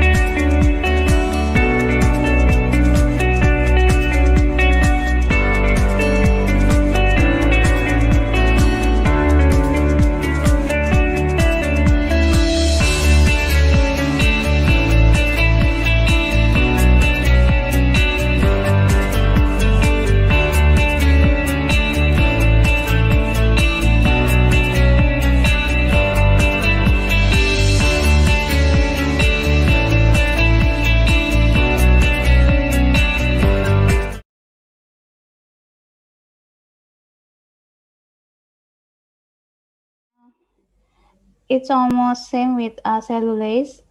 It optimized in pH 7 and pH 8. It's more than 1.5 until 1.6 unit per milli, the range. And then lipase for optimum temperature is in 50 degrees Celsius. Is a range to 2.7 until 3.2 unit per milli. Okay, next. Actually, I'm doing two kind of process for powdering lipase and cellulase. I'm using the spray drying and also the freeze drying, and I do the comparisons between both of the methods. Okay, next. Okay, this is comparison immobilization content, cellulase and lipase. For the enzyme activity, the crude cellulase before using the spray dry, it's only 3.0 unit per milli, and after doing the purification and also the immobilization, it's increased until 19.6 unit per milli. And for the yield, it's reached 78.15%. And also the crude lipase as an activity before the immobilization, it's only 4.01. And after the immobilization process, it increased until 24.1. And the yield goes to 82.37%. Okay. Okay, conclusion. Actually, Indonesia is a very giant biodiversity country, and it has a lot of microorganisms that very potential to produce enzyme, and it's our duty to do the exploration and not using commercial enzyme, buying from another country and very high and expensive value. We can do production with our own microorganism. Again, next, for the conclusion, second is the second conclusion is I do the biorefinery and biotechnology to do the new biofuel, and I will do the next experiment to use the cellulase for bioethanol research and lipase for biodiesel research. And I will not using commercial enzyme or do buying from another country. Okay, next. The acknowledgements, I would like to LPDP scholarship grant for doctoral program and for financial support and work and scholarship. Next. This is the reference. Next. Next. Okay, thank you very much for your attention. Okay, thank you so much, Ms. Aprida, for your really nice talk about these immobilizations enzymes. Okay, we go to the next presenter here, Ms. Karlaneta Kusumadwita, with the title Comparison of Calcium Carbonate Precipitation and Yeast Urea Culture Media on Hydrocarbonoclastic Bacteria Endospores Formations. Okay, Ms. Karlaneta, are you ready? Yeah, I'm ready. Okay. Please commit to share my PPT.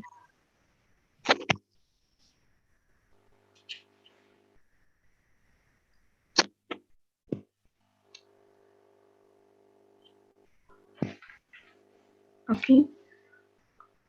Okay, the committee. How about the slide? Okay. Okay, yeah.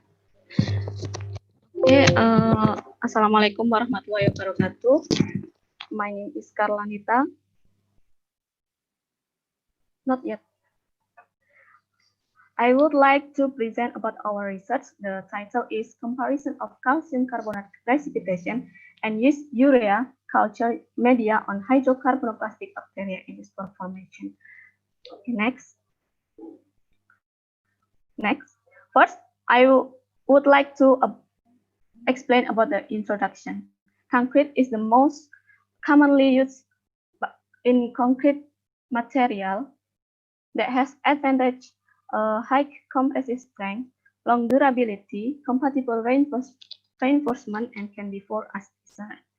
But concrete has alkali and high temperature for the organisms.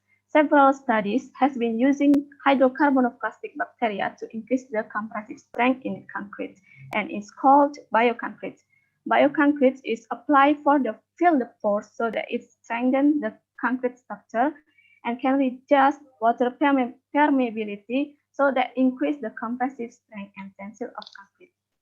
Next, please. Hydrocarbonoplastic bacteria that can form the endospore are able to survive in the alkaline environment of concrete than a vegetative cell because bacteria in the spore can be stored for a long time and high resistance to the extreme environment of the concrete. Bioconcrete that contain hydrocarbonoplastic bacteria, if there is a crack, water and oxygen will have to enter and activated in the spore that could trigger formation of calcite through the enzymatic urease mechanisms. And calcite form will fill the crack so the crack will close back. Next.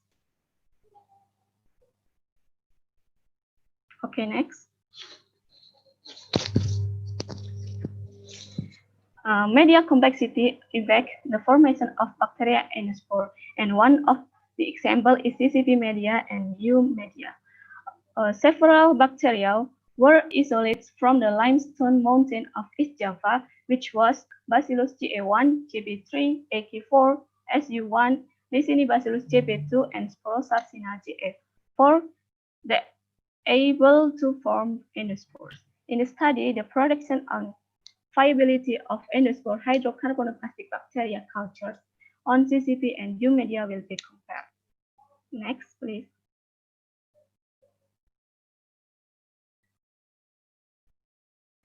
Okay, next, the material and methods. First, for production endospore in CCP and U media, a colony in culture inoculates on CCP and U media and incubated for 24 hours. Then staining with malacid green and the endospore that can form calculated by hand telecounter. Second, acelysis by shock treatment at 70 degrees Celsius for 5, 10, 15, and 20 minutes in water bath, and stored for 7 days and viability was observed. Okay, next.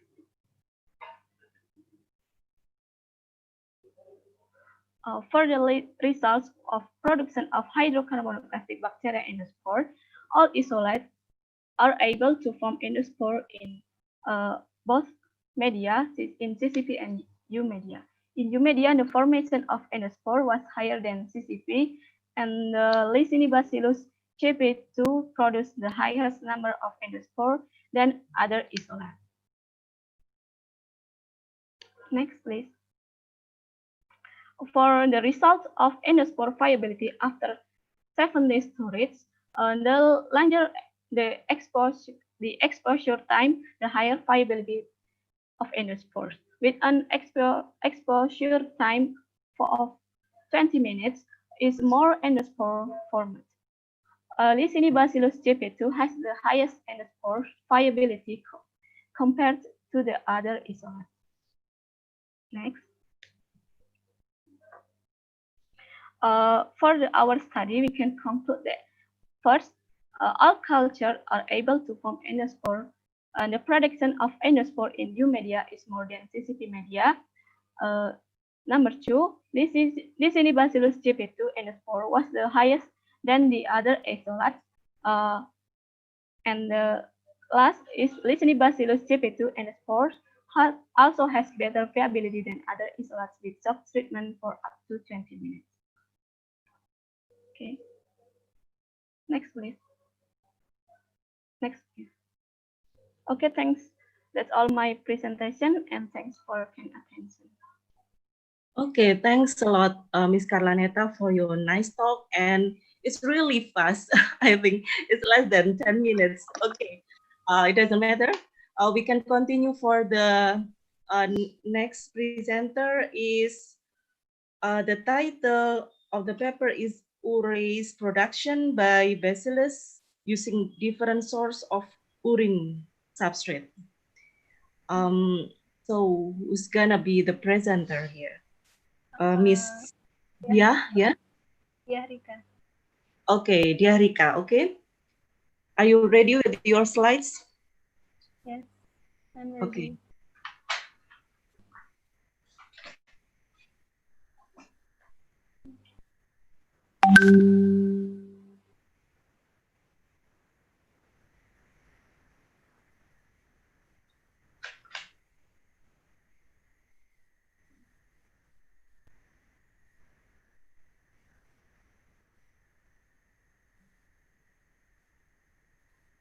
Assalamualaikum warahmatullahi wabarakatuh. First of all, I would like to introduce myself. My name is Diharika Rashida. In this occasion, I'm looking forward to talking with you about our research entitled Urease production by Bacillus sp SK25 using different source of urine substrate. First, I would like to explain about growthing. Growthing is a method of filling growth material in pores and gaps between soil and particles. Growthing applications can be used to reduce the permeability of porous materials and change the structure of soil or sands. Growth material can be classified into suspension and chemical. However, the growthing method has a disadvantage because it can only be applied at the closest injection point. Therefore, we use biogrowthing as an alternative growth material. Biogrowthing method involves calcium carbonate precipitated from microbial metabolism as a growth material to strengthen the structure and reduce the permeability from the soil. In the general, the hydrolysis of urea by ureolytic bacteria is used as mechanism for the formation of calcium carbonate precipitate. Biogrowthing application can use bacterial cells with high urease concentration or directly by purified urease. Urease or urea aminohydrolase EC3515 is an enzyme that hydrolyzes urea into ammonia and carbonate. And this hydrolysis results in high carbonate concentration and alkaline pH condition that induce precipitations. And biogrowthing application using direct bacterial cells have some disadvantages. This is because bacterial injection is limited to fine-grained soil, and blockage easily occur when bacteria come into direct contact with solid grains in the soil. So, at present, the use of enzymes directly can be used as an alternative method. Therefore, in this study, the production of urease as a biogrowth material was carried out by Bacillus sp SK25 using different urine waste substrates. So the aims of this study is to produce urease by Bacillus sp SK25 by utilizing different urine substrates. In order to reach the purpose of this study, our methods begin with culturing Bacillus sp. SK25 and followed by producing and isolating urease. Then purification was carried out by protein precipitation. After that, the pure urease characterizations was carried out by which included urease activity test, protein determination, and isoelectric point test. And the last method is by growing application. And this is the graph of bacterial growth profile of Bacillus sp. SK25 in urine medium was used as the growth profile of Bacillus sp. SK25 in urine medium was used as a reference for urease harvest time. And the isolation of urease can be carried out when the bacterial isolate has entered the stationary phase. Based on this graphic, urease can be isolated after 34 hours at 25 degrees Celsius and 18 hours after 50 degrees Celsius. And the production of urease was carried out through fermentation process. The result of fermentation by Bacillus sp. SK25 provides turbidity change in the production medium, as we can take a look from this picture. This picture B after 34 hours fermentation and at 25 degrees Celsius, and picture C after 18 hours fermentation at 50 degrees Celsius.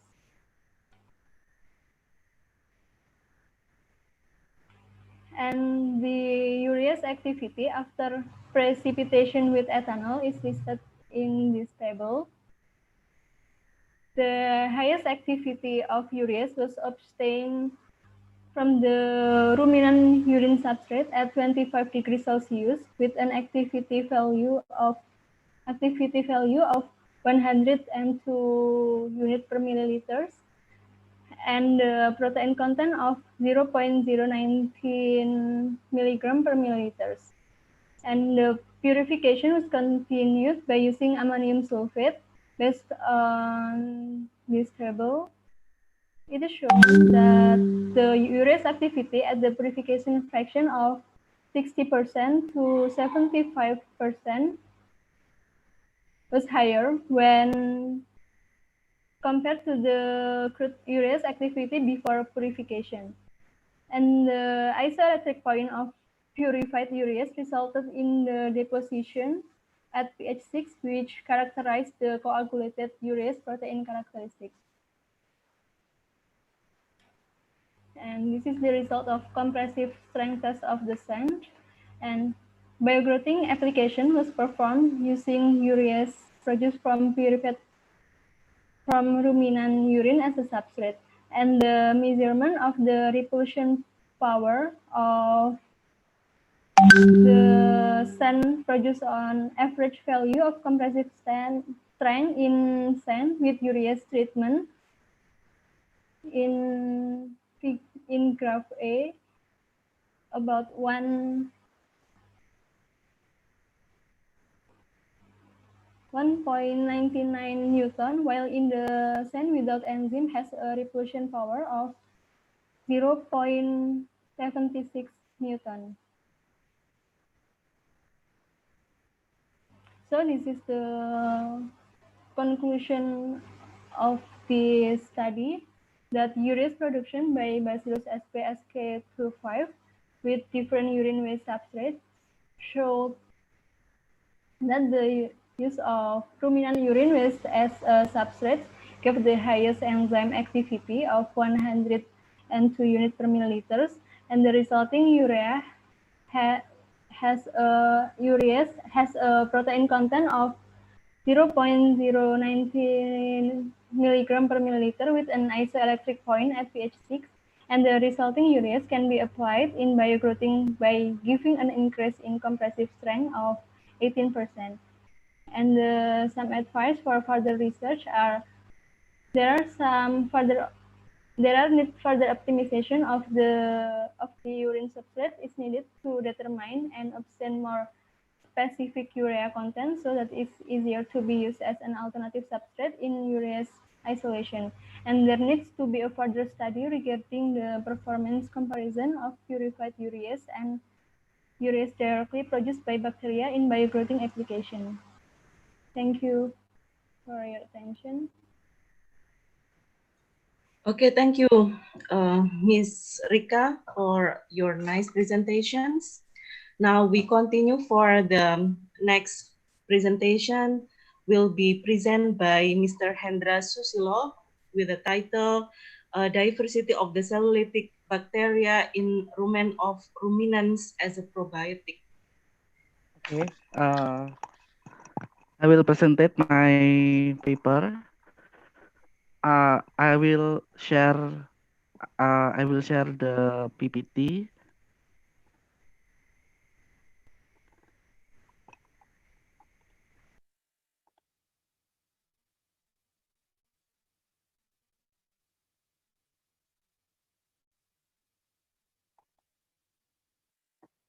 Okay. Okay. Good morning, everyone. Today I will review journal. The the title is Diversity of Cellulotic Bacteria in the Rumen of Ruminants Potential as a Probiotics. Okay. Let's we begin of introduction. The main issue for developing countries, especially in Indonesia, is the agricultural waste. Agricultural waste in Indonesia has a low quality. Why? Because the agricultural waste contains cellulose, hemicellulose, and lignins. All of them is a fiber that can difficult to degrade it. To avoid the accumulation of waste, the farmer make it to animal feed, but it cannot be directly used as a source of animal feed. So the livestock productivity is affected. To increasing the productivity, the farmer usually add the feed, the animal feed with a probiotic. Probiotic can keep the cattle health and the cattle more productive. Okay, let's we continue about the rumen. The rumen stomach is divided into four parts: rumen, reticulum, omasum, abomasum. But we focus in the rumen. Why? Because rumen has a lot of fiber. Uh, the fiber is in the rumen is such as cellulose, lignin, and the hemicellulose. And the rumen there is contain not only the fiber but also a microbe. So in this part in the rumen there is uh, occurs fermentation in the rumen. And if we want to degrade cellulose, we must add make microbe that can degrade cellulose. Uh, it will call cellulitic bacteria. And for the information, cellulose in the rumen is high concentrate.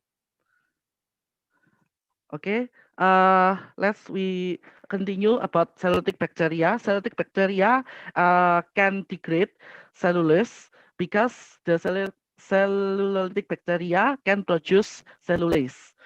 The function of cellulase is to break the cellulose in the rumen into smaller fragment and monomer.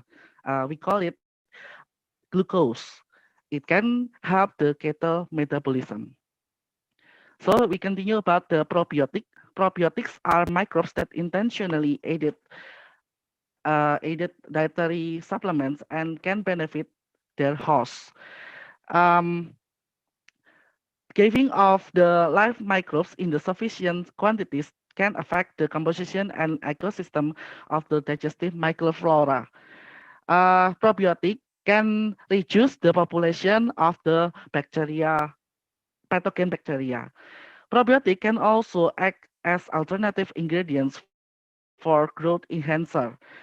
So for the information, probiotic can increase the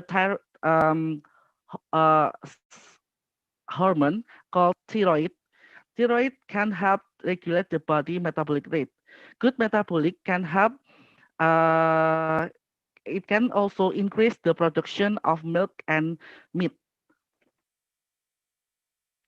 This is the characteristic of probiotic. Uh, the microbial requirement is classified into probiotic is one, resistant to acids and bile salt. Two, adhere to intestinal mucus. Three, produce antimicrobial substances. We call it bacteriocin. Four, high viability and stability. Five, safe for the digestive tract of animal. This is the role of probiotics. We can see this picture.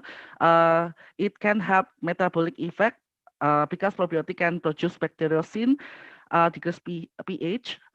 Uh, they can also colonization resistance because they can kill the pathogen bacteria. And probiotic can also give the can stimulate immune system. This is this picture. I am focused in the bacteriocin activity. Bacteriocin can defeat the pathogen because bacteriocin can create formation the pores of the inner membrane. It can also damage the nucleic acid pathogen bacteria, and it can damage the precursor of peptidoglycan of bacteria, pathogen bacteria. Okay, next to rumen. Rumen is a complex ecosystem where the nutrient inhabited by anaerobe microorganism. The interaction between microorganism and host animal produce symbiotic relationship that allows ruminants to digest a diet rich in the fiber and low in protein. This is a structure of cellulose. The cellulose chains consist of glucose, glucose, one glucose and one another glucose is bounded by beta 1.4 glucoside bonds. Then this is cellulase. Cellulase is consists of three enzyme complex, namely endoglucanase, cellopiohydrolase, and beta glucosidase. Okay, we'll continue about the cellulosic activity. The cellulosic activity can be measured in two ways: qualitative analysis and quantitative analysis. Qualitative analysis by examine the diameter of clear zone, and this is quantitative examination by adding DNS reagent. This is the table of cellulose enzyme activity, cellulomonas. We can see in here all of the genera cellulomonas in here. It can produce a high activity enzyme. This is a mechanism of cellulose complex in the three steps.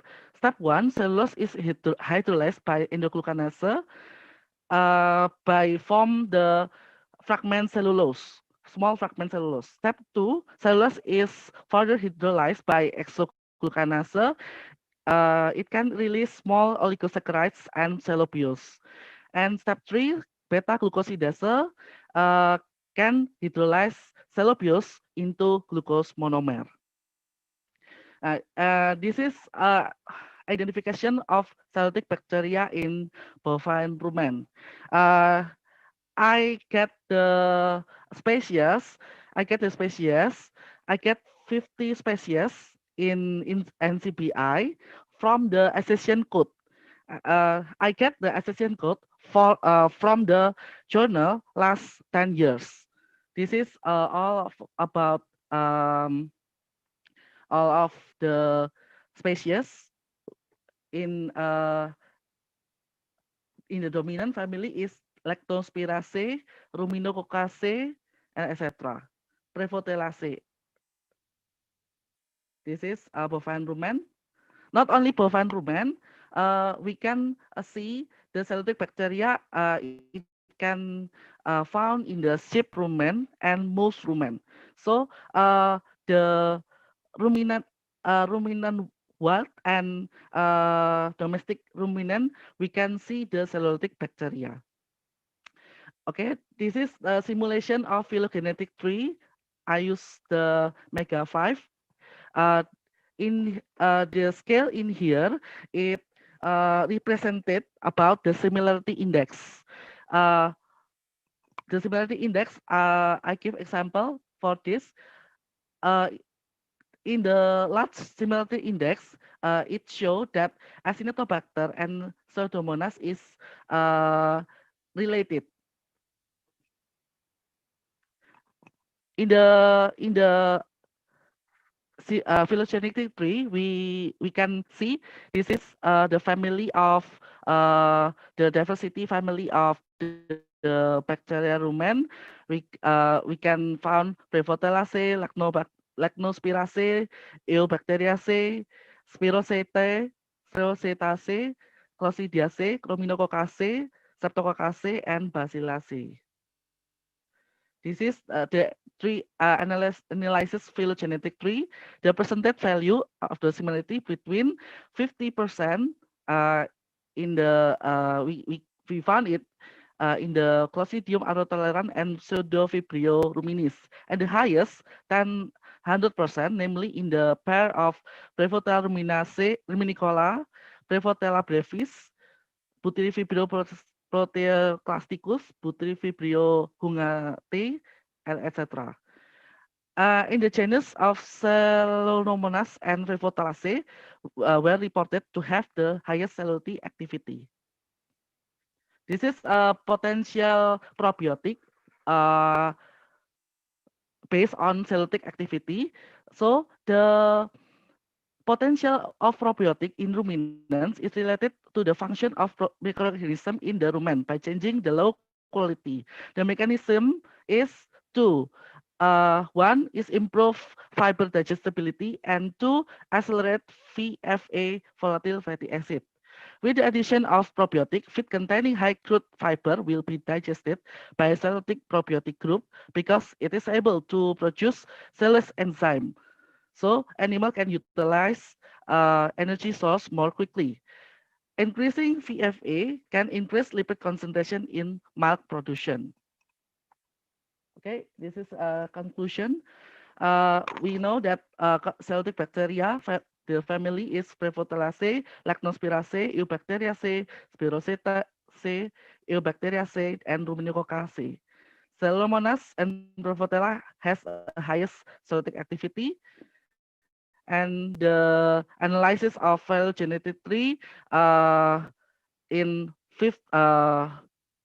based on 50% until 100%. The addition of cellulosic bacteria probiotic together with feed will improve fiber digestibility, stabilize pH, accelerate VFA change, increase feed consumption.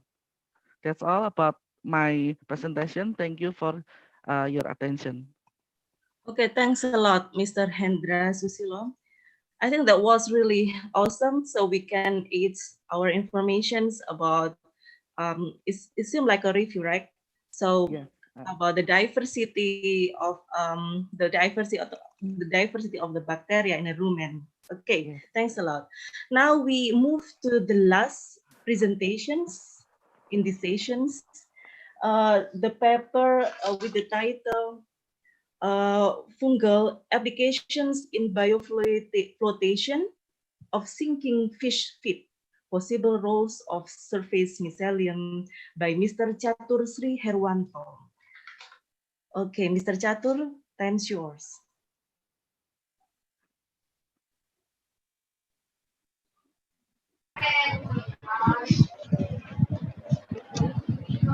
Okay, thank you very much. Can you please, can you see my presentation? Yeah. My slides? Yes. Okay, good. Assalamualaikum warahmatullahi wabarakatuh. So good afternoon, everybody.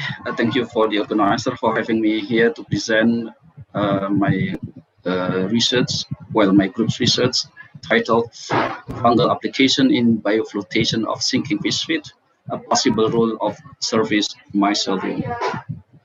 So as we know, tempeh is the fermentation product of soybeans using tempeh starter, or in the laboratorium context, we normally use the rhizopus, the fungi from genus Rhizopus.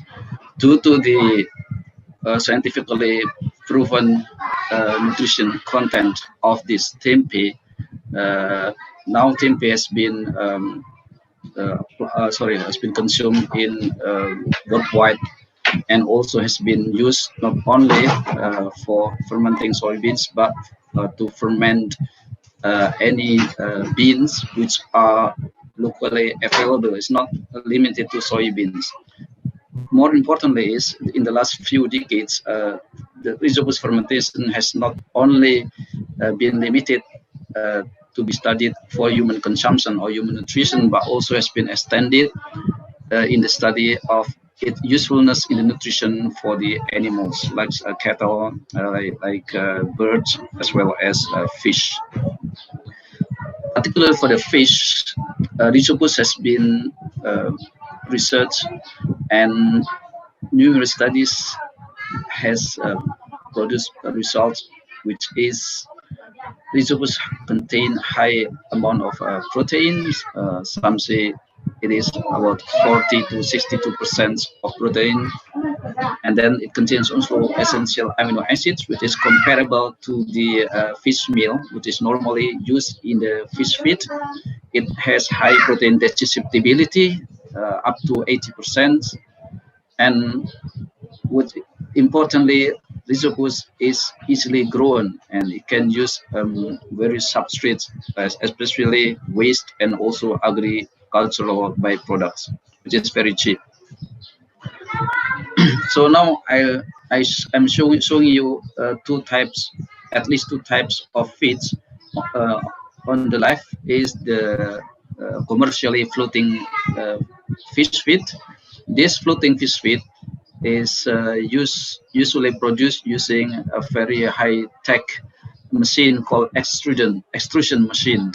And this machine is not only very expensive, but it also needs a high skill in order to operate it. It needs a high energy input, and it needs a constancy in the formulation of the feed.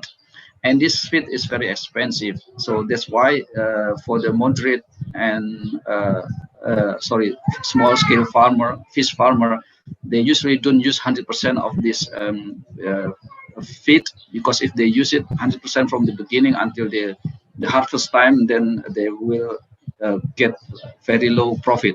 So normally toward the end of the harvest time, so maybe 2 or 3 weeks or 1 week before the harvest time, they switch into the low price feed, or sometimes they produce their own feeds, which is on the right. But this feed is very low quality, and it easily degrades. It breaks down in water, and it sinks in water, because they do not have machinery, extrusion machine, in order to produce floating feeds like the commercial floating feed. So this is problem, because if they use this easily degrading and sinking feed, then the feed not only most of the feed is not only being wasted and go down into the bottom of the pond or the water and pollute it, but it also reduce the effectivity or the efficiency of the feed use during the fish farming. So what we are doing, what we have been doing so far is we are trying to find an alternative method of making the sinking feed to float without any machines, which is very cheap and very easy and hopefully applicable to the farmer in the field. What we have been doing is we use fungi, which is tempeh fungi, in order to produce the buoyancy or the floating property on the feed. So this is very simple, but there is some question to be answered in this method. What actually causing the feed, the fermented feed, to float, and how actually this happen? So these floatings happen. So the objective of this study is to demonstrate the possible role of surface mycelium in the fungal-induced bioflotation of sinking aquafeed.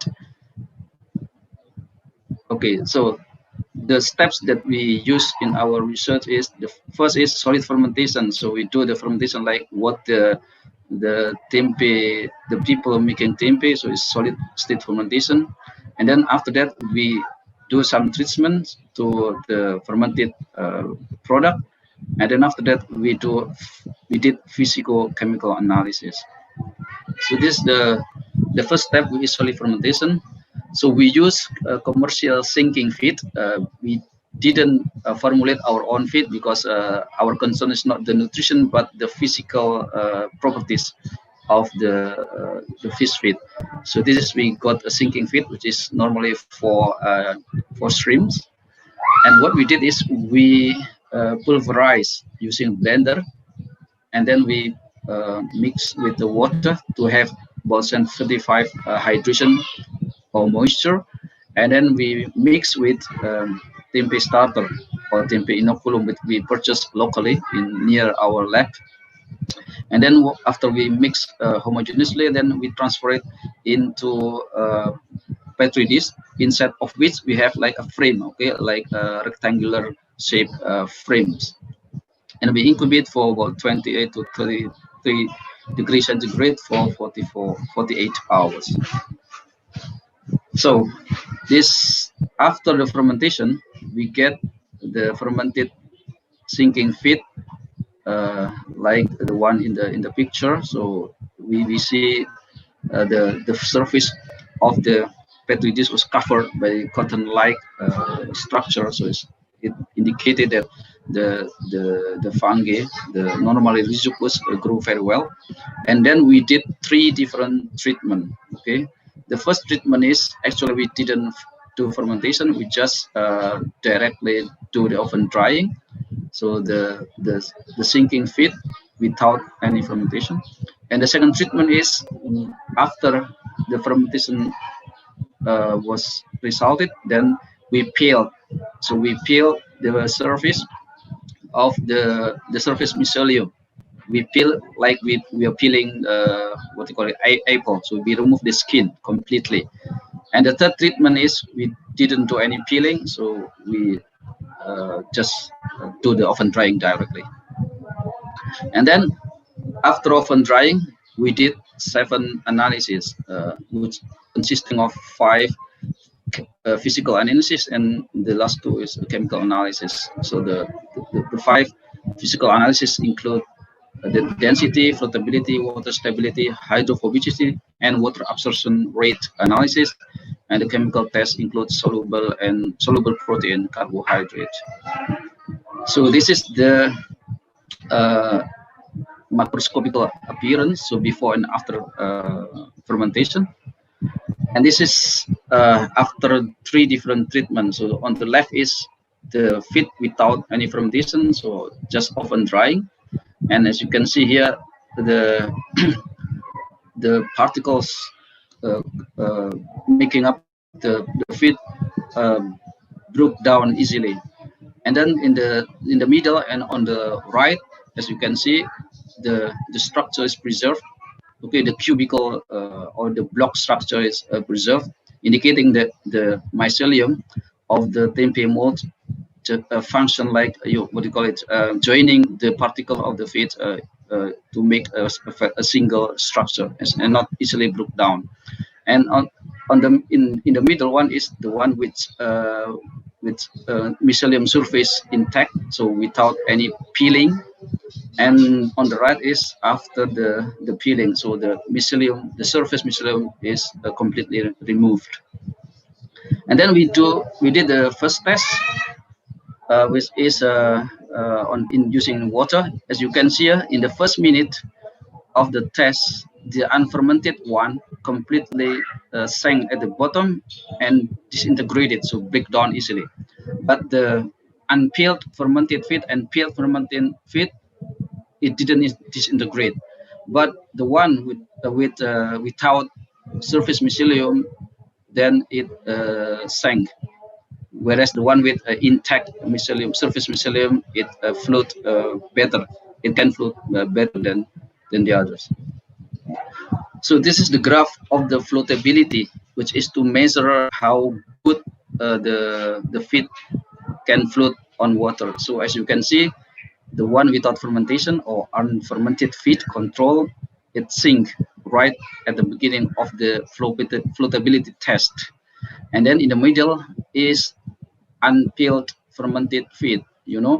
As you can see, it float until the end of the floatability test, which is 2 hours. Although the floatability was decreasing gradually, but it's still better than the one at the right, which is peeled fermented feed, which is the fermented feed with the mycelium, surface mycelium removed completely. As you can see, although at the beginning it floated all of them 100%, but within the first 2 or 3 minutes, it completely sank at the bottom.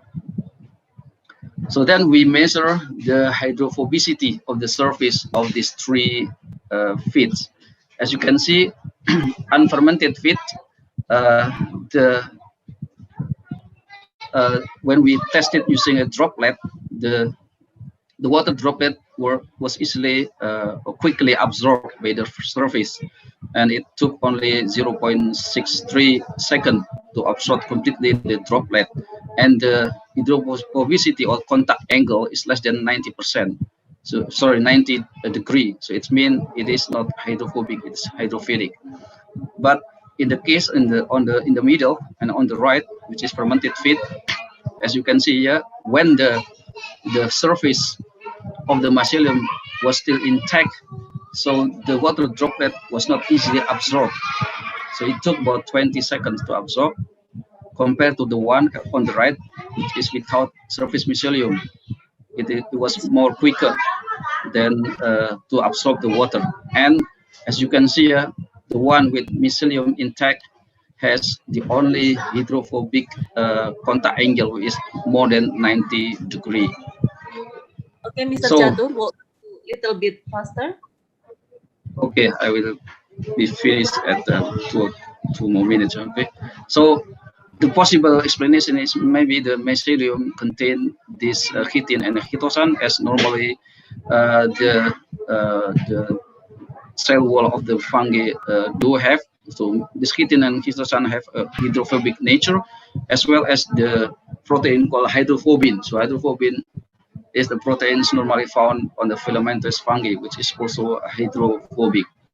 And the last slide that I want to show is from the result and discussion is, although it did successfully make the feed float, but unfortunately there's a drawback here. So the water, as you can see, the water became cloudy because of this fermented feed. So it's mean there were some nutrients which leach into the water, and we measured it. This leaching, leaching nutrients or compounds, it could be because of the protein and carbohydrate. As you can see here, there is an increase in the soluble protein and the sugar in the water in the fermented feed, both unpeeled and peeled, compared to the unfermented control.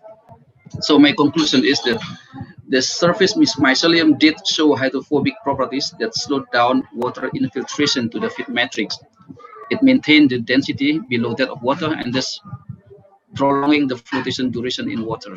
But further studies is needed to find a method to prevent nutrient leaching from the fermented feed. So thank you for the attention, and this is also the contributors of this research.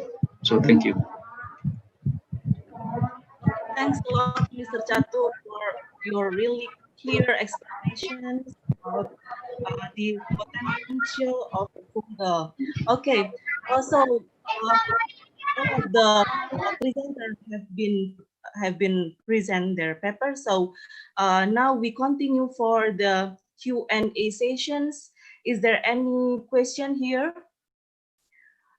And you can raise your hand and then you can ask the questions. Okay, not yet. Okay, not yet. Okay, well, I have a questions. For the first, I want to ask to Mr. Chatur about is there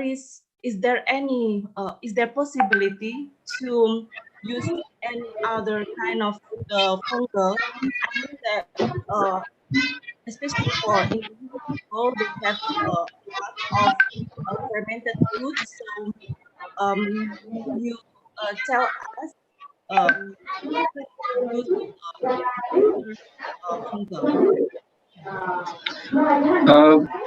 Yes, it is possible. Yes, the reason why we use rhizopus is uh, because rhizopus, the research on rhizopus for the animal or fish feed is plenty numerous.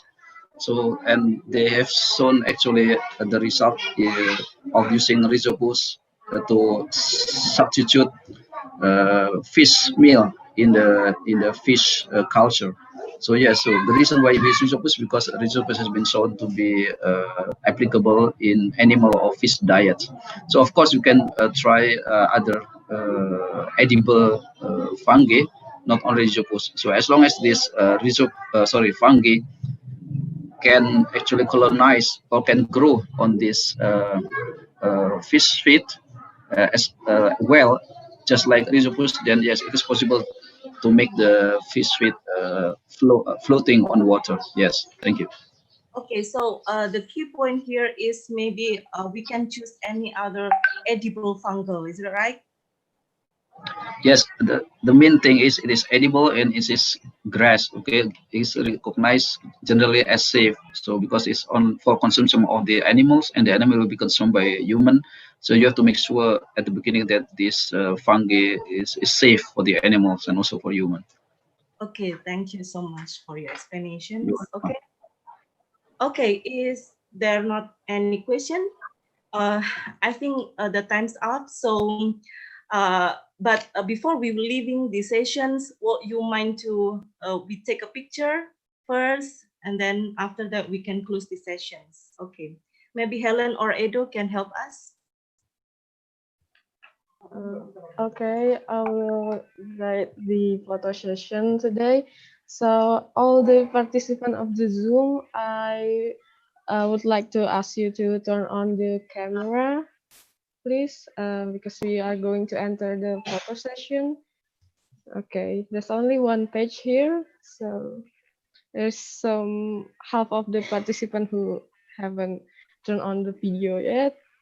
Please. Okay. Okay, that's for now. So I will count 1, 2, 3. Okay, that's it. Thank you so much.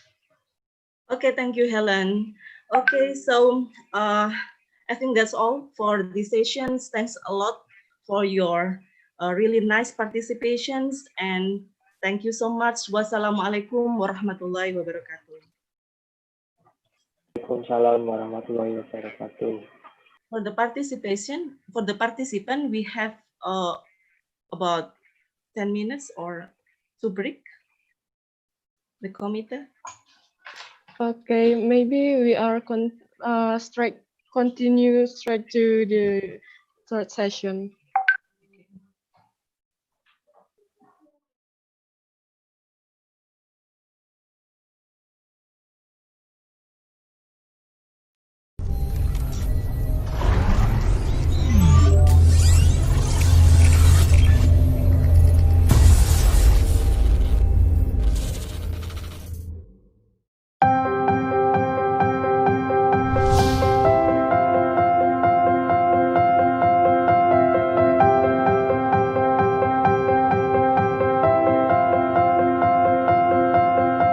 Surabaya.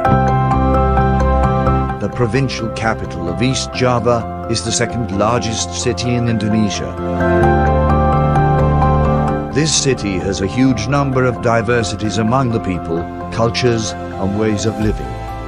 Surabaya has been acknowledged for its green public open spaces. It also has successfully equalized the development between build-up area and green area that makes Surabaya a livable city for all. I see Surabaya as a great city with amazing people. Living pace here is quite slow, so you don't feel the rush of living in the city. It's also a good place to travel around. I mean, in bus you can go in many places, or taking train on Java. It makes me so to be in peace, so I think that is a good place for me to stay. Surabaya is also known as the City of Heroes because of its role in Indonesian struggle for independence. Moreover, Surabaya nowadays has already become the center of businesses, commerce, industries, and education in Indonesia. One of the pioneers of education in Surabaya is the Institute Teknologi Sepuluna Pemba, better known as ITS.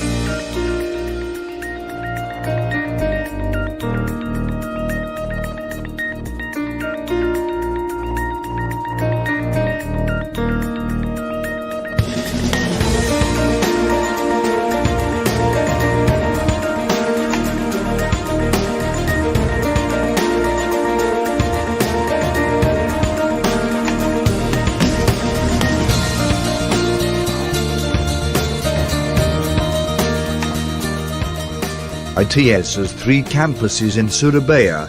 ITS Sukolilo as main campus. ITS Manyar its campus vocational study of civil infrastructure engineering. ITS Jokro Aminoto as campus for Master of Management Technology. Occupying a large area of 180 hectares as its main campus.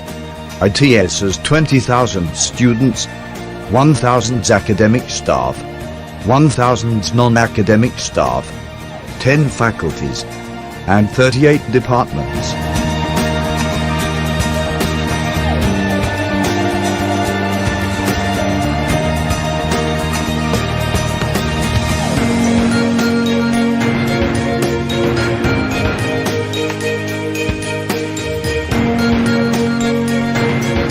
ITS has various fields of study, faculties, and strategic study program which are the center of excellence. Faculty of Industrial Technology,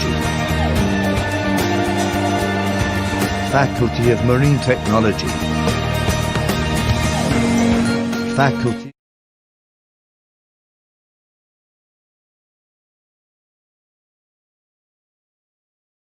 and one other depends on Lucas Lapanduli Poli. And you can see here, there are no significant differences in their body size or morphological characters.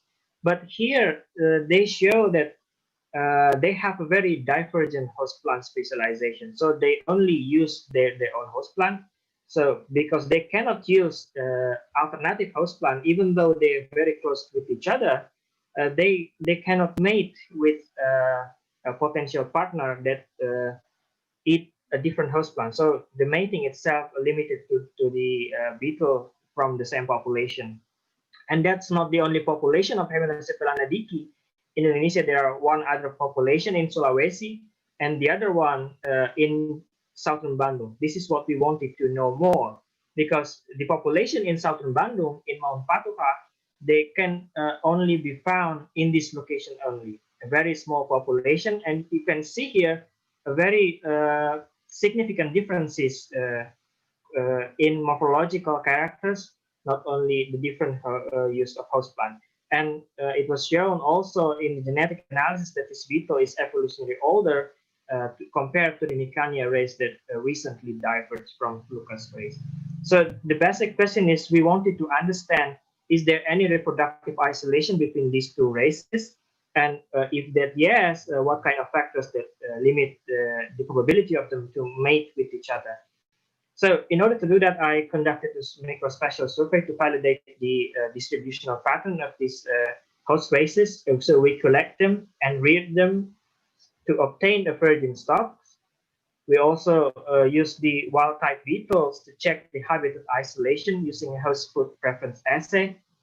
And the virgin stocks were later used in experimental to check the sexual isolation using 4 combination. And the successful mating were then the females separated and allowed them to oviposit their eggs, and we count how many eggs they produced and how many eggs successfully hatched. And the larvae that hatched, we wanted to understand, is there any postzygotic barriers in each of these combinations using a split group design. So we raised the larvae into host plant in Nicania and in the Glyptra. So in addition, we also conducting a choice mating assay to see this behavior in more natural condition. We also then conducting a field cage experiment. We wanted to see if the presence of host plant had any impact on impacting the probability of mating of these people in both parapatric condition and in sympatric condition.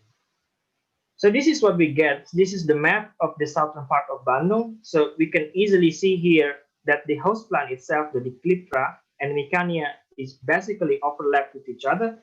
But the beetle itself, the Micania race, separated about 5 kilometers from the nearest population of the Dicliptra race in Mount Patuha. And this is the aerial view. So I'm going to show you that this is where we found the Micania race, and this is where we found the Cliptra race. So they are isolated geographically, also by anthropogenic barriers. And so it's not surprising if there are some kind of habitat isolation in them.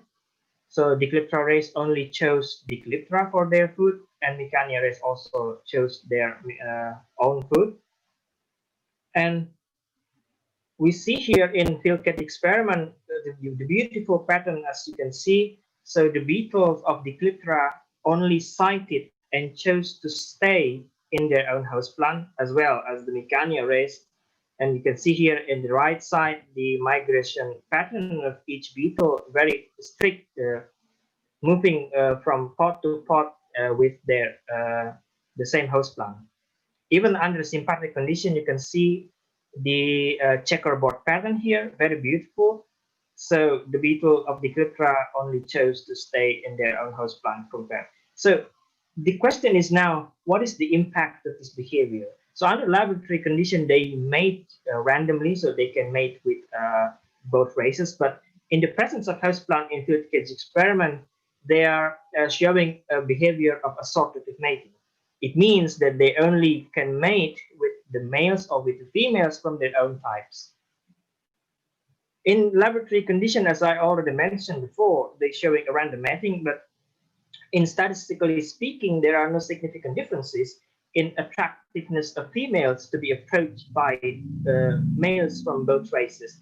But if we see here, we cannot completely exclude that there are a tendency of this beetle to be attracted with their own types. And the pattern we see here at the right side in the proportion of male mating success showing a more clearer results in which the mating were more likely to success in the conspecific pairs, the pairs that same type compared to the pairs with the different types. And it was showing a slight asymmetric. So you can see here there are some degree of sexual isolation that unequal between these two races.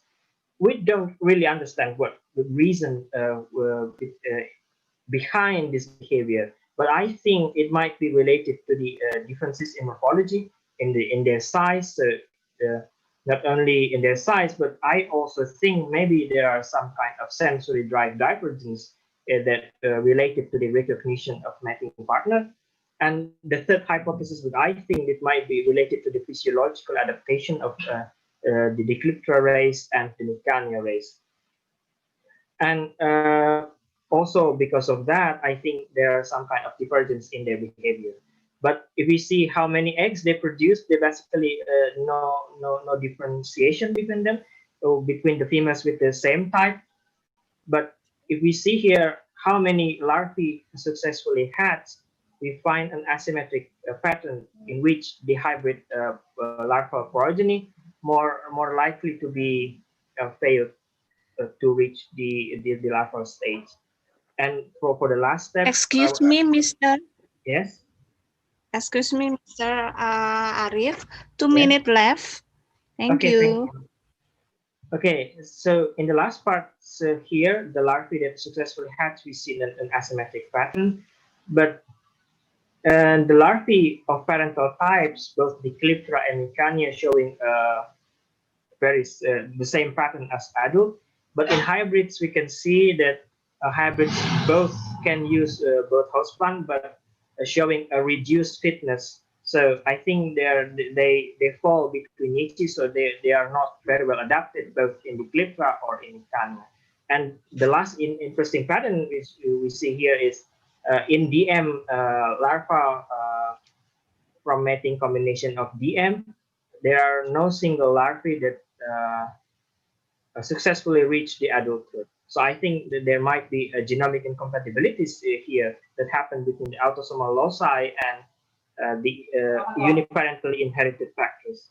So in conclusion, I wanted to say the divergent process is not complete, but I think the asymmetric barriers that happen, I already mentioned before, is quite strong enough as a joint action in limiting the genetic exchange between races. And how long this speciation process will proceed, we don't really understand it. And is it the process of speciation will complete? We don't know. So for the last, I wanted to say thank you for many people that contributed to my research. This is some references for those of you who are interested more. So thank you very much. If you have any questions, feel free to ask. Thank you. Thank you very much, Bapak Arif Maulana. Very insightful presentation. Maybe we will have the discussion time in the end of this session. Okay? So thank you very much, Bapak Arif. Okay, I will call the next presenter. Will be Ibu Umi Trisyanti. Ibu Umi Trisyanti, please. Okay, Bu Indah. Thank you very much. Thank you very much, Ibu Umi. Yeah. Okay, Ibu Umi. Our presentation today, it is about the human behavior. If the previous presentation is about research about species, about ecosystem, I will explain or I will discuss about the human behavior, the human attitude toward our environment. Yeah. Now I will share just a simple explanation about this. I will share my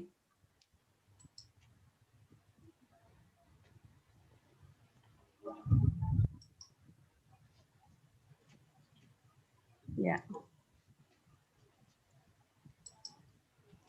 So this is the environmental education, how to educate people to save their biodiversity. Yeah. Why I choose this topic because of these reasons. Yeah. The biodiversity is a primary factor of the environmental sustainability. So a lack of the biodiversity has been established as a global environment issues in the recent years. Good environmental education and behavior will increase the surviving of living things. Yeah. Because of the beside of the human behaviors, the lack or the extinction of the biodiversity, it is caused because of the natural disaster also. Yeah. So beside of the lack of biodiversity, and then because of the human behaviors, and then the rapid development of the technology and industry has an impact of the human lives, and also because of the lack of the human awareness of the importance of the protecting of the environment. So many of the factors, these factors become our biodiversity is maybe extinct. Most of them is extinct. And then the problem of our environmental today is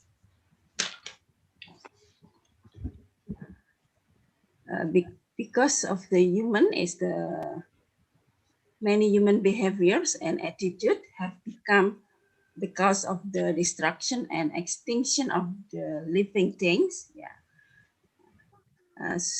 Research show that human behavior plays a very large roles in the environmental change. People still lack awareness in maintaining and preserving the environments. So the survey conducted so that the community lacks of the sensitivity to the surrounding environment. Many environmental problems occur to the human activities, causing more and more environmental damage from day to day. And then also many various behavioral deviation that are still practiced in many communities can reduce the quality of the environment. Because of that, the act of people, like the household waste, industrial waste, waste days, their disposal, then dump into the rivers, cause the fish to die and to destroy the ecosystem of the rivers. This can reduce the community, the environment, ecosystem of the environment. So this become the problem of the environmental today. Another problem is use of the chemical for food and plant to make them durable. The use of poison or chemical to make plant resistant to insect or pests can cause the resulting of the organism to become resistant. Organism become resistant. With the increasing use of the genetic engineering technology, this problem is the important issues for the environment and health. And then this of pesticides, this will decrease the value of the soil, and also the importance of the environment education is also for the sustainable living of the environment.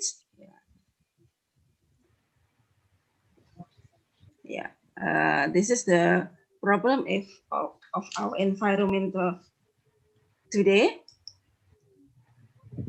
So the awareness of the sensitivity of the environment and the environmental challenges, the attitude of the humans, of the concern of the environment, and the motivation to improve of the maintaining environmental quality. To maintain the environmental quality is also weak.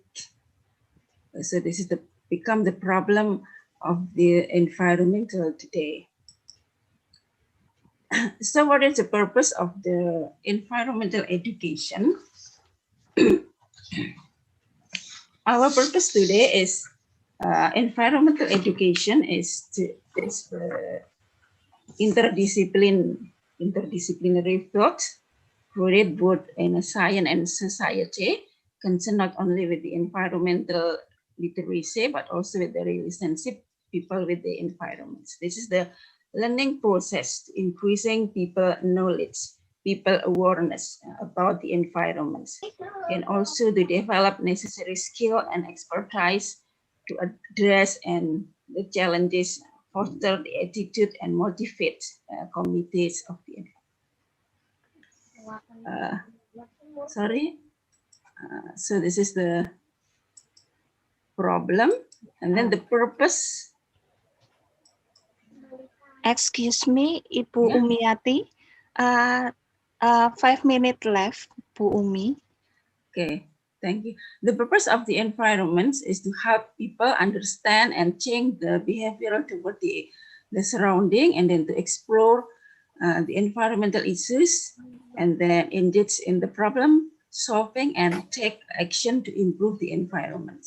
To make individual and society understand the complex nature of life, and then to educate in a responsible and effective manner in anticipating and solving the environmental problem. What is the benefit of the biodiversity through our education? As you know, biodiversity is a totally changed species ecosystem of the region. So the act of people today tends to reduce. So this our action to make aware of our biodiversity, and then many biodiversity concept and corresponding values and the meaning of should be treated in the environmental education. This the benefit. There are many benefits for our food and drink, medicine, industrial material, and then better crop varieties, then for leisure, culture, and aesthetic value. So this provide our environments, provide many biodiversity for our food, medicine, industrial, etc. And then for the threat of the biodiversity, it is many threats is for the destruction of exploitation, and then agricultural intensification, climate change, and then the pollution. This is the threat of our biodiversity today. So for the conclusion now, high biodiversity in an area has a lot of benefit for the environmental and everyone who live in that area. There are still many people who do not respect of the environment. So the use of engineering technologies created a new problem in the form of decreased soil quality and health. And then the best and cheapest way is to return to the technology of organic products, namely not using chemical toxin in agricultural or livestock production, so that humans have healthy food and nutrient intakes. So the environmental education today important to make people aware of the environmental and the society. So this change our human habits, it change for the people habit to more aware of the environment. So this will save our biodiversity. High biodiversity has a lot of benefit for the environment and everyone who lives in that area. Therefore, the government and the society must have to each other to always preserve biodiversity to support this human life. This is the act of the people today. Yeah. So this become our habitual activity now. Okay. Thank you very much. Thank you very much. A very interesting presentation, Ibu Umi. Okay, I would like to remind of all participants, if you have any question, please go to the chat box or raise your hand after the last presentation in this session. Thank you. And then we go to the next presenter. The third presenter will be Ibu Christine Wulandari. Ibu Christine Wulandari. Yes, I'm. Please, time is yours. Thank you. Okay, thank you very much, Bu Indah. Thank you very much for the others. We still here together, even though this ngantuk period. Yeah. Okay. Good afternoon for all participants. Thank you for Bu Indah and also the OC ITS for this opportunity. I would like to share my screen, ya Bu Indah. Yeah. Yes. Please. Okay, thank you. Silakan Ibu. Yeah. Kita dari Jawa sampai Inggris, Bu. Oke. Oke. Jawa, Bu, keluar Jawanya, Bu. Iya, saya luar Jawanya ada di Jawa juga. Baik, I would like to present it is actually our research collaboration with our partners in Philippines. They are from University of the Philippines of Los Baños. Actually, they have also like now the Institute of Agroforestry in that university. So we have the some collaboration research right now. I would like to share one of our research. It is about the state of biodiversity condition at the selected watershed in Indonesia, also in the Philippines. As an introduction, actually, it is this presentation same with the Bu Umi. We will talk about the indigenous people or also the human perception, not only for the species. Okay, this research actually have a reasoning or our background is because we know that local and indigenous communities actually has important and forest rehabilitation and also an ecological restoration initiative because they're living surrounded to forest up to now. So based on this reason or this condition or food condition, we have the objective of this research. It is want to know about the how the contribution of the local communities toward on ecological rehabilitation, particularly in selected our watersheds. So also our reason up to now we always known that always or maybe always read that when we read the watershed research, it's about the erosion, the beat, and right now we just talk about the community, how their perception and how they're doing in that area. Okay, it is our method. Actually, we have the social and also mixed with the biodiversity assessment of important value, and also the Shannon winner and evidence index. One of our research and discussion for this paper or our research for the socioeconomic actually from the both area Indonesia and also Philippines, most of the respondent actually still young because the age is around 38 years and 98% of them is married already. Household size of the respondent is 4, and also the most respondent it is 34% of them is have a annual income 200 400 US, and they managing their land. For the farm characteristic, we have the research. For the Philippines, actually, we found the 6 types of land uses and farm system. The majority of the agroforestry system is the sayuti and coffee base. For Indonesia, actually, up to now in Lampung particularly, we still have the dominated for the coffee. So our 90% of research area is community-based coffee or agroforestry-based coffee, and 65 of them have avocado, and 41% of that area have a durian. But almost of that area, actually the 91%, it is have the cultivated that kind of the trees because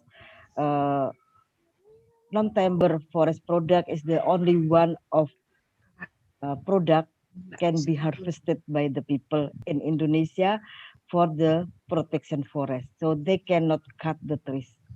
It is a different with the Philippines. So for the ecological status for the Philippines area, actually the people or the respondent have the perception or they have some note about the condition or ecology condition. For the soil stability, 93% of them said that they have evident the soil erosion. And 59% of them said they have the clean forest cover right now.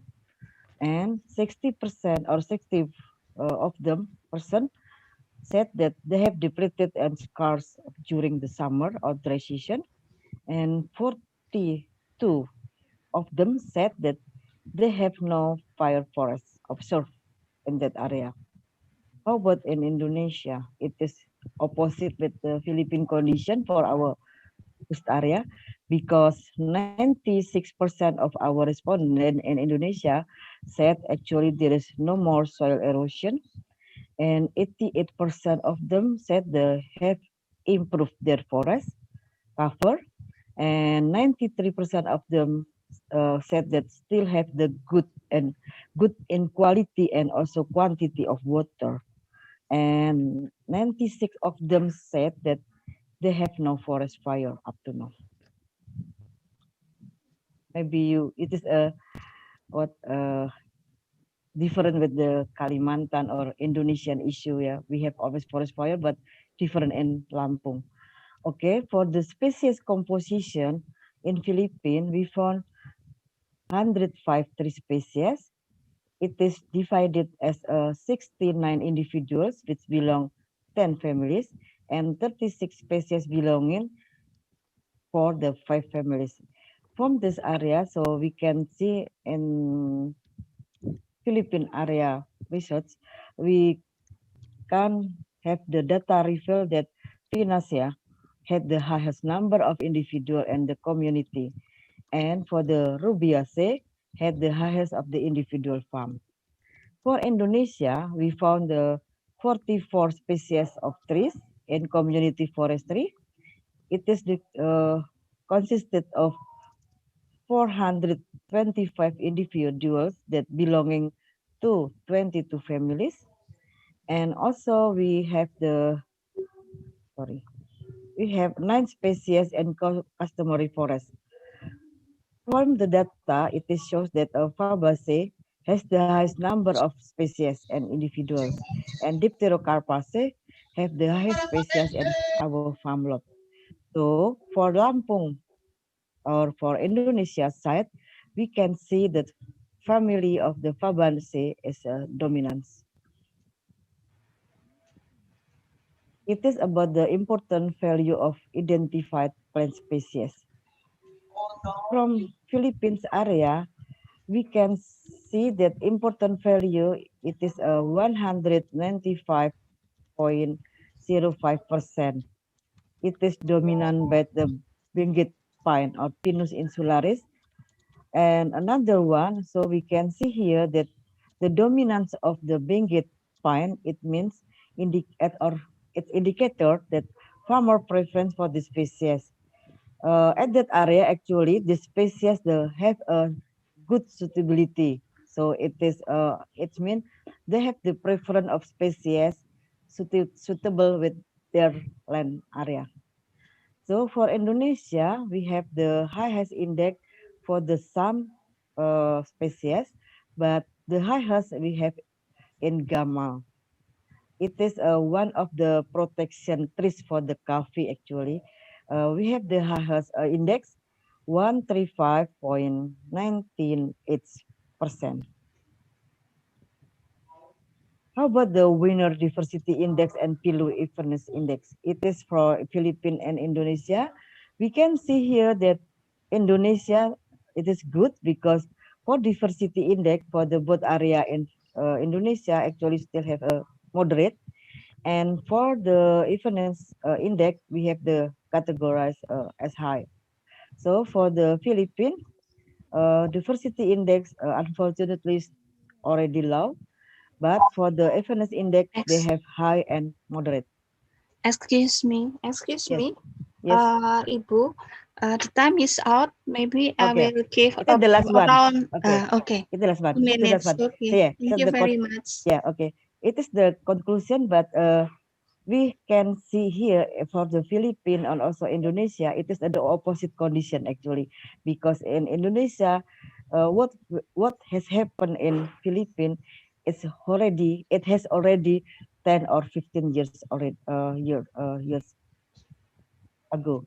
So for the recommendation, actually, we need the sum of the information education campaign, so we can empower the community organization. And the second one for the young people, it is also important. Thank you, Mbak Indah. Thank you, Bu Indah. Thank you. Thank you very much. Thank you so much, Ibu Christine, for the great presentation. So I will go to the next presenter. The fourth presenter is Bapak Wisnu Febri Afrianto. Bapak Wisnu, please take your time. Yeah. Thank you, Bapak Wisnu. Thank you for the time. Okay, Bunda, thank you for the time. Thanks for having me, and thanks for introduction as well. So I will wait. Green for my.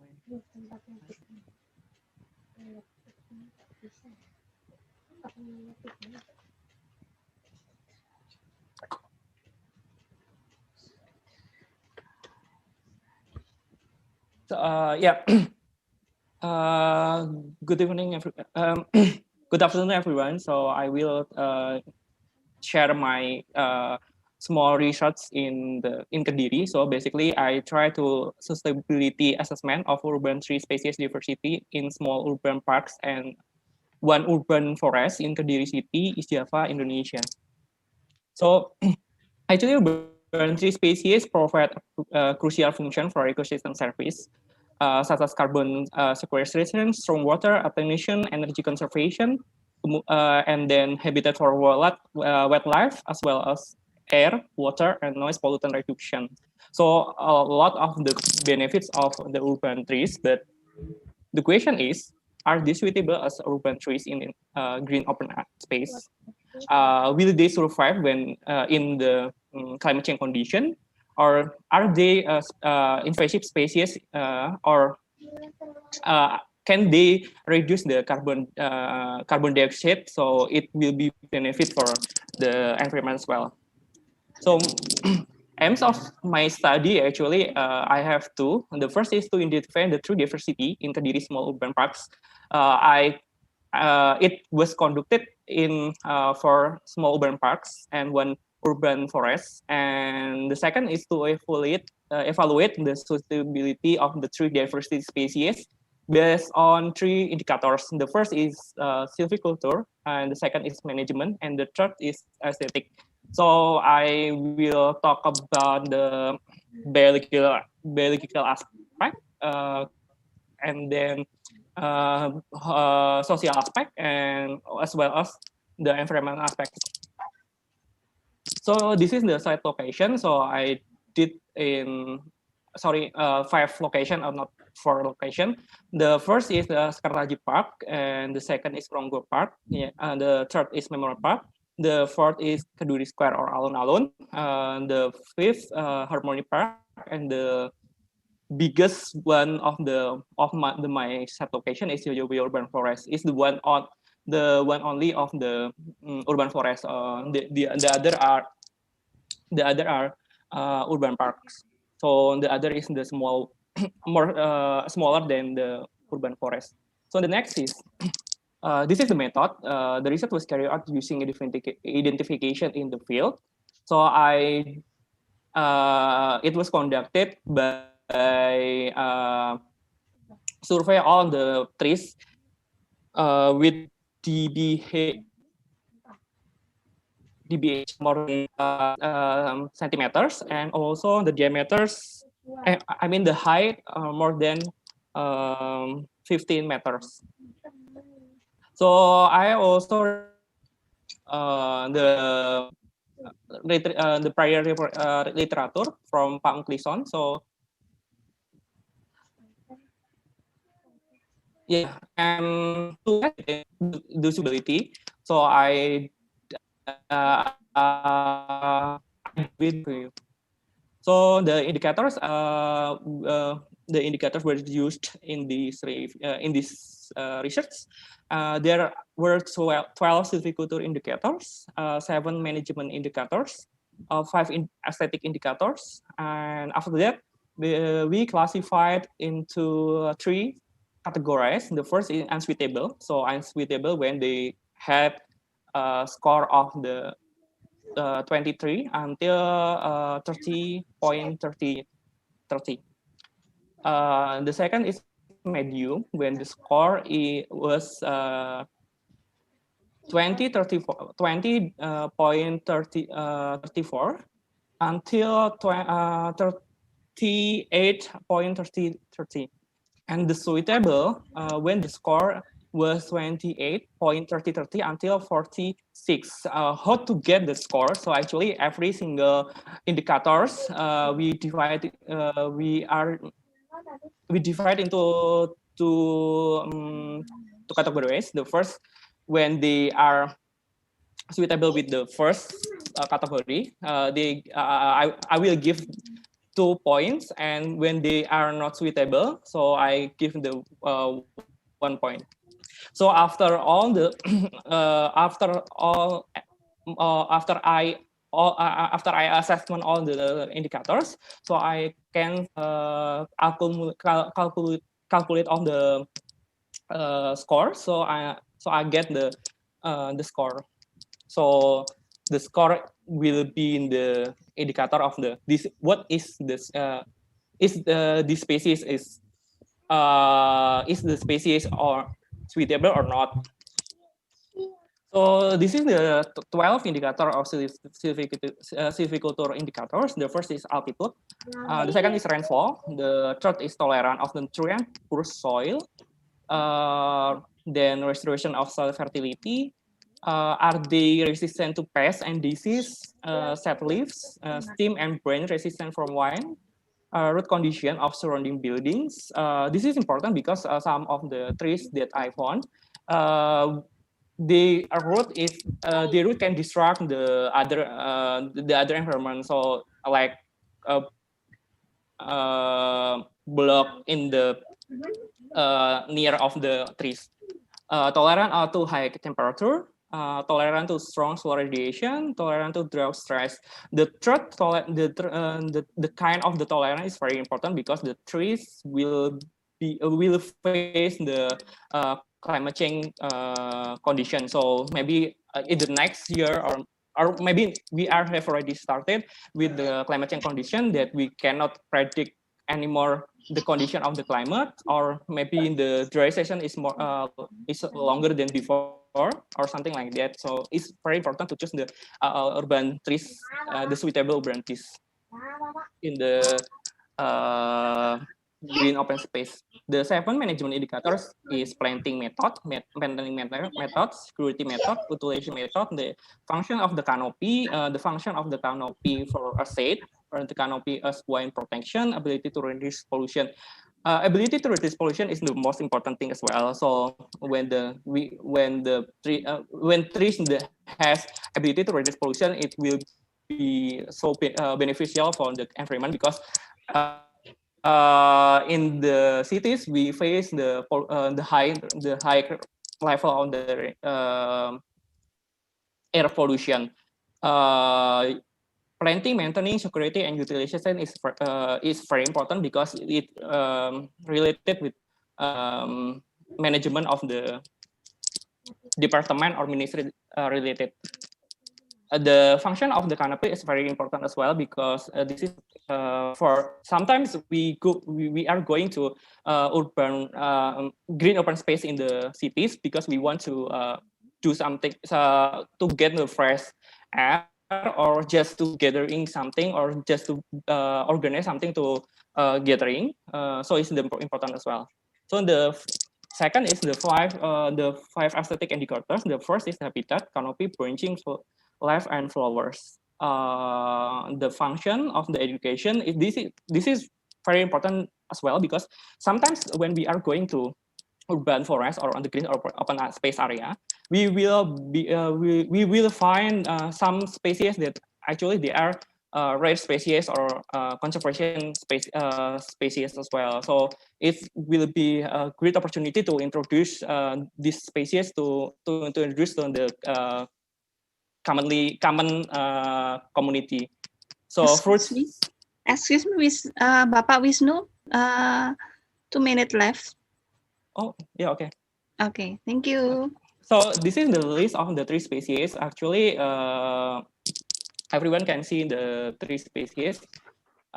Then this is the list of 3 species in medium. So there were 70 families of the domination with Fabaceae, and then this is the the most important because 21% of the suitable after the suitability assessment, we got 20% of the medium, the suitability level, and the 79% the suitable level of the suitability assessment. So this is the conclusion.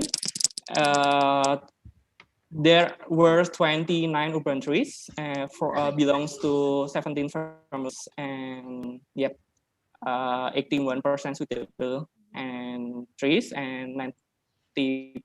Sorry, this is not. This is wrong. So this is the right side. Thank you. Okay. Thank you, Bu Indah.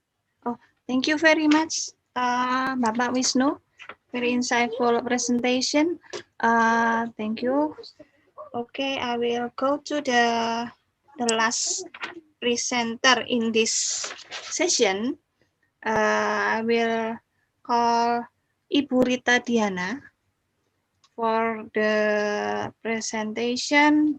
The title, composition and structure of vegetation species at different age of loads over forest in East Kalimantan.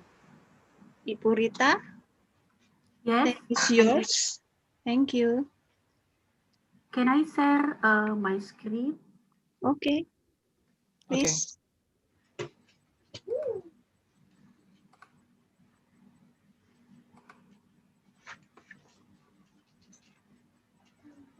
Okay.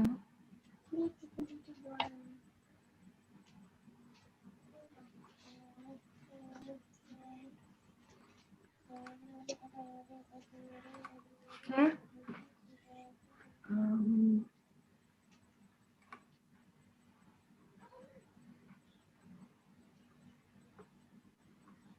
Thank you very much.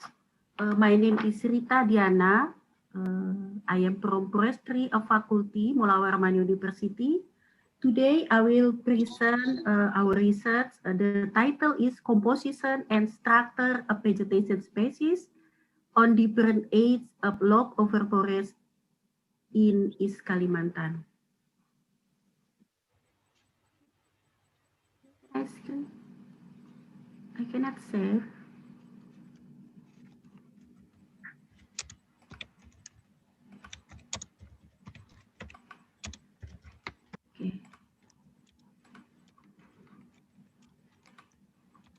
Okay, the background. Selective cutting and replanting system is known as one of the way to implement sustainable forest management in Indonesia.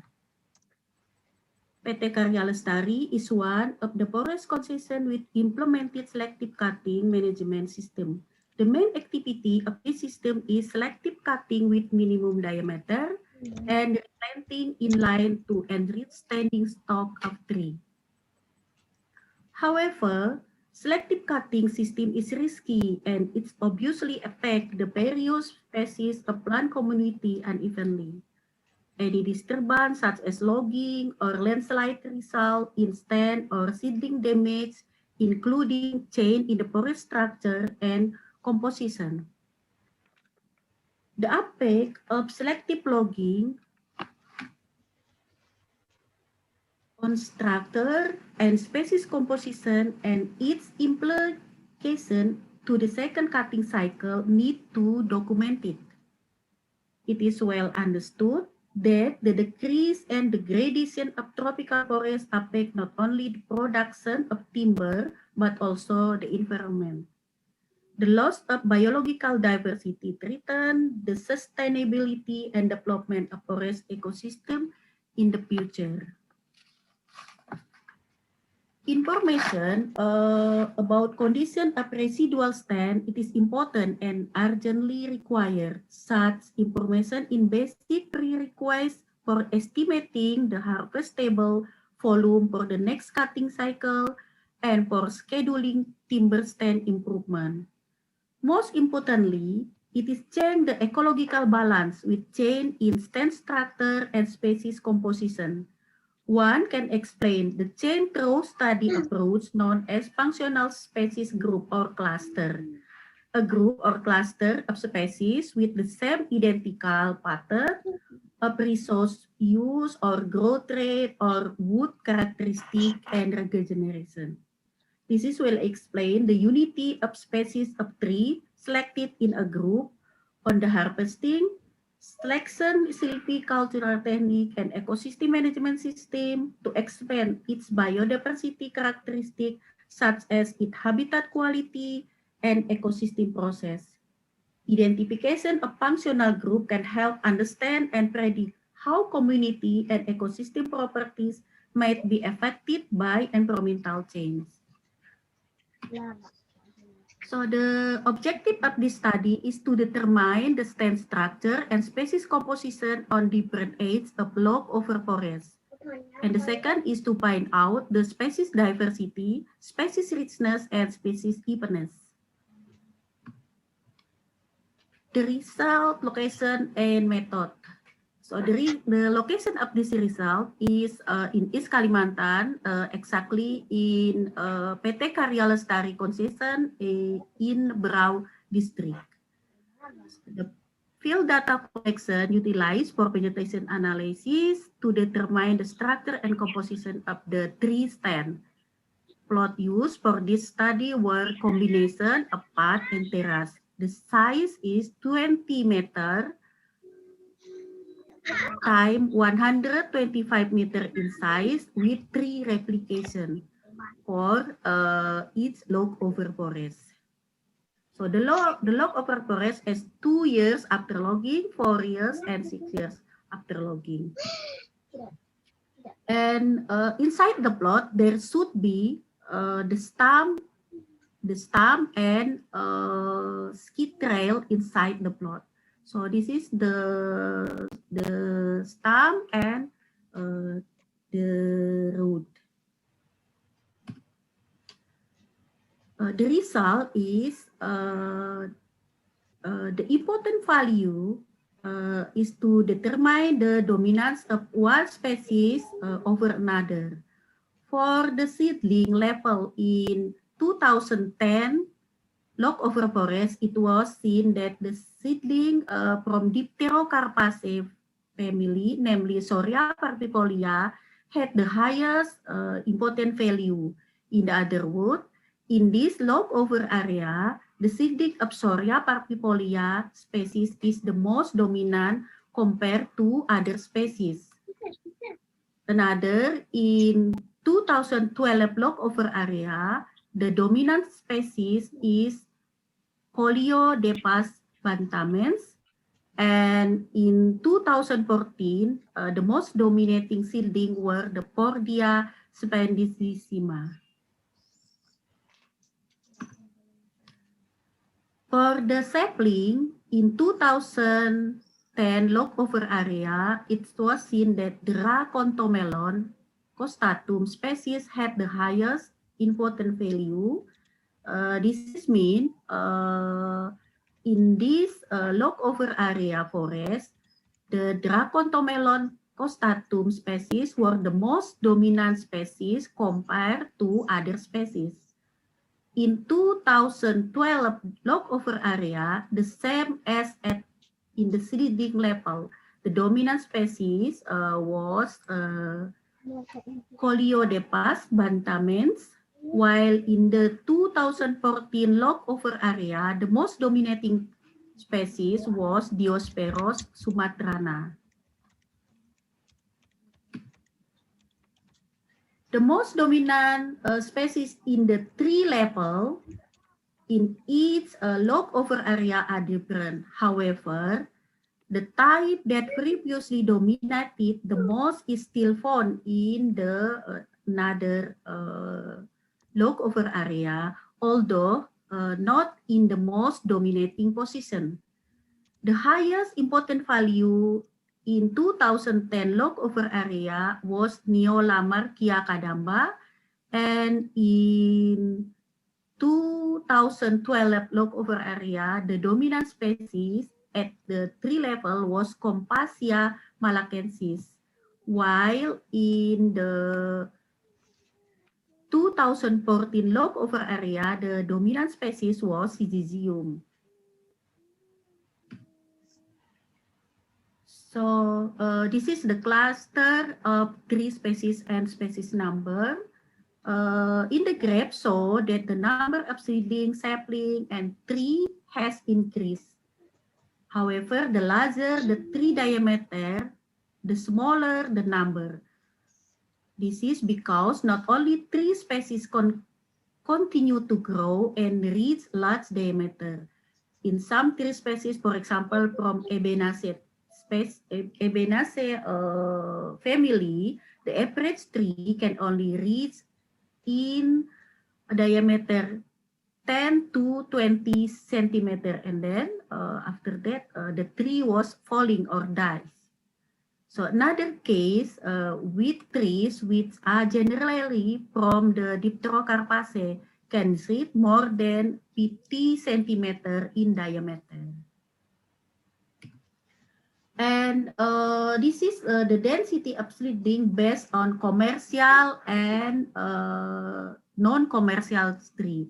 As in the graph, that's seen that commercial tree is less than non-commercial trees. So it means in the area we need to the tree improvement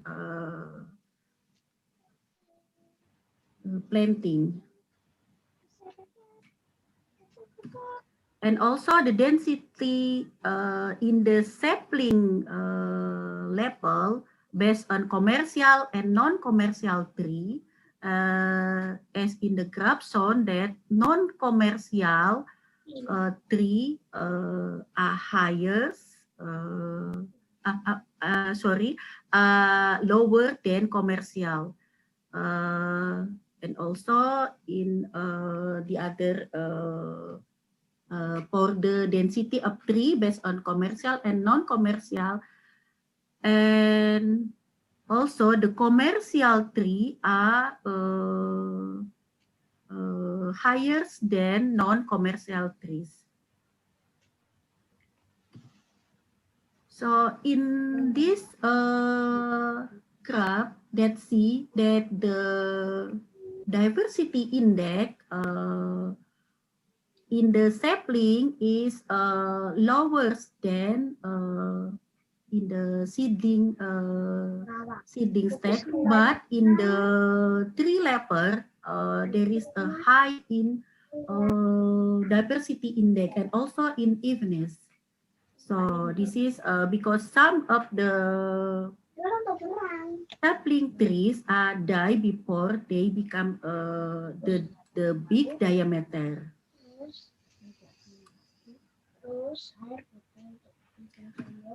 Okay, the conclusion of this research is as regard for the regeneration of seedling, sapling, and trees, commercial species is dominant compared to non-commercial species or pioneer species. And the second, there will be no stagnation for ability of commercial group of or wood stock. And the three is individual selective cutting with diameter limit have not significantly affect the climate species. Okay, thank you. Okay, thank you very much, Thank you. Rita. Thank you very much, Purita. Thank you so much for great presentation. So we are going to the next. I mean the discussion session. The discussion session. So I will read the questions in the chat box. Okay, the first question from Ibu Elisa. Ibu Elisa, do you want to ask question directly or via chat box?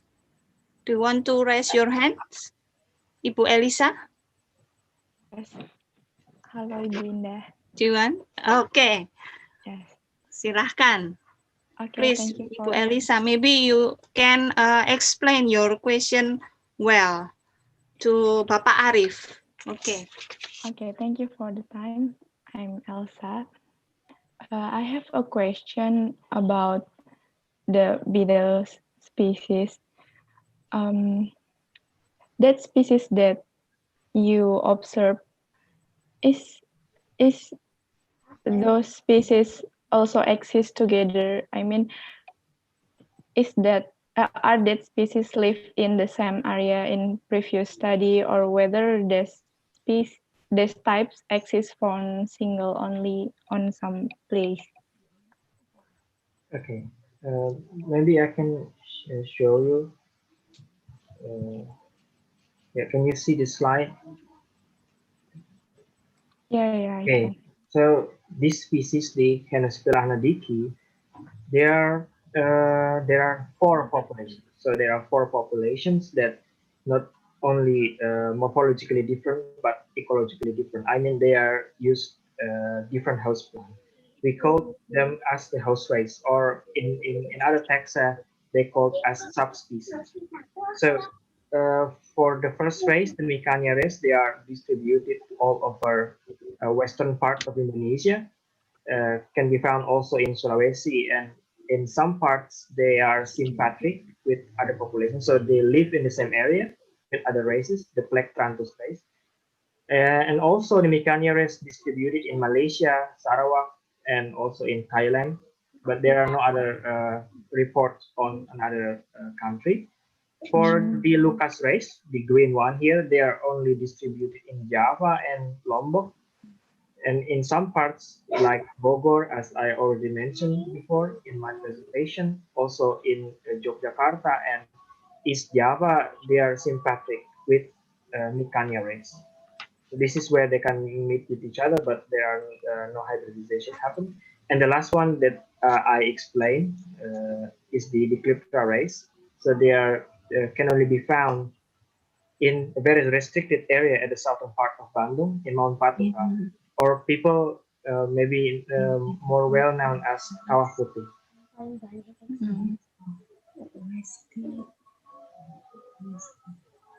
Is it quite clear for you?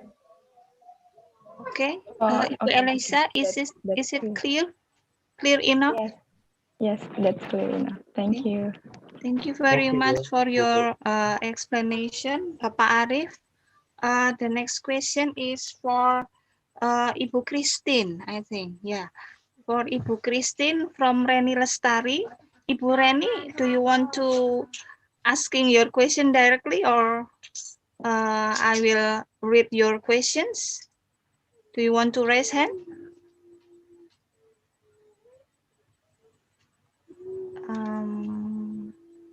Okay, I will. Okay, I will read your question.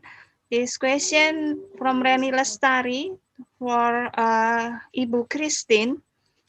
I have questions. Why do you not mention the location of Lampung of Indonesia and certain location in the Philippines in the title of your paper? Since the result of your study does not represent the condition in Indonesia in general as well as in the Philippines. Please, Ibu Christine. Okay, actually it is a suggestion, yeah, Bu Indah, and also thank you very much, Bu Reni. Yeah. Maybe it can be also as our next proceeding. We can do that as a study case, and we can Yeah. put in it. Yeah, thank you very much, Put Bu Reni. the observation is Yeah. already your Methodology you have we test already like observed it. it, or But Bu Reni just suggestion it is good for me or for us yeah. to put it in our title, Bu. Not Indonesia, not Philippines, but it is the case study. It is. Okay, it's only comparison case study. Yeah. Ibu. Okay, thank you very much. I will go to the third question from Bapak Samsul Hidayat. Bapak Samsul will ask question to Ibu Umi. Bapak Samsul, do you want to asking your question?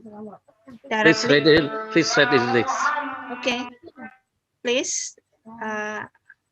Please read by you because Okay. it's time for Ajan. Okay. I'm really sorry. I will read your question. Thank you.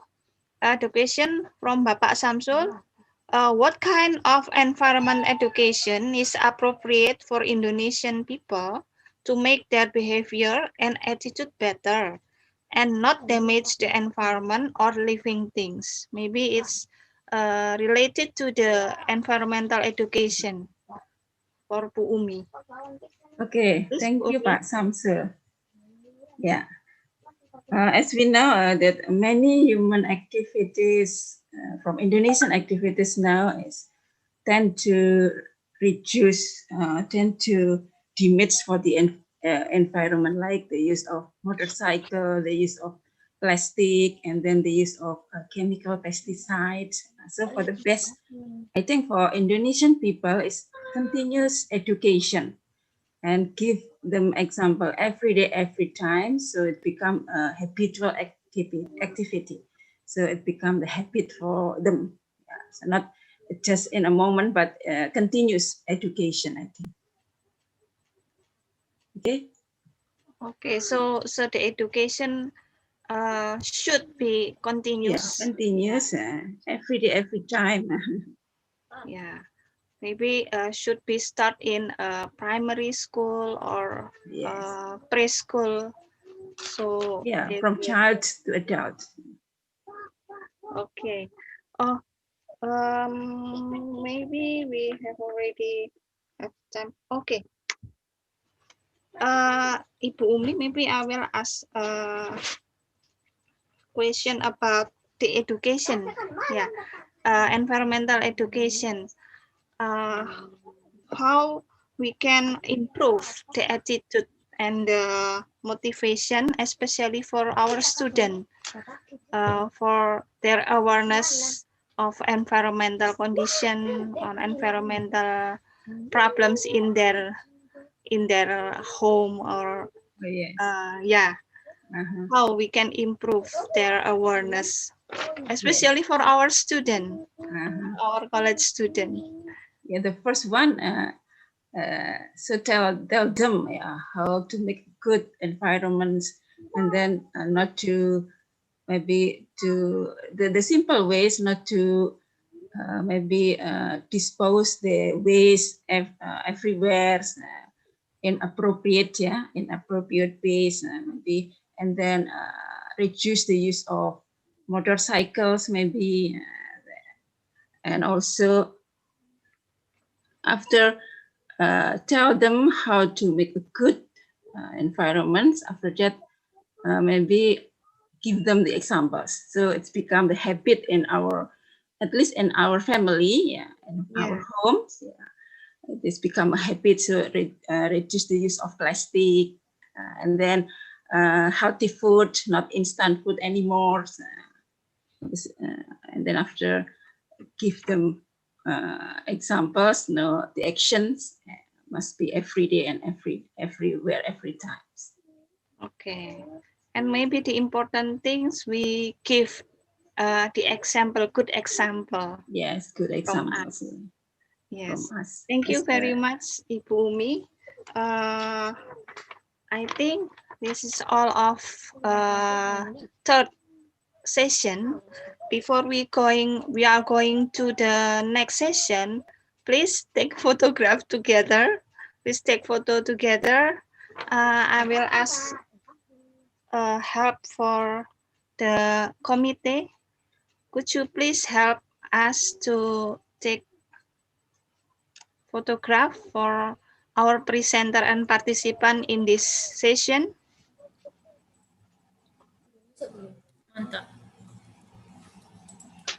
Maybe the committee, Pak Sobrian. Ya, bisa dinyalakan kameranya semua. Okay, please turn on your video, so we will take photograph together before we are going to the next session. because I think the presenter or participant here will go to the other session or other class, other room. Please turn in your video. We are going to take photograph together. Okay, so Priyan.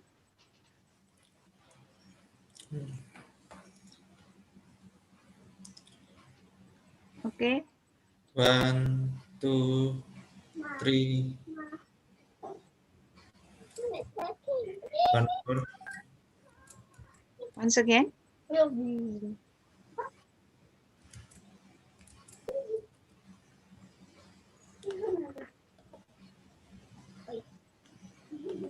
One, two, three.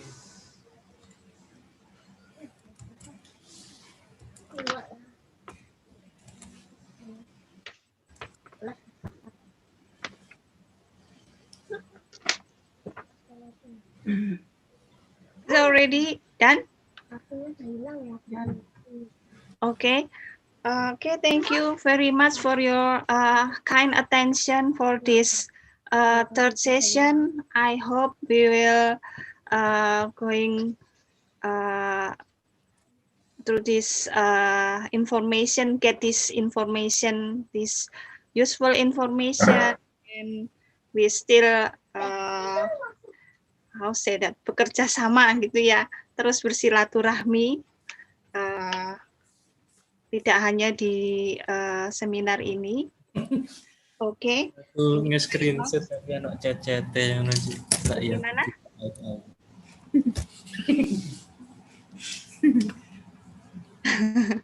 Okay, I will close this third session. Thank you very much for your attention, and we will continue to the fourth session. Thank you very much for your kind attention. Wassalamualaikum warahmatullahi wabarakatuh. Waalaikumsalam warahmatullahi wabarakatuh.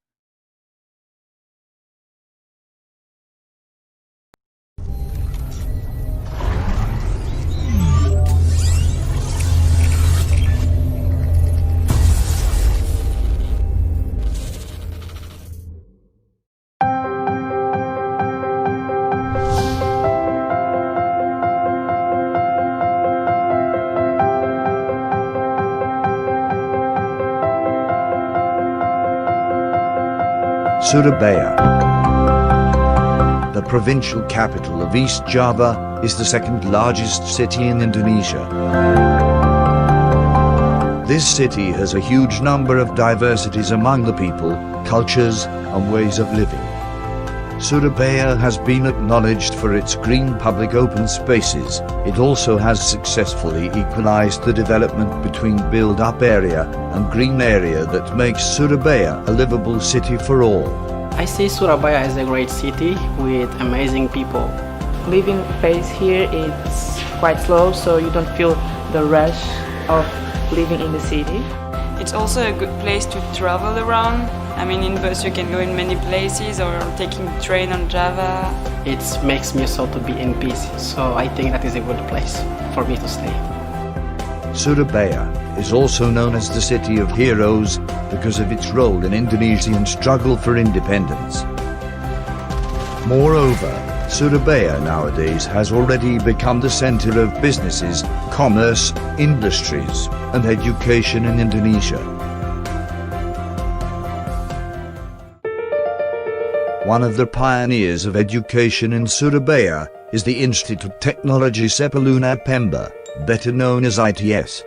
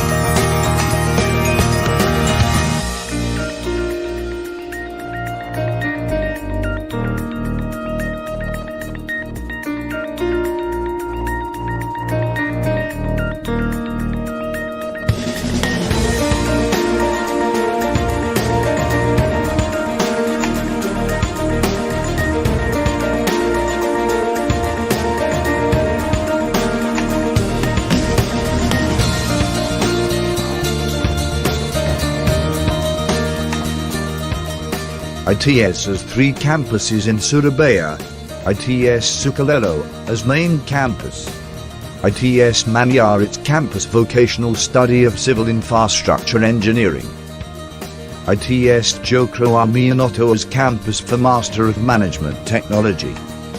Occupying a large area of 180 hectares as its main campus, ITS has 20,000 students, 1,000 academic staff, 1,000 non-academic staff, 10 faculties, and 38 departments.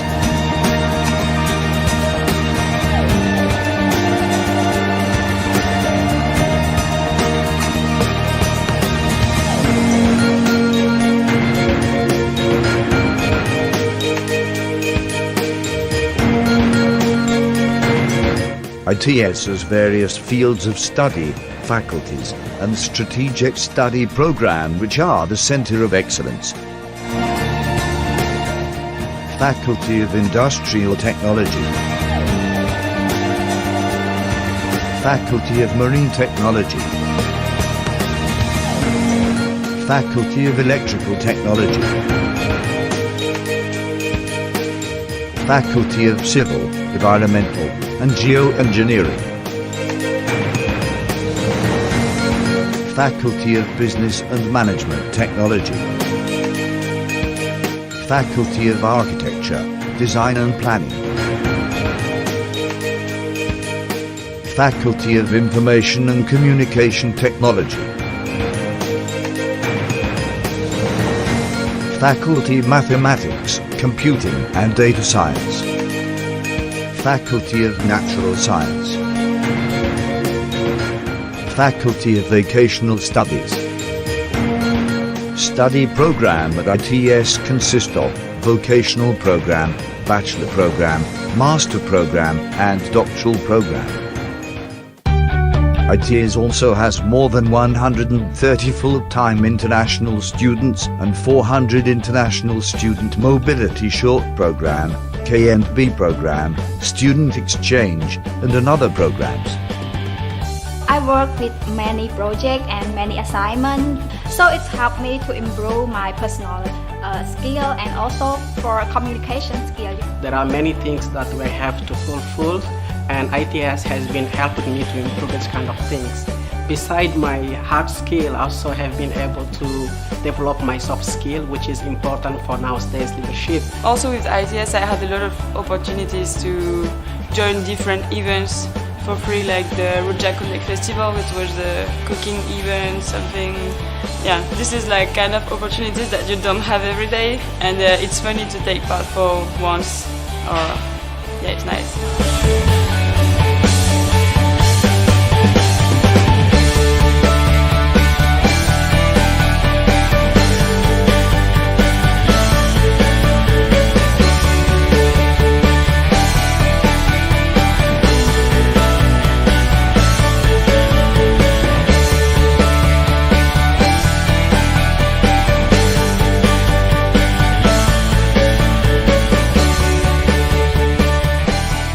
ITS inventing many technological innovations that have been acknowledged in various international competitions. These are several national and international achievements by ITS.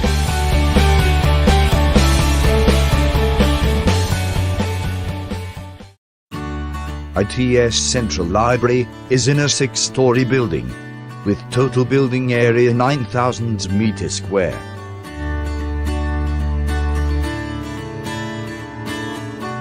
This library, more than 121,000 printed textbooks, more than 10,000 e-books, 10,000 audio-visual data, and 18,000 digital library collections.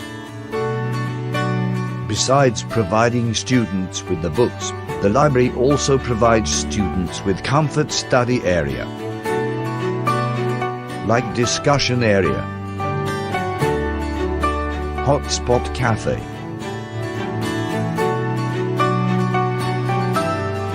computer rent, multi-purposes room,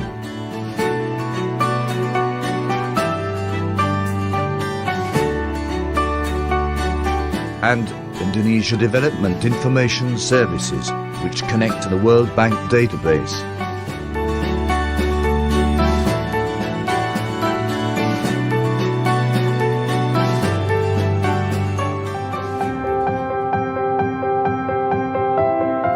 Research and innovation at ITS are geared towards addressing global challenges.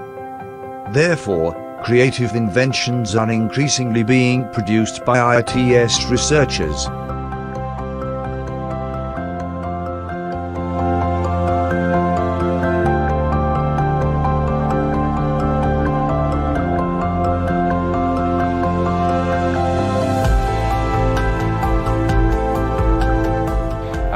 If people are talking about logistics and supply chain in Indonesia, we publish papers, we are doing research on transportation modeling, we are doing research on warehouse modeling, and we also do a lot of networking with industries, with companies, and our research has been used in many companies in Indonesia.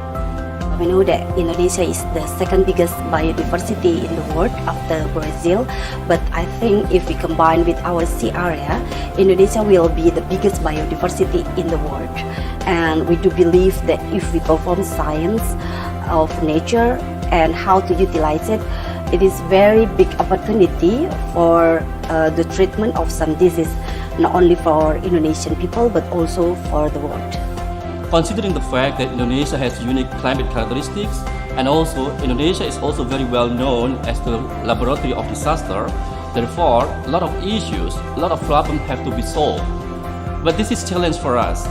We cannot work alone. We need to work interdisciplinary, which involve expert, local or internationally. Therefore, we invite all of you to work here with us in ITS.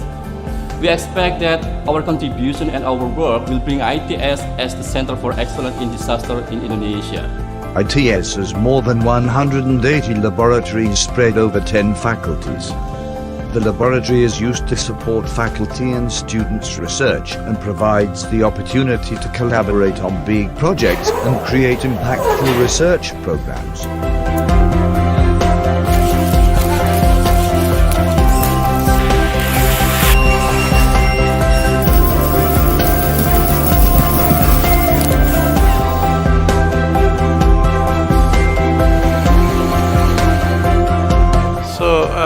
As the institution, I think ITS has contributed a lot in terms of giving an ideas and spirit, and at the same time self-confidence to our country about how capable we are.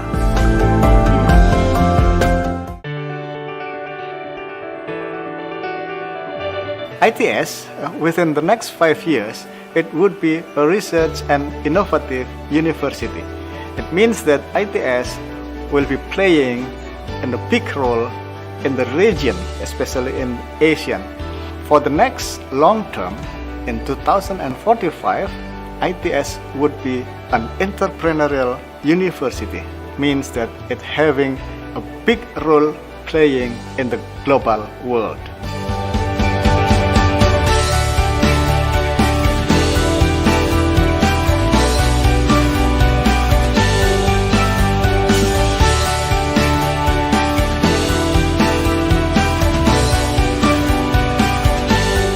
So, come and join us. Come and join us. Come and join us.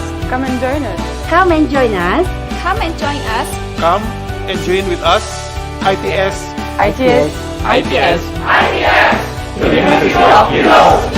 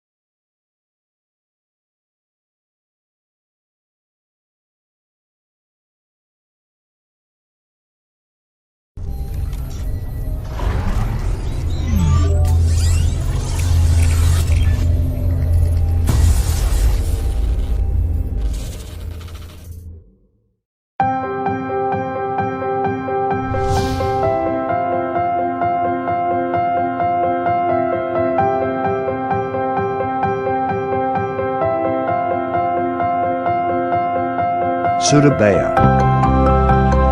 The provincial capital of East Java is the second largest city in Indonesia. This city has a huge number of diversities among the people, cultures, and ways of living. Surabaya has been acknowledged for its green public open spaces. It also has successfully equalized the development between build-up area and green area that makes Surabaya a livable city for all. I see Surabaya as a great city with amazing people. Living pace here is quite slow, so you don't feel the rush of living in the city. It's also a good place to travel around. I mean, in bus you can go in many places, or taking the train on Java. It makes me so to be in peace, so I think that is a good place for me to stay. Surabaya is also known as the City of Heroes because of its role in Indonesian struggle for independence. Moreover, Surabaya nowadays has already become the center of businesses, commerce, industries, and education in Indonesia. One of the pioneers of education in Surabaya is the Institute Technology Sepaluna Pemba, better known as ITS.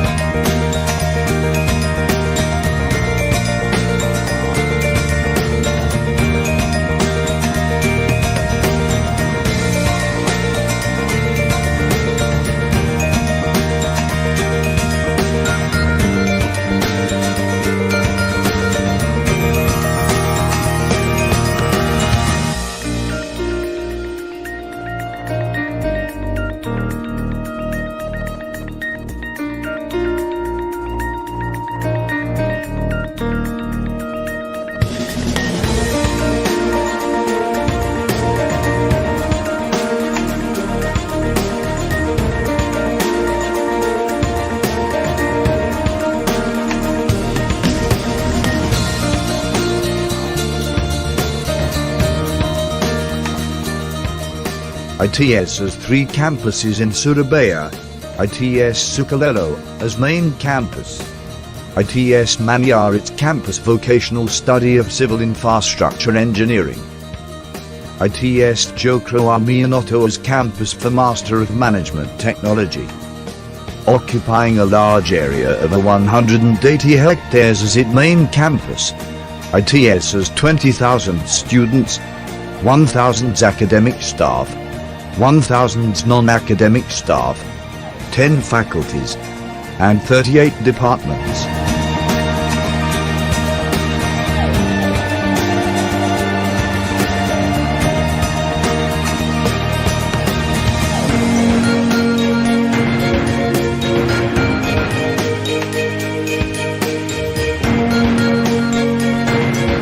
ITS has various fields of study, faculties, and strategic study program which are the center of excellence. Faculty of Industrial Technology, Faculty of Marine Technology,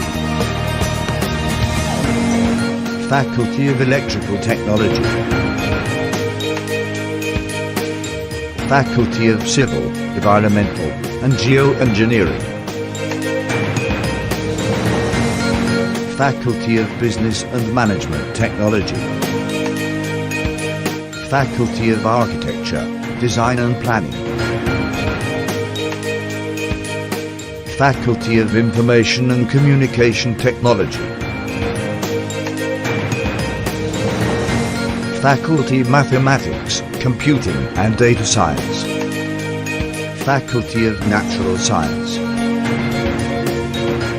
Faculty of Vocational Studies. Study program at ITS consists of vocational program, bachelor program, master program, and doctoral program.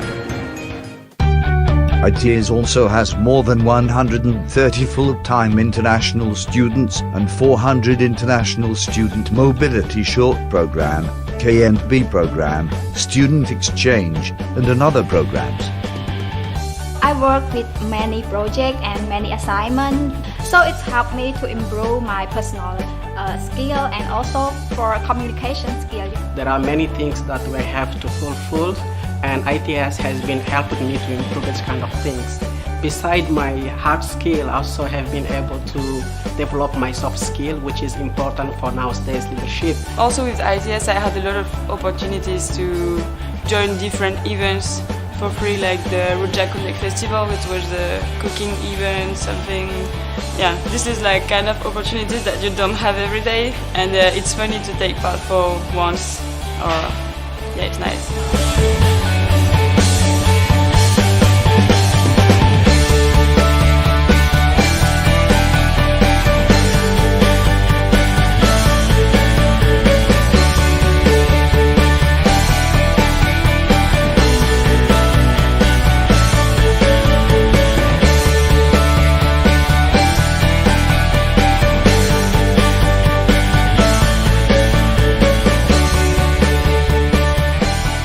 ITS inventing many technological innovations that have been acknowledged in various international competitions.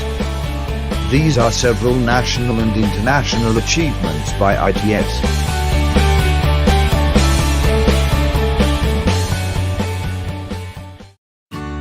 ITS Central Library is in a 6-story building, with total building area 9,000 meters square.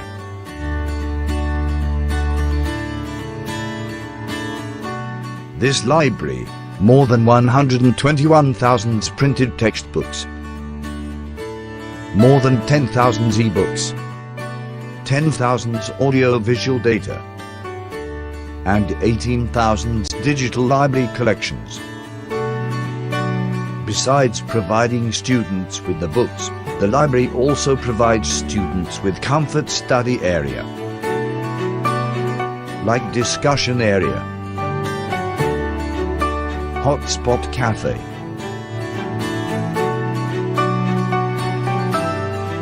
computer rent, multi-purposes room,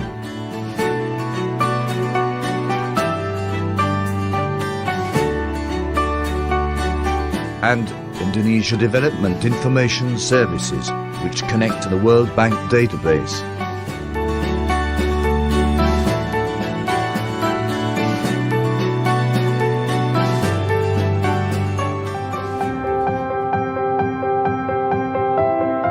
Research and innovation at ITS are geared towards addressing global challenges.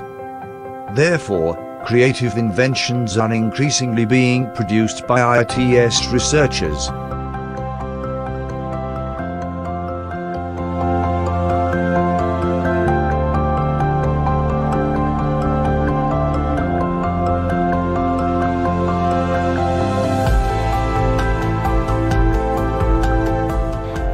If people are talking about logistics and supply chain in Indonesia, we publish papers, we are doing research on transportation modeling, we are doing research on warehouse modeling, and we also do a lot of networking with industries, with companies, and our research has been used in many companies in Indonesia.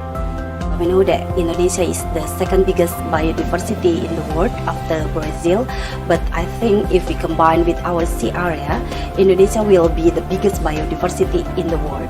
And we do believe that if we perform science of nature and how to utilize it, it is very big opportunity for the treatment of some disease, not only for Indonesian people but also for the world.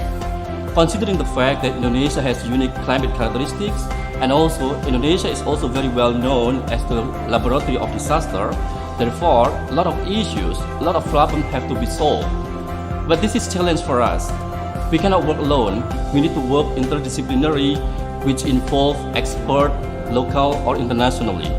Therefore, we invite all of you to work here with us in ITS. We expect that our contribution and our work will bring ITS as the Center for Excellence in Disaster in Indonesia. ITS has more than 180 laboratories spread over 10 faculties. The laboratory is used to support faculty and students' research and provides the opportunity to collaborate on big projects and create impactful research programs.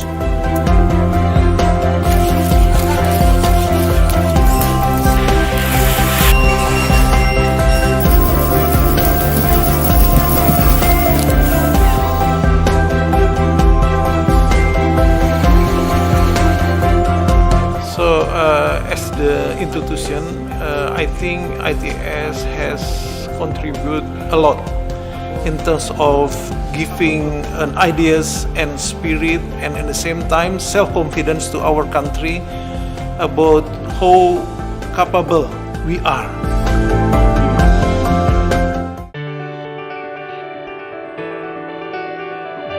ITS, within the next 5 years, it would be a research and innovative university. It means that ITS will be playing a big role in the region, especially in Asia. For the next long term, in 2045, ITS would be an entrepreneurial university. Means that it having a big role playing in the global world.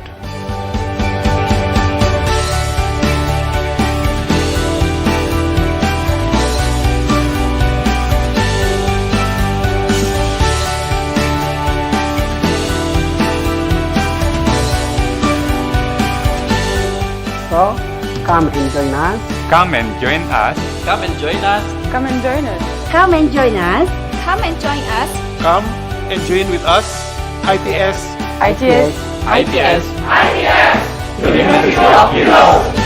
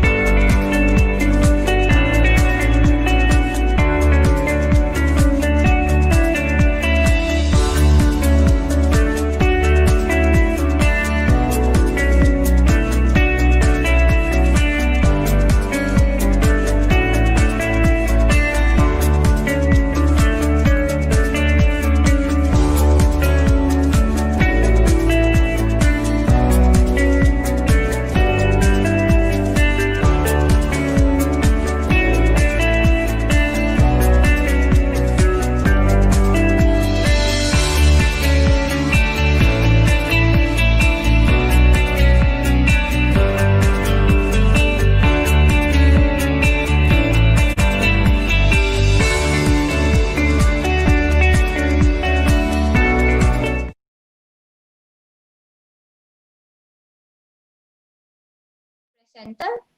First will be from the title Stomach Content Analysis of Mariculture Asian Sea Bass in Sendang Biru, Malang, from the Cynthia Gadis Ramadanti, Edwin Setiawan, and Dewi Hidayati.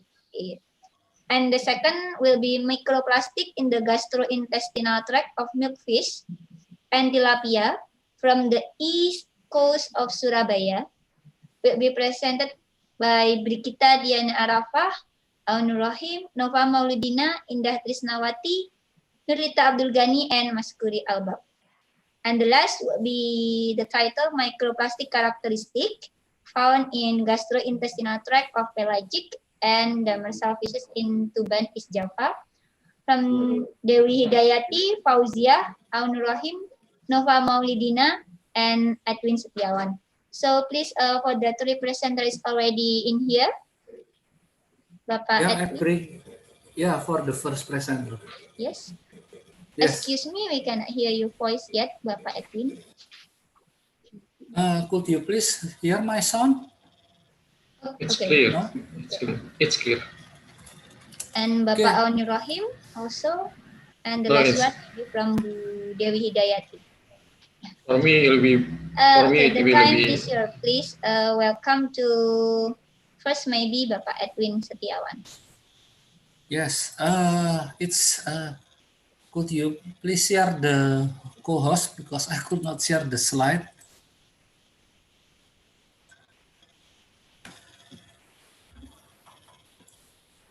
Could you please share the co-host because I could not share my screen.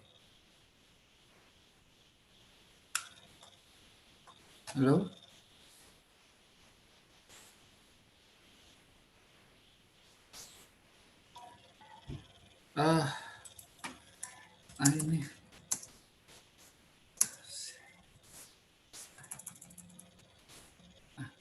Excuse me, because I'm co-host. I'm not yet co-host, so I cannot share my screen. Can you make it co-host? Yes. So he will be a co-host. Yeah. Wait for a minute.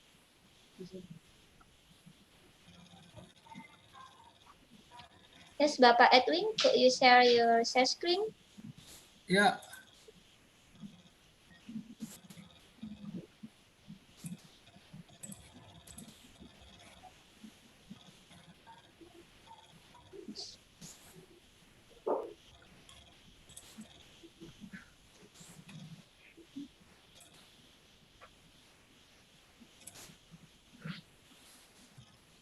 So good afternoon, my everybody. I would like to show you only a descriptive research, but it's important for the mariculture sustainability. So the title is Stomach Content of Mariculture Asian Sea Bass in Sendang Biru, Malang.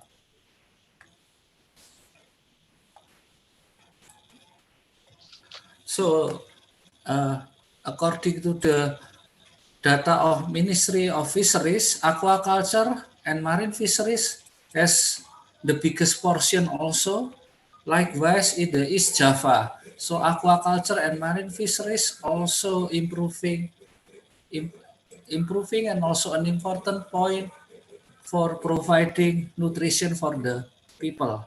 So as a result, to improve this, mariculture are being introduced with floating net cage. So why using floating net cage? Because it's an alternative, one of the alternative method to increase fishery production. And then likewise, Asian sea bass is also being chosen because of this fish is suitable for being cultivated in the floating net cage. And then to assess this, whether this cultivation of Asian sea bass is successful or not with using floating net cage, then feeding habits will be being assessed because it can be an important thing. So then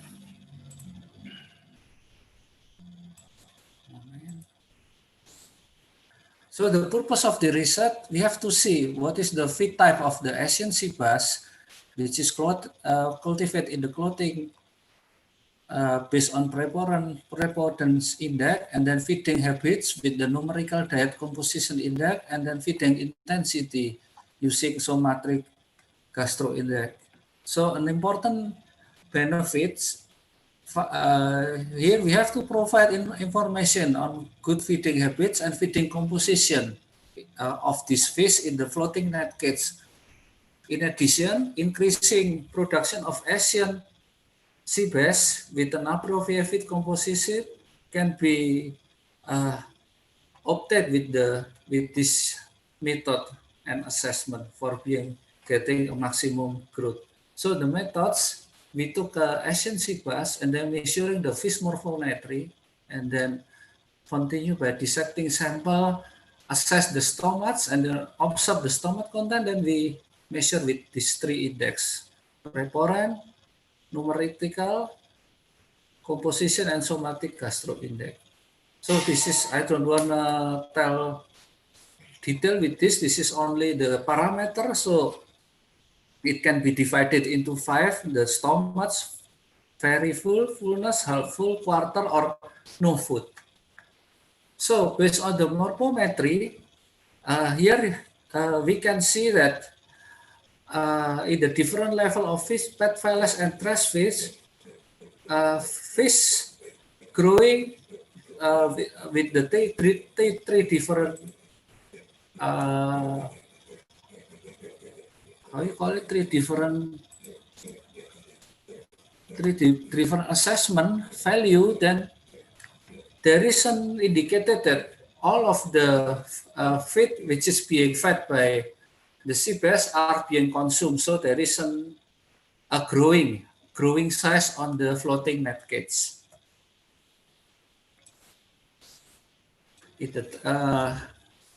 Likewise in this one, so there is an significant assessment that this fish is really like pellet in comparison to the natural feed. Here, this is corroborate the Indrawan idea that if the feed is feeding very low, then the protein also low, then it will grow. That's why the pellet is being preferred by the Asian fish bass. According to the prepotence index, as I can say before, that this is really, they like in comparison to the natural feeding like trash fish or crustacean or the natural food compound, they still like to have pellets because, it's really gets easy to be catched by the mouth opening of the Asian sea bass. So when we compare 3 of these, only this net fish in the cage number 3, still there is a natural, but most of them they prefer the pellet.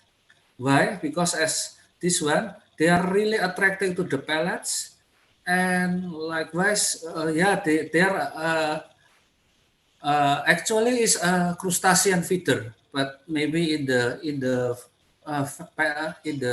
fish cage they could not find crustacean, then they just try to get pellets.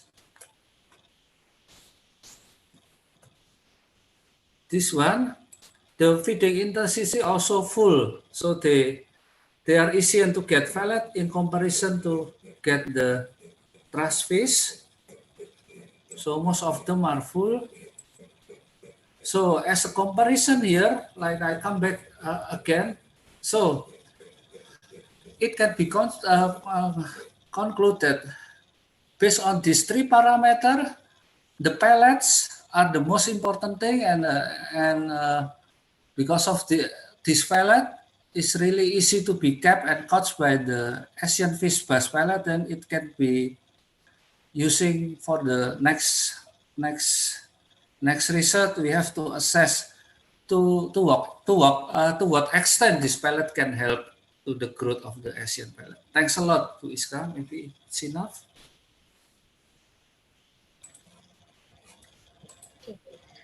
Thank you so much, Bapak Edwin Setiawan. Now, next to the next presenter, and also I mentioned in the chat before that the next presenter will be present by Brigita Diana Arafah. Yeah, thank you. Okay, I will allow you to. Yes.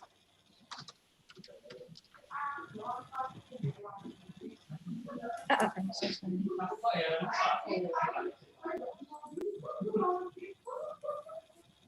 Yes. Mbak Brigita Diana Arafah, it's already a co-host. You can share screen now. Okay, thank you, Miss Iska.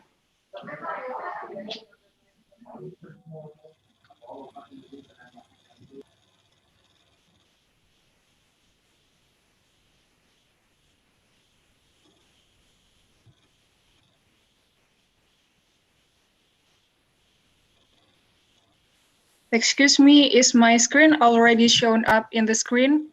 Yes. Yes. It's very clear. Good. Thank you. Bismillahirrahmanirrahim. Assalamualaikum warahmatullahi wabarakatuh. Waalaikumsalam.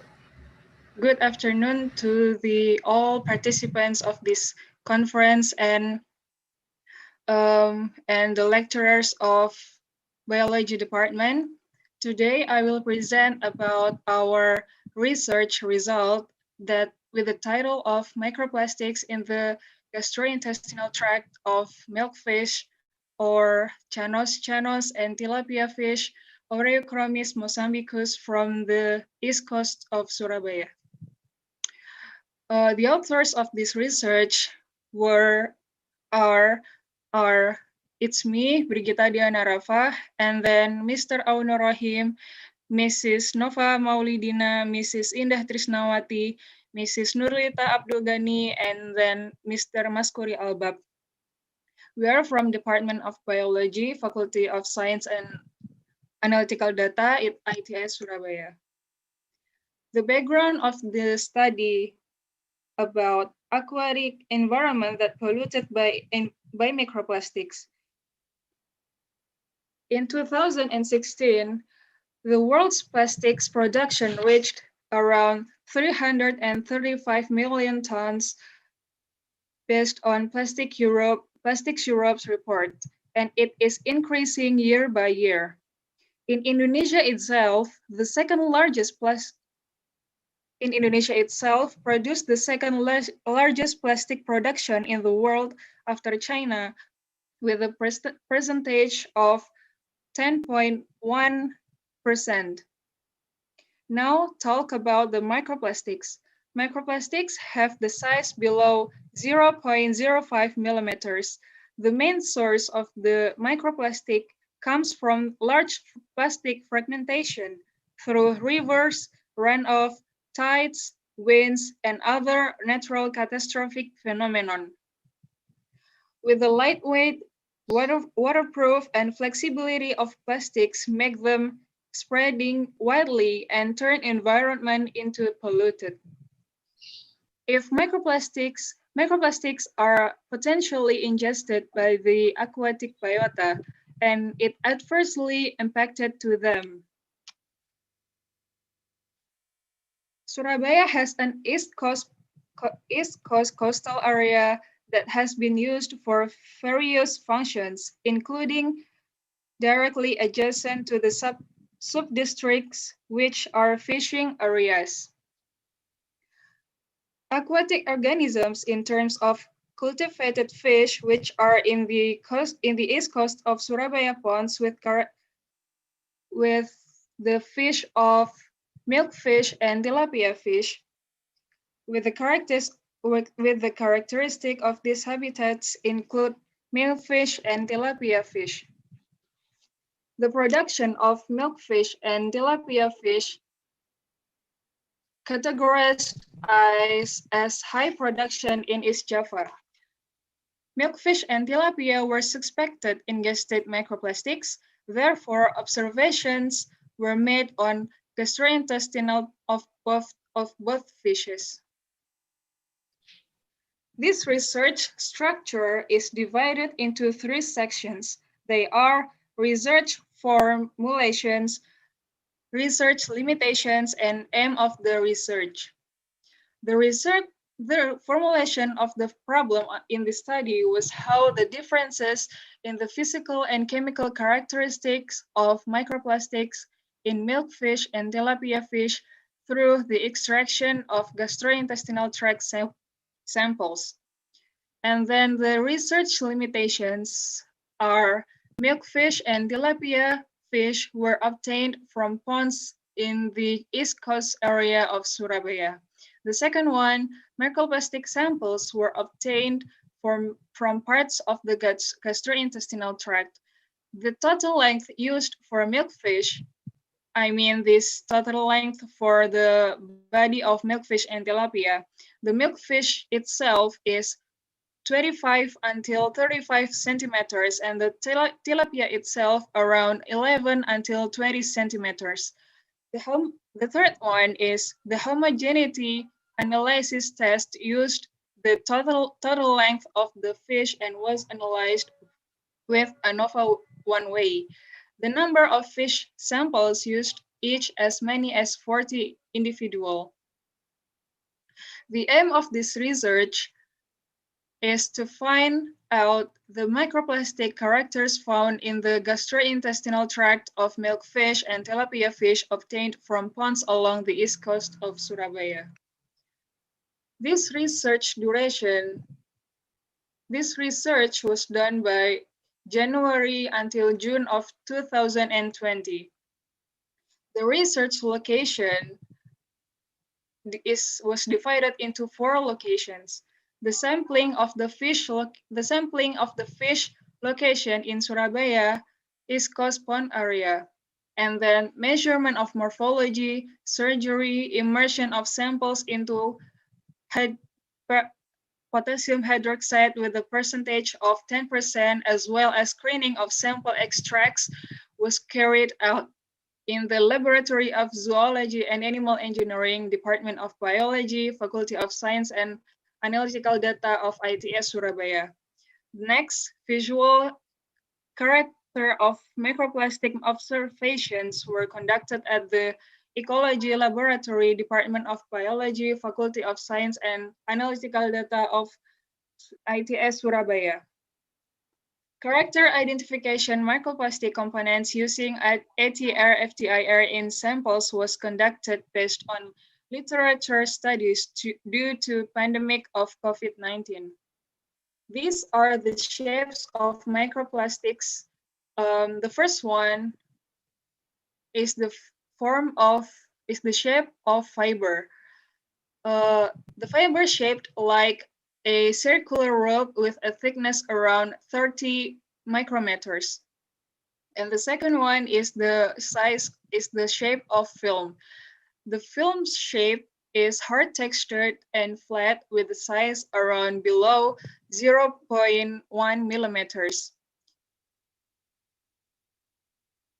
And then the foam shape is elongated and thin with a sponge-like texture. Its diameter is around 0.1 millimeters. And the third one is fragment, is flat pieces that are commonly found to be 500 micrometer in size. And the last one is the shape of pellet, round or cylindrical shape. It generally measures 0.25 until 2 millimeters.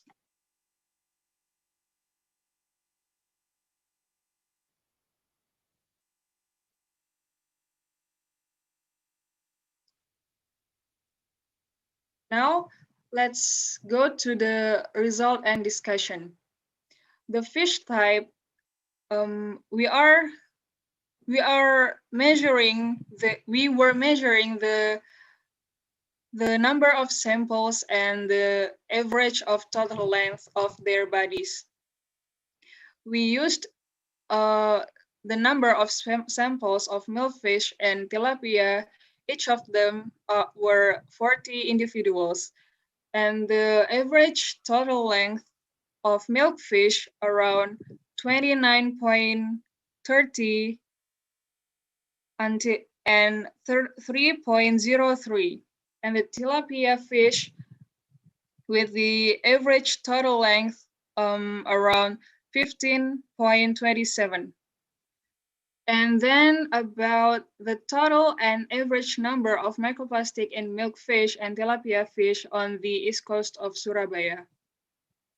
The average particles of microplastic that found around 14, and minimum quantity in milkfish is 1, and maximum quantity in milkfish is 44 particles. And then the microplastic found in tilapia with the minimum quantity of particle is 1 particle, and maximum quantity that found in tilapia was 38 particles. In 40 individual of milkfish and tilapia, microplastic were found in all individuals of those fishes. And then let's talk about microplastic shapes in the gastrointestinal tract of milkfish and tilapia fish from the east coast of Surabaya. Based on visual observations, found that 5 types of microplastics, namely fragments, fibers, and filaments, films, and pellets. These are the shapes of them, with the figure A is fragments shape, with figure B fiber shape, and figure C is pellets and films on the D figure and filament on E figure. In milkfish and tilapia fish were dominated by fragments, microplastic, with the percentages of 68.40% for milkfish and 66.20% for tilapia fish. And fragments microplastics dominating in both fishes. Based on microplastic sources, fragments are secondary microplastics. According to literature from Rezania in 2018 and Crawford and Quinn and in 2017, secondary microplastics also come from food and beverage container as well as household appliances. This is in accordance with the condition of the sampling location, which was in Pamurbaya, Wonorejo Village, Rungkut Subdistrict, Surabaya, which was adjacent to the residential area. Household activities that can produce domestic waste are thought to have the effect of polluting research sites by microplastics. And then let's talk about the size of microplastic that found in gastrointestinal tract of milkfish and tilapia fish. The picture two showed the size variations of microplastics that found in milkfish and tilapia. And this graphic shows the data of the percentages of the size variation in both fishes.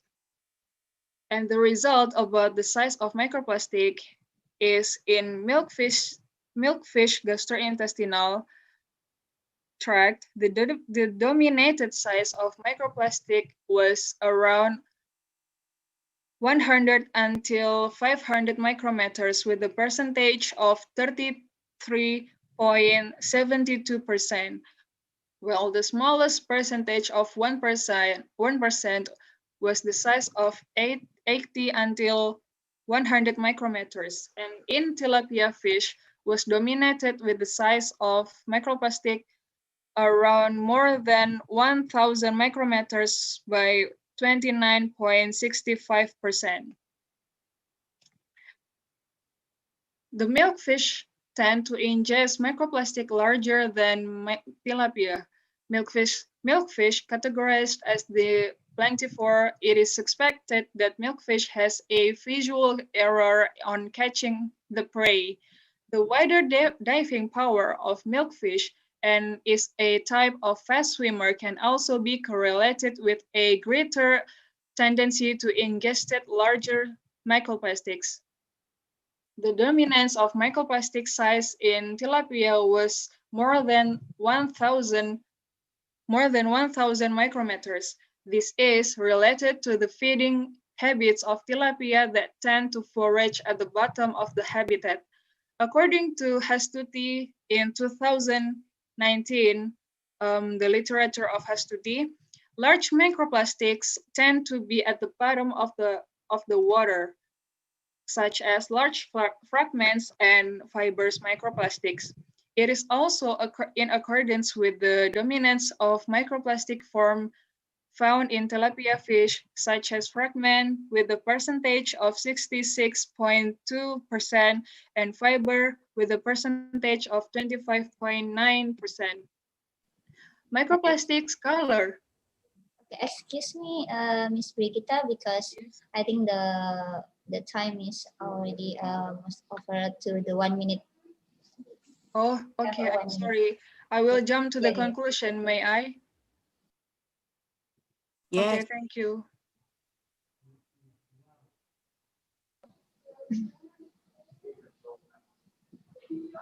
And the conclusion of this study is that microplastic color that dominated in milkfish and tilapia fish was black, and in tilapia fish was black microplastic too. And the microplastic forms dominating in milkfish was fragments and fiber. And then the microplastic size in milkfish that dominated was the size of 100 and 500 micrometers. And then the tilapia itself was 1,000 micrometers. And then based on the result of observation of the visual character of microplastics in the gastrointestinal tract of milkfish and tilapia fish, it is related to the polymer literature on microplastics. The microplastics found were suspected to contain polymers of polyphenol chloride, polypropylene, polystyrene, and polyethylene terephthalate. Thank you for the opportunity to present our research study. If there anything wrong, I am so sorry. Thank you. Wassalamualaikum warahmatullahi wabarakatuh. Waalaikumsalam. Thank you very much for the Miss Kita for the such great presentation. And maybe we should go to the last presentation in this session. Could be from Ibu Dewi Hidayati. Yeah, can I share my? Yes, Ibu Dewi, I to be a co-host now. Yeah, Dewi can share. I already prepared, however, I already prepared. Bu Dewi, do you want us to share screen your PPT, your PowerPoint? Yes.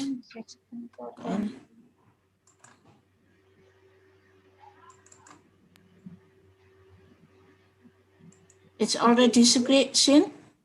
No, not yet.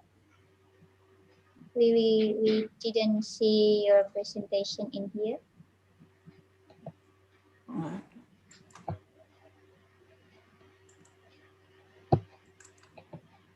Yeah. It's already? Yeah, Bu, but not yet for for presentation, this one.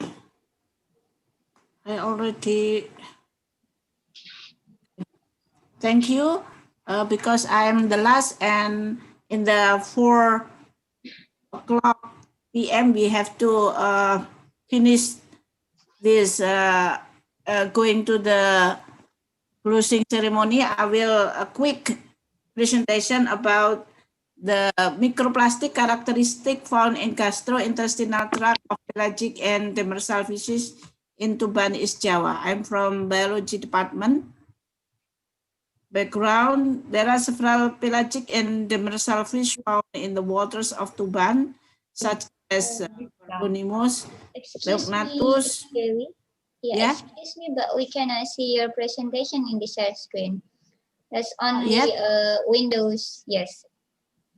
The It's share okay? screen of PowerPoint didn't I use the allow to PDF. share screen. I use the PDF because if I use the PPT, I'm afraid it will be stopped or not going well. Yeah, but you see. Maybe you can stop share screen first. Stop share and share again. Maybe you can share the new Windows. It's already? Yeah. Already Very seen? clear. Yeah. Thank you. I'll jump to the, maybe the method is similar with the previous study by Brigitta et al. Yeah. In this objective, the study was aimed to analyze the characteristic of microplastic in gastrointestinal tract of pelagic fish and demersal fish in Tuban, East Java. This is the method, maybe similar with the previous presentation. So I think I don't have to repeat. However, we use the FTIR analysis. This is the sampling location close to the Tuban water, seawater, and we sampling from the market and fish landing area. This is the methodology. We use, beside we analysis the physical characteristics such as color, shape, and size. We also analysis the polymer structure using FTIR. The result, according to the morphometric, the fish is in the adult size, mostly in the adult size. And the microplastic that contained in the gastrointestinal tract of pelagic and demersal were found as many 57 particles in 21 individual sample. The percentage of microplastic, the demersal is higher than the pelagic. The uptake of the microplastic is possibly caused by the feeding behavior and the density of microplastic in seawater and also the plastic accumulation in marine sediment. While in the pelagic may be related the feeding behavior and the lower than density of seawater in density of MPS is lower than density of seawater, so they can uptaken by the pelagic fishes. This is the color. The most of color of microplastic is black. And it's possibly the black color is from the wheel and from the trash bag. The other color is red and blue. The microplastic size is dominated by the size of 100 until 500 micrometer. And the type of polymer microplastic is dominated, consists of the polyethylene and polyamide.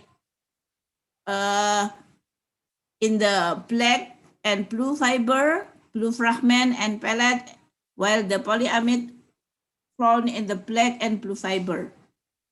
It's possibly contribute by the durability of application everyday goods, low density polymer, and also the nylon that used for the fishermen for catch the fish.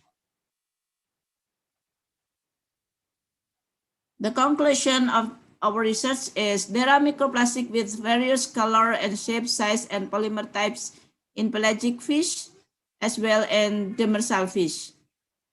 The visual characteristic and type microplastic polymer found as follow: the dominate by the black color and dominate by the size of 100 until 500 micrometer, and it's dominated by the fiber form. According to the FTR analysis, there is a polyamine and polyethylene characteristic.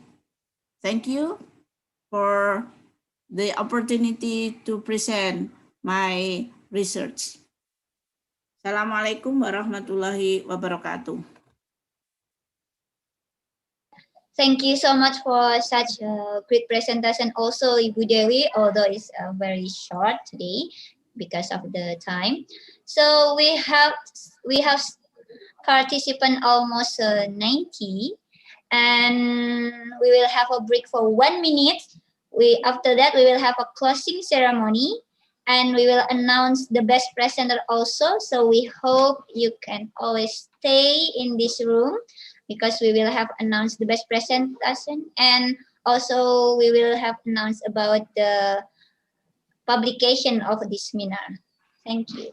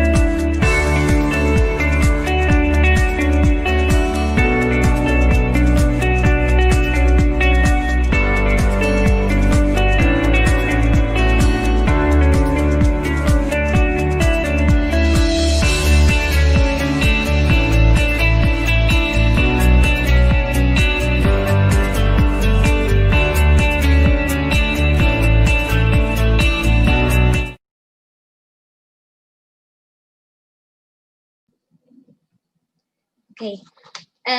Assalamualaikum warahmatullahi wabarakatuh. And good afternoon. Excellencies, participants, ladies and gentlemen. Now we are in the last session. This session will be closing ceremony for the 5th IBOC International Biology Conference 2020. For this one, before we close, we will announce for the publication for this seminar. First, yes, maybe the committee will be share screen about this one. Yeah.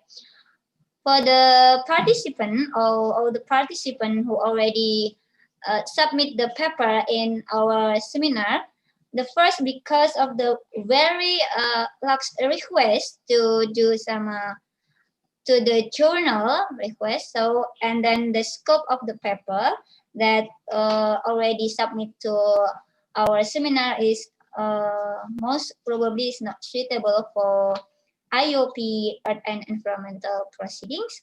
So we choose another journal for the publication. The first one, all of the participants can choose your paper to be in this journal. First one will be Biodiversitas. Excuse me, this is about the Journal of Biodiversitas Q3. And number 2, you can choose for the Pollution Research Q4. And also you can choose the journal with the Ecology, Environment and Conservation, also Q4. And then Asian Journal of Microbiology, Biotechnology and Environmental Science. And also, if all of you didn't want to publish in the journal, so we have also internal proceeding with the ISBN also. So this one, for this one, the committee with the WhatsApp group will give you a Google form for this one. And then with this Google form, you can choose maybe which one do you want to submit your paper. Yes, we will have a Google form for this publication, so you can choose your paper to be submitting with this one. Yes, Biodiversitas, we are so sorry. The first is Biodiversitas, Pollution Research, Ecology, Environment and Conservation, Asian Journal of Microbiology, Biotechnology and Environmental Science, and also internal proceeding with the ISBN also. Yes. For the next, before we closing, also we want to announce the best presenter for this seminar this day. Maybe this is, excuse me, yes, we have a chat room, no journal for physiology. Yes, we also have a journal of physiology, maybe will be covered by the Asian Journal of Microbiology, Biotechnology and Environmental Science. You can also searching in the web, so you can find which one is the best scope. And also the committee will give the information about each journal in the WhatsApp group that you already joined it. So you can always ask about the committee, which one could be my paper, could be this one. Yes, Ibu Laksmi Davitria. And maybe if you have any question, we will continue in the WhatsApp group. Thank you. And for the announcement, the best presenter in each topic, maybe the committee can be share screen for this one. For this very special, because we always announce the best presenter.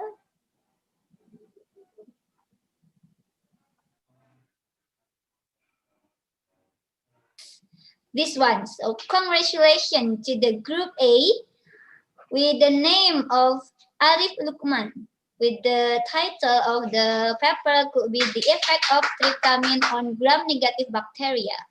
So congratulations to Arif Lukman. Give applause. Are you in there? Bapak Arif Lukman? Yeah. Yes, I'm here. Okay, thank you very much. congratulations for you. You are the best presenter today in this group. Yeah, and then for the group B could be Villa Oksiwardani with the title Detection of Tolerant Variant in Gamma Irradiated Rice by using LIPD. Congratulations for Villa Oksiwardani.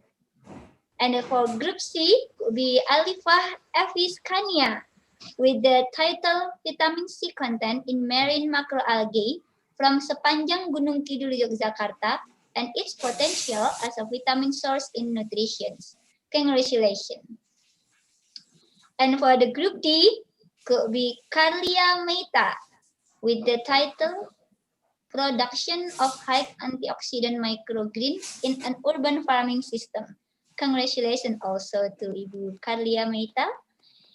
And then from the group E could be, excuse me, I can see. Bapak Mujianto, is that correct? Yes, thank you so much. Yeah. Welcome, Bapak Mujianto. Congratulations with the title Revisis Community Structure in Small Island Parajabai, Pandeglang District, Banten, Indonesia. Maybe our committee should go to the Pandeglang District, Banten also to see this small island. And for the group F, the last group, the best presenter to be to Chandra Anggraini with the title Insect Succession on Rapid, excuse me, I cannot wait here. Insect succession on rabbit carcasses as a model in forensic entomology. Congratulations to Chandra Anggraini, Ibu Chandra Anggraini. Okay, Thank you very congratulations to all much. the best presenter of the IBOC 2020. Yeah, maybe we would give applause to all of the best presenter and all of the presenter today. All of you have the best presenter today. But we need to choose the best in the best. Okay, congratulations again. And we will give a special to you. We will discuss it with the committee about this one. Yeah. Thank you very much. So participants, ladies and gentlemen, now we will have a closing ceremony, and the closing speech will be delivered by our head of department, could be Dr. Dewi Hidayati. Please, Dr. Dewi Hidayati, maybe you can have a closing speech for today. Thank you. Please. Thank you, Ibu Iska. As a representative of Biology Department and the committee of 5th IBOC, I would like to say thank you very much for your participation and attention from the morning until this evening. With your passion and your attention, I'm very proud because this IBOC is going well until now. And as a representative of committee and department, I also say sorry if any inconvenience in this event. So hopefully in the next seminar we can meet again in the 6th seminar in 2 years later. It's about 2023, 2022. 2022. Yes. I hope we can offline seminar so we can meet each other and shake hands to each other, and hopefully we can by this event we can continue to the research collaboration and possibly the publication. And we hope, according to this event we have a contact from the WhatsApp, so it can be initiate our collaboration. Thank you very much, especially for the committee that I'm as a representative department very proud and thankfulness for all committee that have very good job. Yeah. And I would like to say congratulations for all best presenter and also for all participants. Hopefully your paper can be accepted quickly and we can publish as like we want to seperti dia as like our expected journal. Thank you very much and so long. Assalamualaikum warahmatullahi wabarakatuh. Waalaikumsalam. Waalaikumsalam warahmatullahi wabarakatuh. Thank you so much, Dr. Dewi Hidayati, for such a beautiful Thank you closing. for the committee of IBOC. Yes, closing. Thank you. Yes, thank you. Now I would leave you with a quote by Stewart Brand, an author, who says, "We can see the past but not influence it, but we can influence the future but not see it." So please let us all be guided by all the things we have learned today, and maybe we can influence our future with the positive ways. And we hope also that this pandemic, the COVID-19, will be gone soon, and we don't forget as a part of the ecosystem will be able to be the best component in this biosphere. And also for the last, we will welcome you again in the next 6th IBOC 2022, and we also have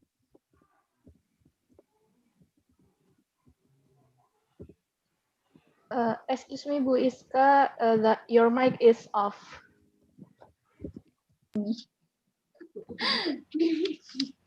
Sorry for the inconvenience. Yes. Thank you very much for Dr. Dewi Hidayati. And now I would leave you with the quote by Stewart Brand. For this one, I would say that we can see the past but not influence it, but we can influence the future but not see it.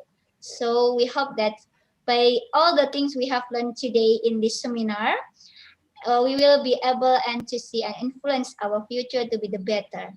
And also let's hope that this pandemic will be gone soon, and we as a part of the ecosystem will be able to be best component in this biosphere. Thank you. And the last, we will welcome you in the next 6th IBOC 2022.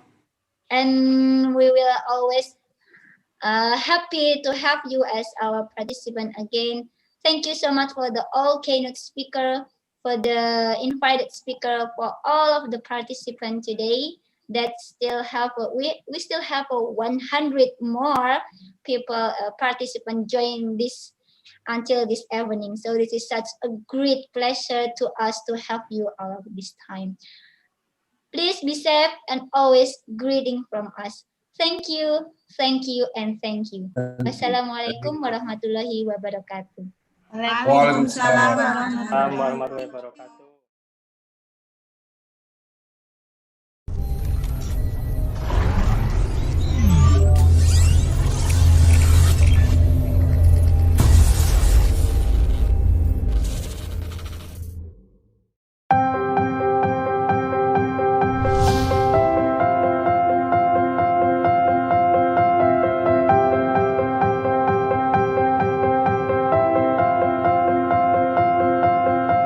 Surabaya. The provincial capital of East Java is the second largest city in Indonesia. This city has a huge number of diversities among the people, cultures, and ways of living. Surabaya has been acknowledged for its green public open spaces. It also has successfully equalized the development between build-up area and green area that makes Surabaya a livable city for all. I see Surabaya as a great city with amazing people. Living pace here is quite slow, so you don't feel the rush of living in the city. It's also a good place to travel around. I mean, in bus you can go in many places, or taking train on Java. It makes me so to be in peace, so I think that is a good place for me to stay. Surabaya is also known as the City of Heroes because of its role in Indonesian struggle for independence. Moreover, Surabaya nowadays has already become the center of businesses, commerce, industries, and education in Indonesia. One of the pioneers of education in Surabaya is the Institute of Technology Sepaluna Pemba, better known as ITS.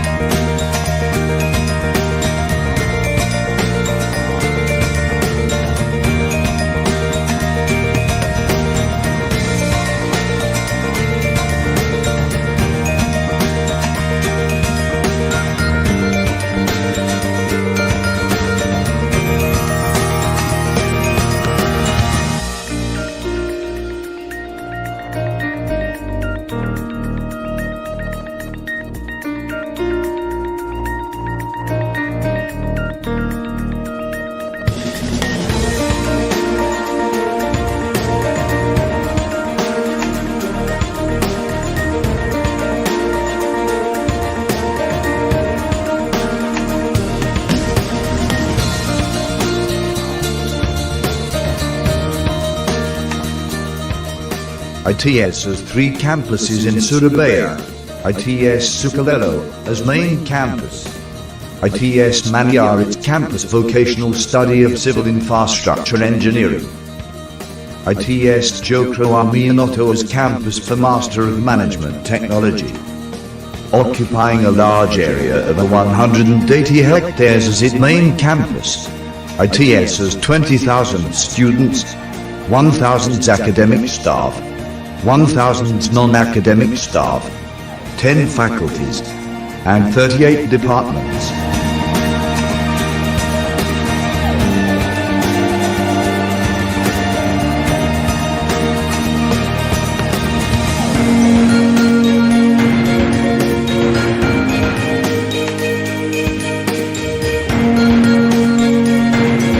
ITS has various fields of study, faculties, and strategic study program which are the center of excellence. Faculty of Industrial Technology, Faculty of Marine Technology, Faculty of Electrical Technology, Faculty of Civil, Environmental, and Geoengineering, Faculty of Business and Management Technology, Faculty of Architecture, Design and Planning, Faculty of Information and Communication Technology, Faculty of Mathematics, Computing and Data Science, Faculty of Natural Science, Faculty of Vocational Studies. Study program at ITS consists of vocational program, bachelor program, master program, and doctoral program. ITS also has more than 130 full-time international students and 400 international student mobility short program, KMB program, student exchange, and another programs. I work with many projects and many assignments, so it's helped me to improve my personal skill and also for communication skill. There are many things that we have to fulfill, and ITS has been helping me to improve this kind of things. Besides my hard skill, I also have been able to develop my soft skill, which is important for nowadays leadership. Also with ITS, I had a lot of opportunities to join different events for free, like the Rujak Connect Festival, which was the cooking event, something. Yeah, this is like kind of opportunities that you don't have every day, and it's funny to take part for once. Yeah, it's nice.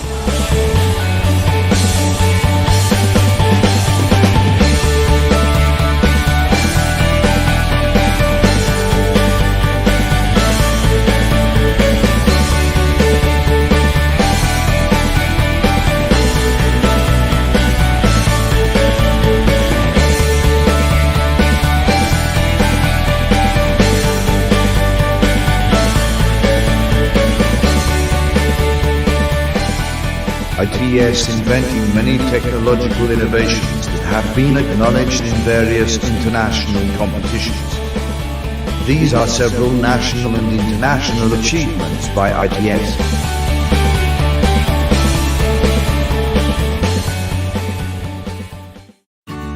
ITS Central Library is in a 6-story building, with total building area 9,000 meters square.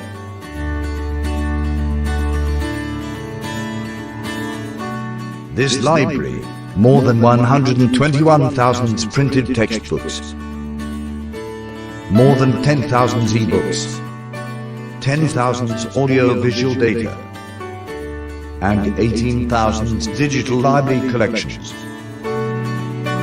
Besides providing students with the books, the library also provides students with comfort study area, like discussion area, hotspot cafe,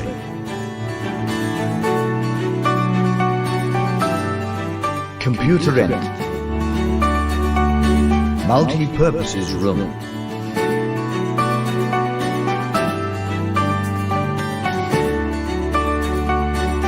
and Indonesia Development Information Services, which connect to the World Bank database.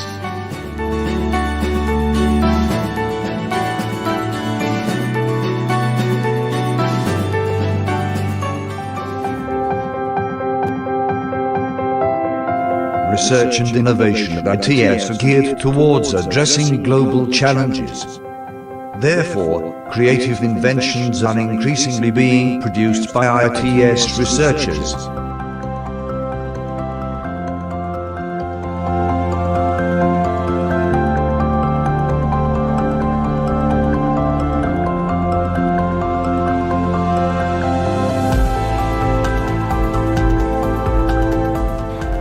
If people are talking about logistics and supply chain in Indonesia, we publish papers, we are doing research on transportation modeling, we are doing research on warehouse modeling, and we also do a lot of networking with industries, with companies, and our research has been used in many companies in Indonesia. We know that Indonesia is the second biggest biodiversity in the world after Brazil, but I think if we combine with our sea area, Indonesia will be the biggest biodiversity in the world. And we do believe that if we perform science of nature and how to utilize it, it is very big opportunity for the treatment of some diseases, not only for Indonesian people but also for the world. Considering the fact that Indonesia has unique climate characteristics, and also Indonesia is also very well known as the laboratory of disaster, therefore a lot of issues, a lot of problems have to be solved. But this is a challenge for us. We cannot work alone. We need to work interdisciplinary, which involve expert, local or internationally. Therefore, we invite all of you to work here with us in ITS. We expect that our contribution and our work will bring ITS as the Center for Excellence in Disaster in Indonesia. ITS has more than 180 laboratories spread over 10 faculties. The laboratory is used to support faculty and students' research and provides the opportunity to collaborate on big projects and create impactful research programs.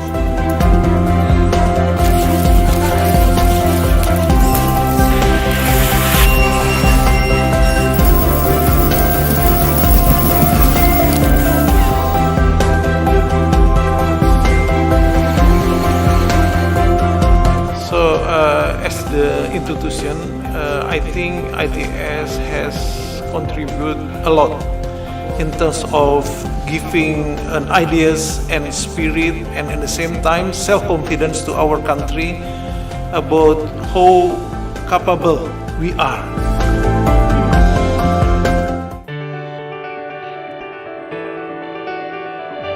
ITS, within the next 5 years, it would be a research and innovative university. It means that ITS will be playing a big role in the region, especially in Asia.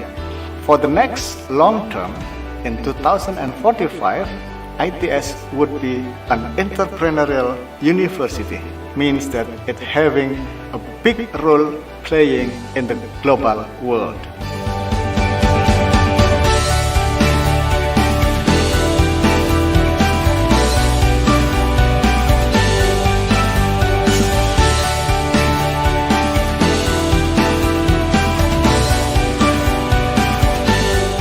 So, come and join us. Come and join us. Come and join us. Come and join us. Come and join us. Come and join us. Come and join with us, ITS. ITS. ITS, University of Heroes.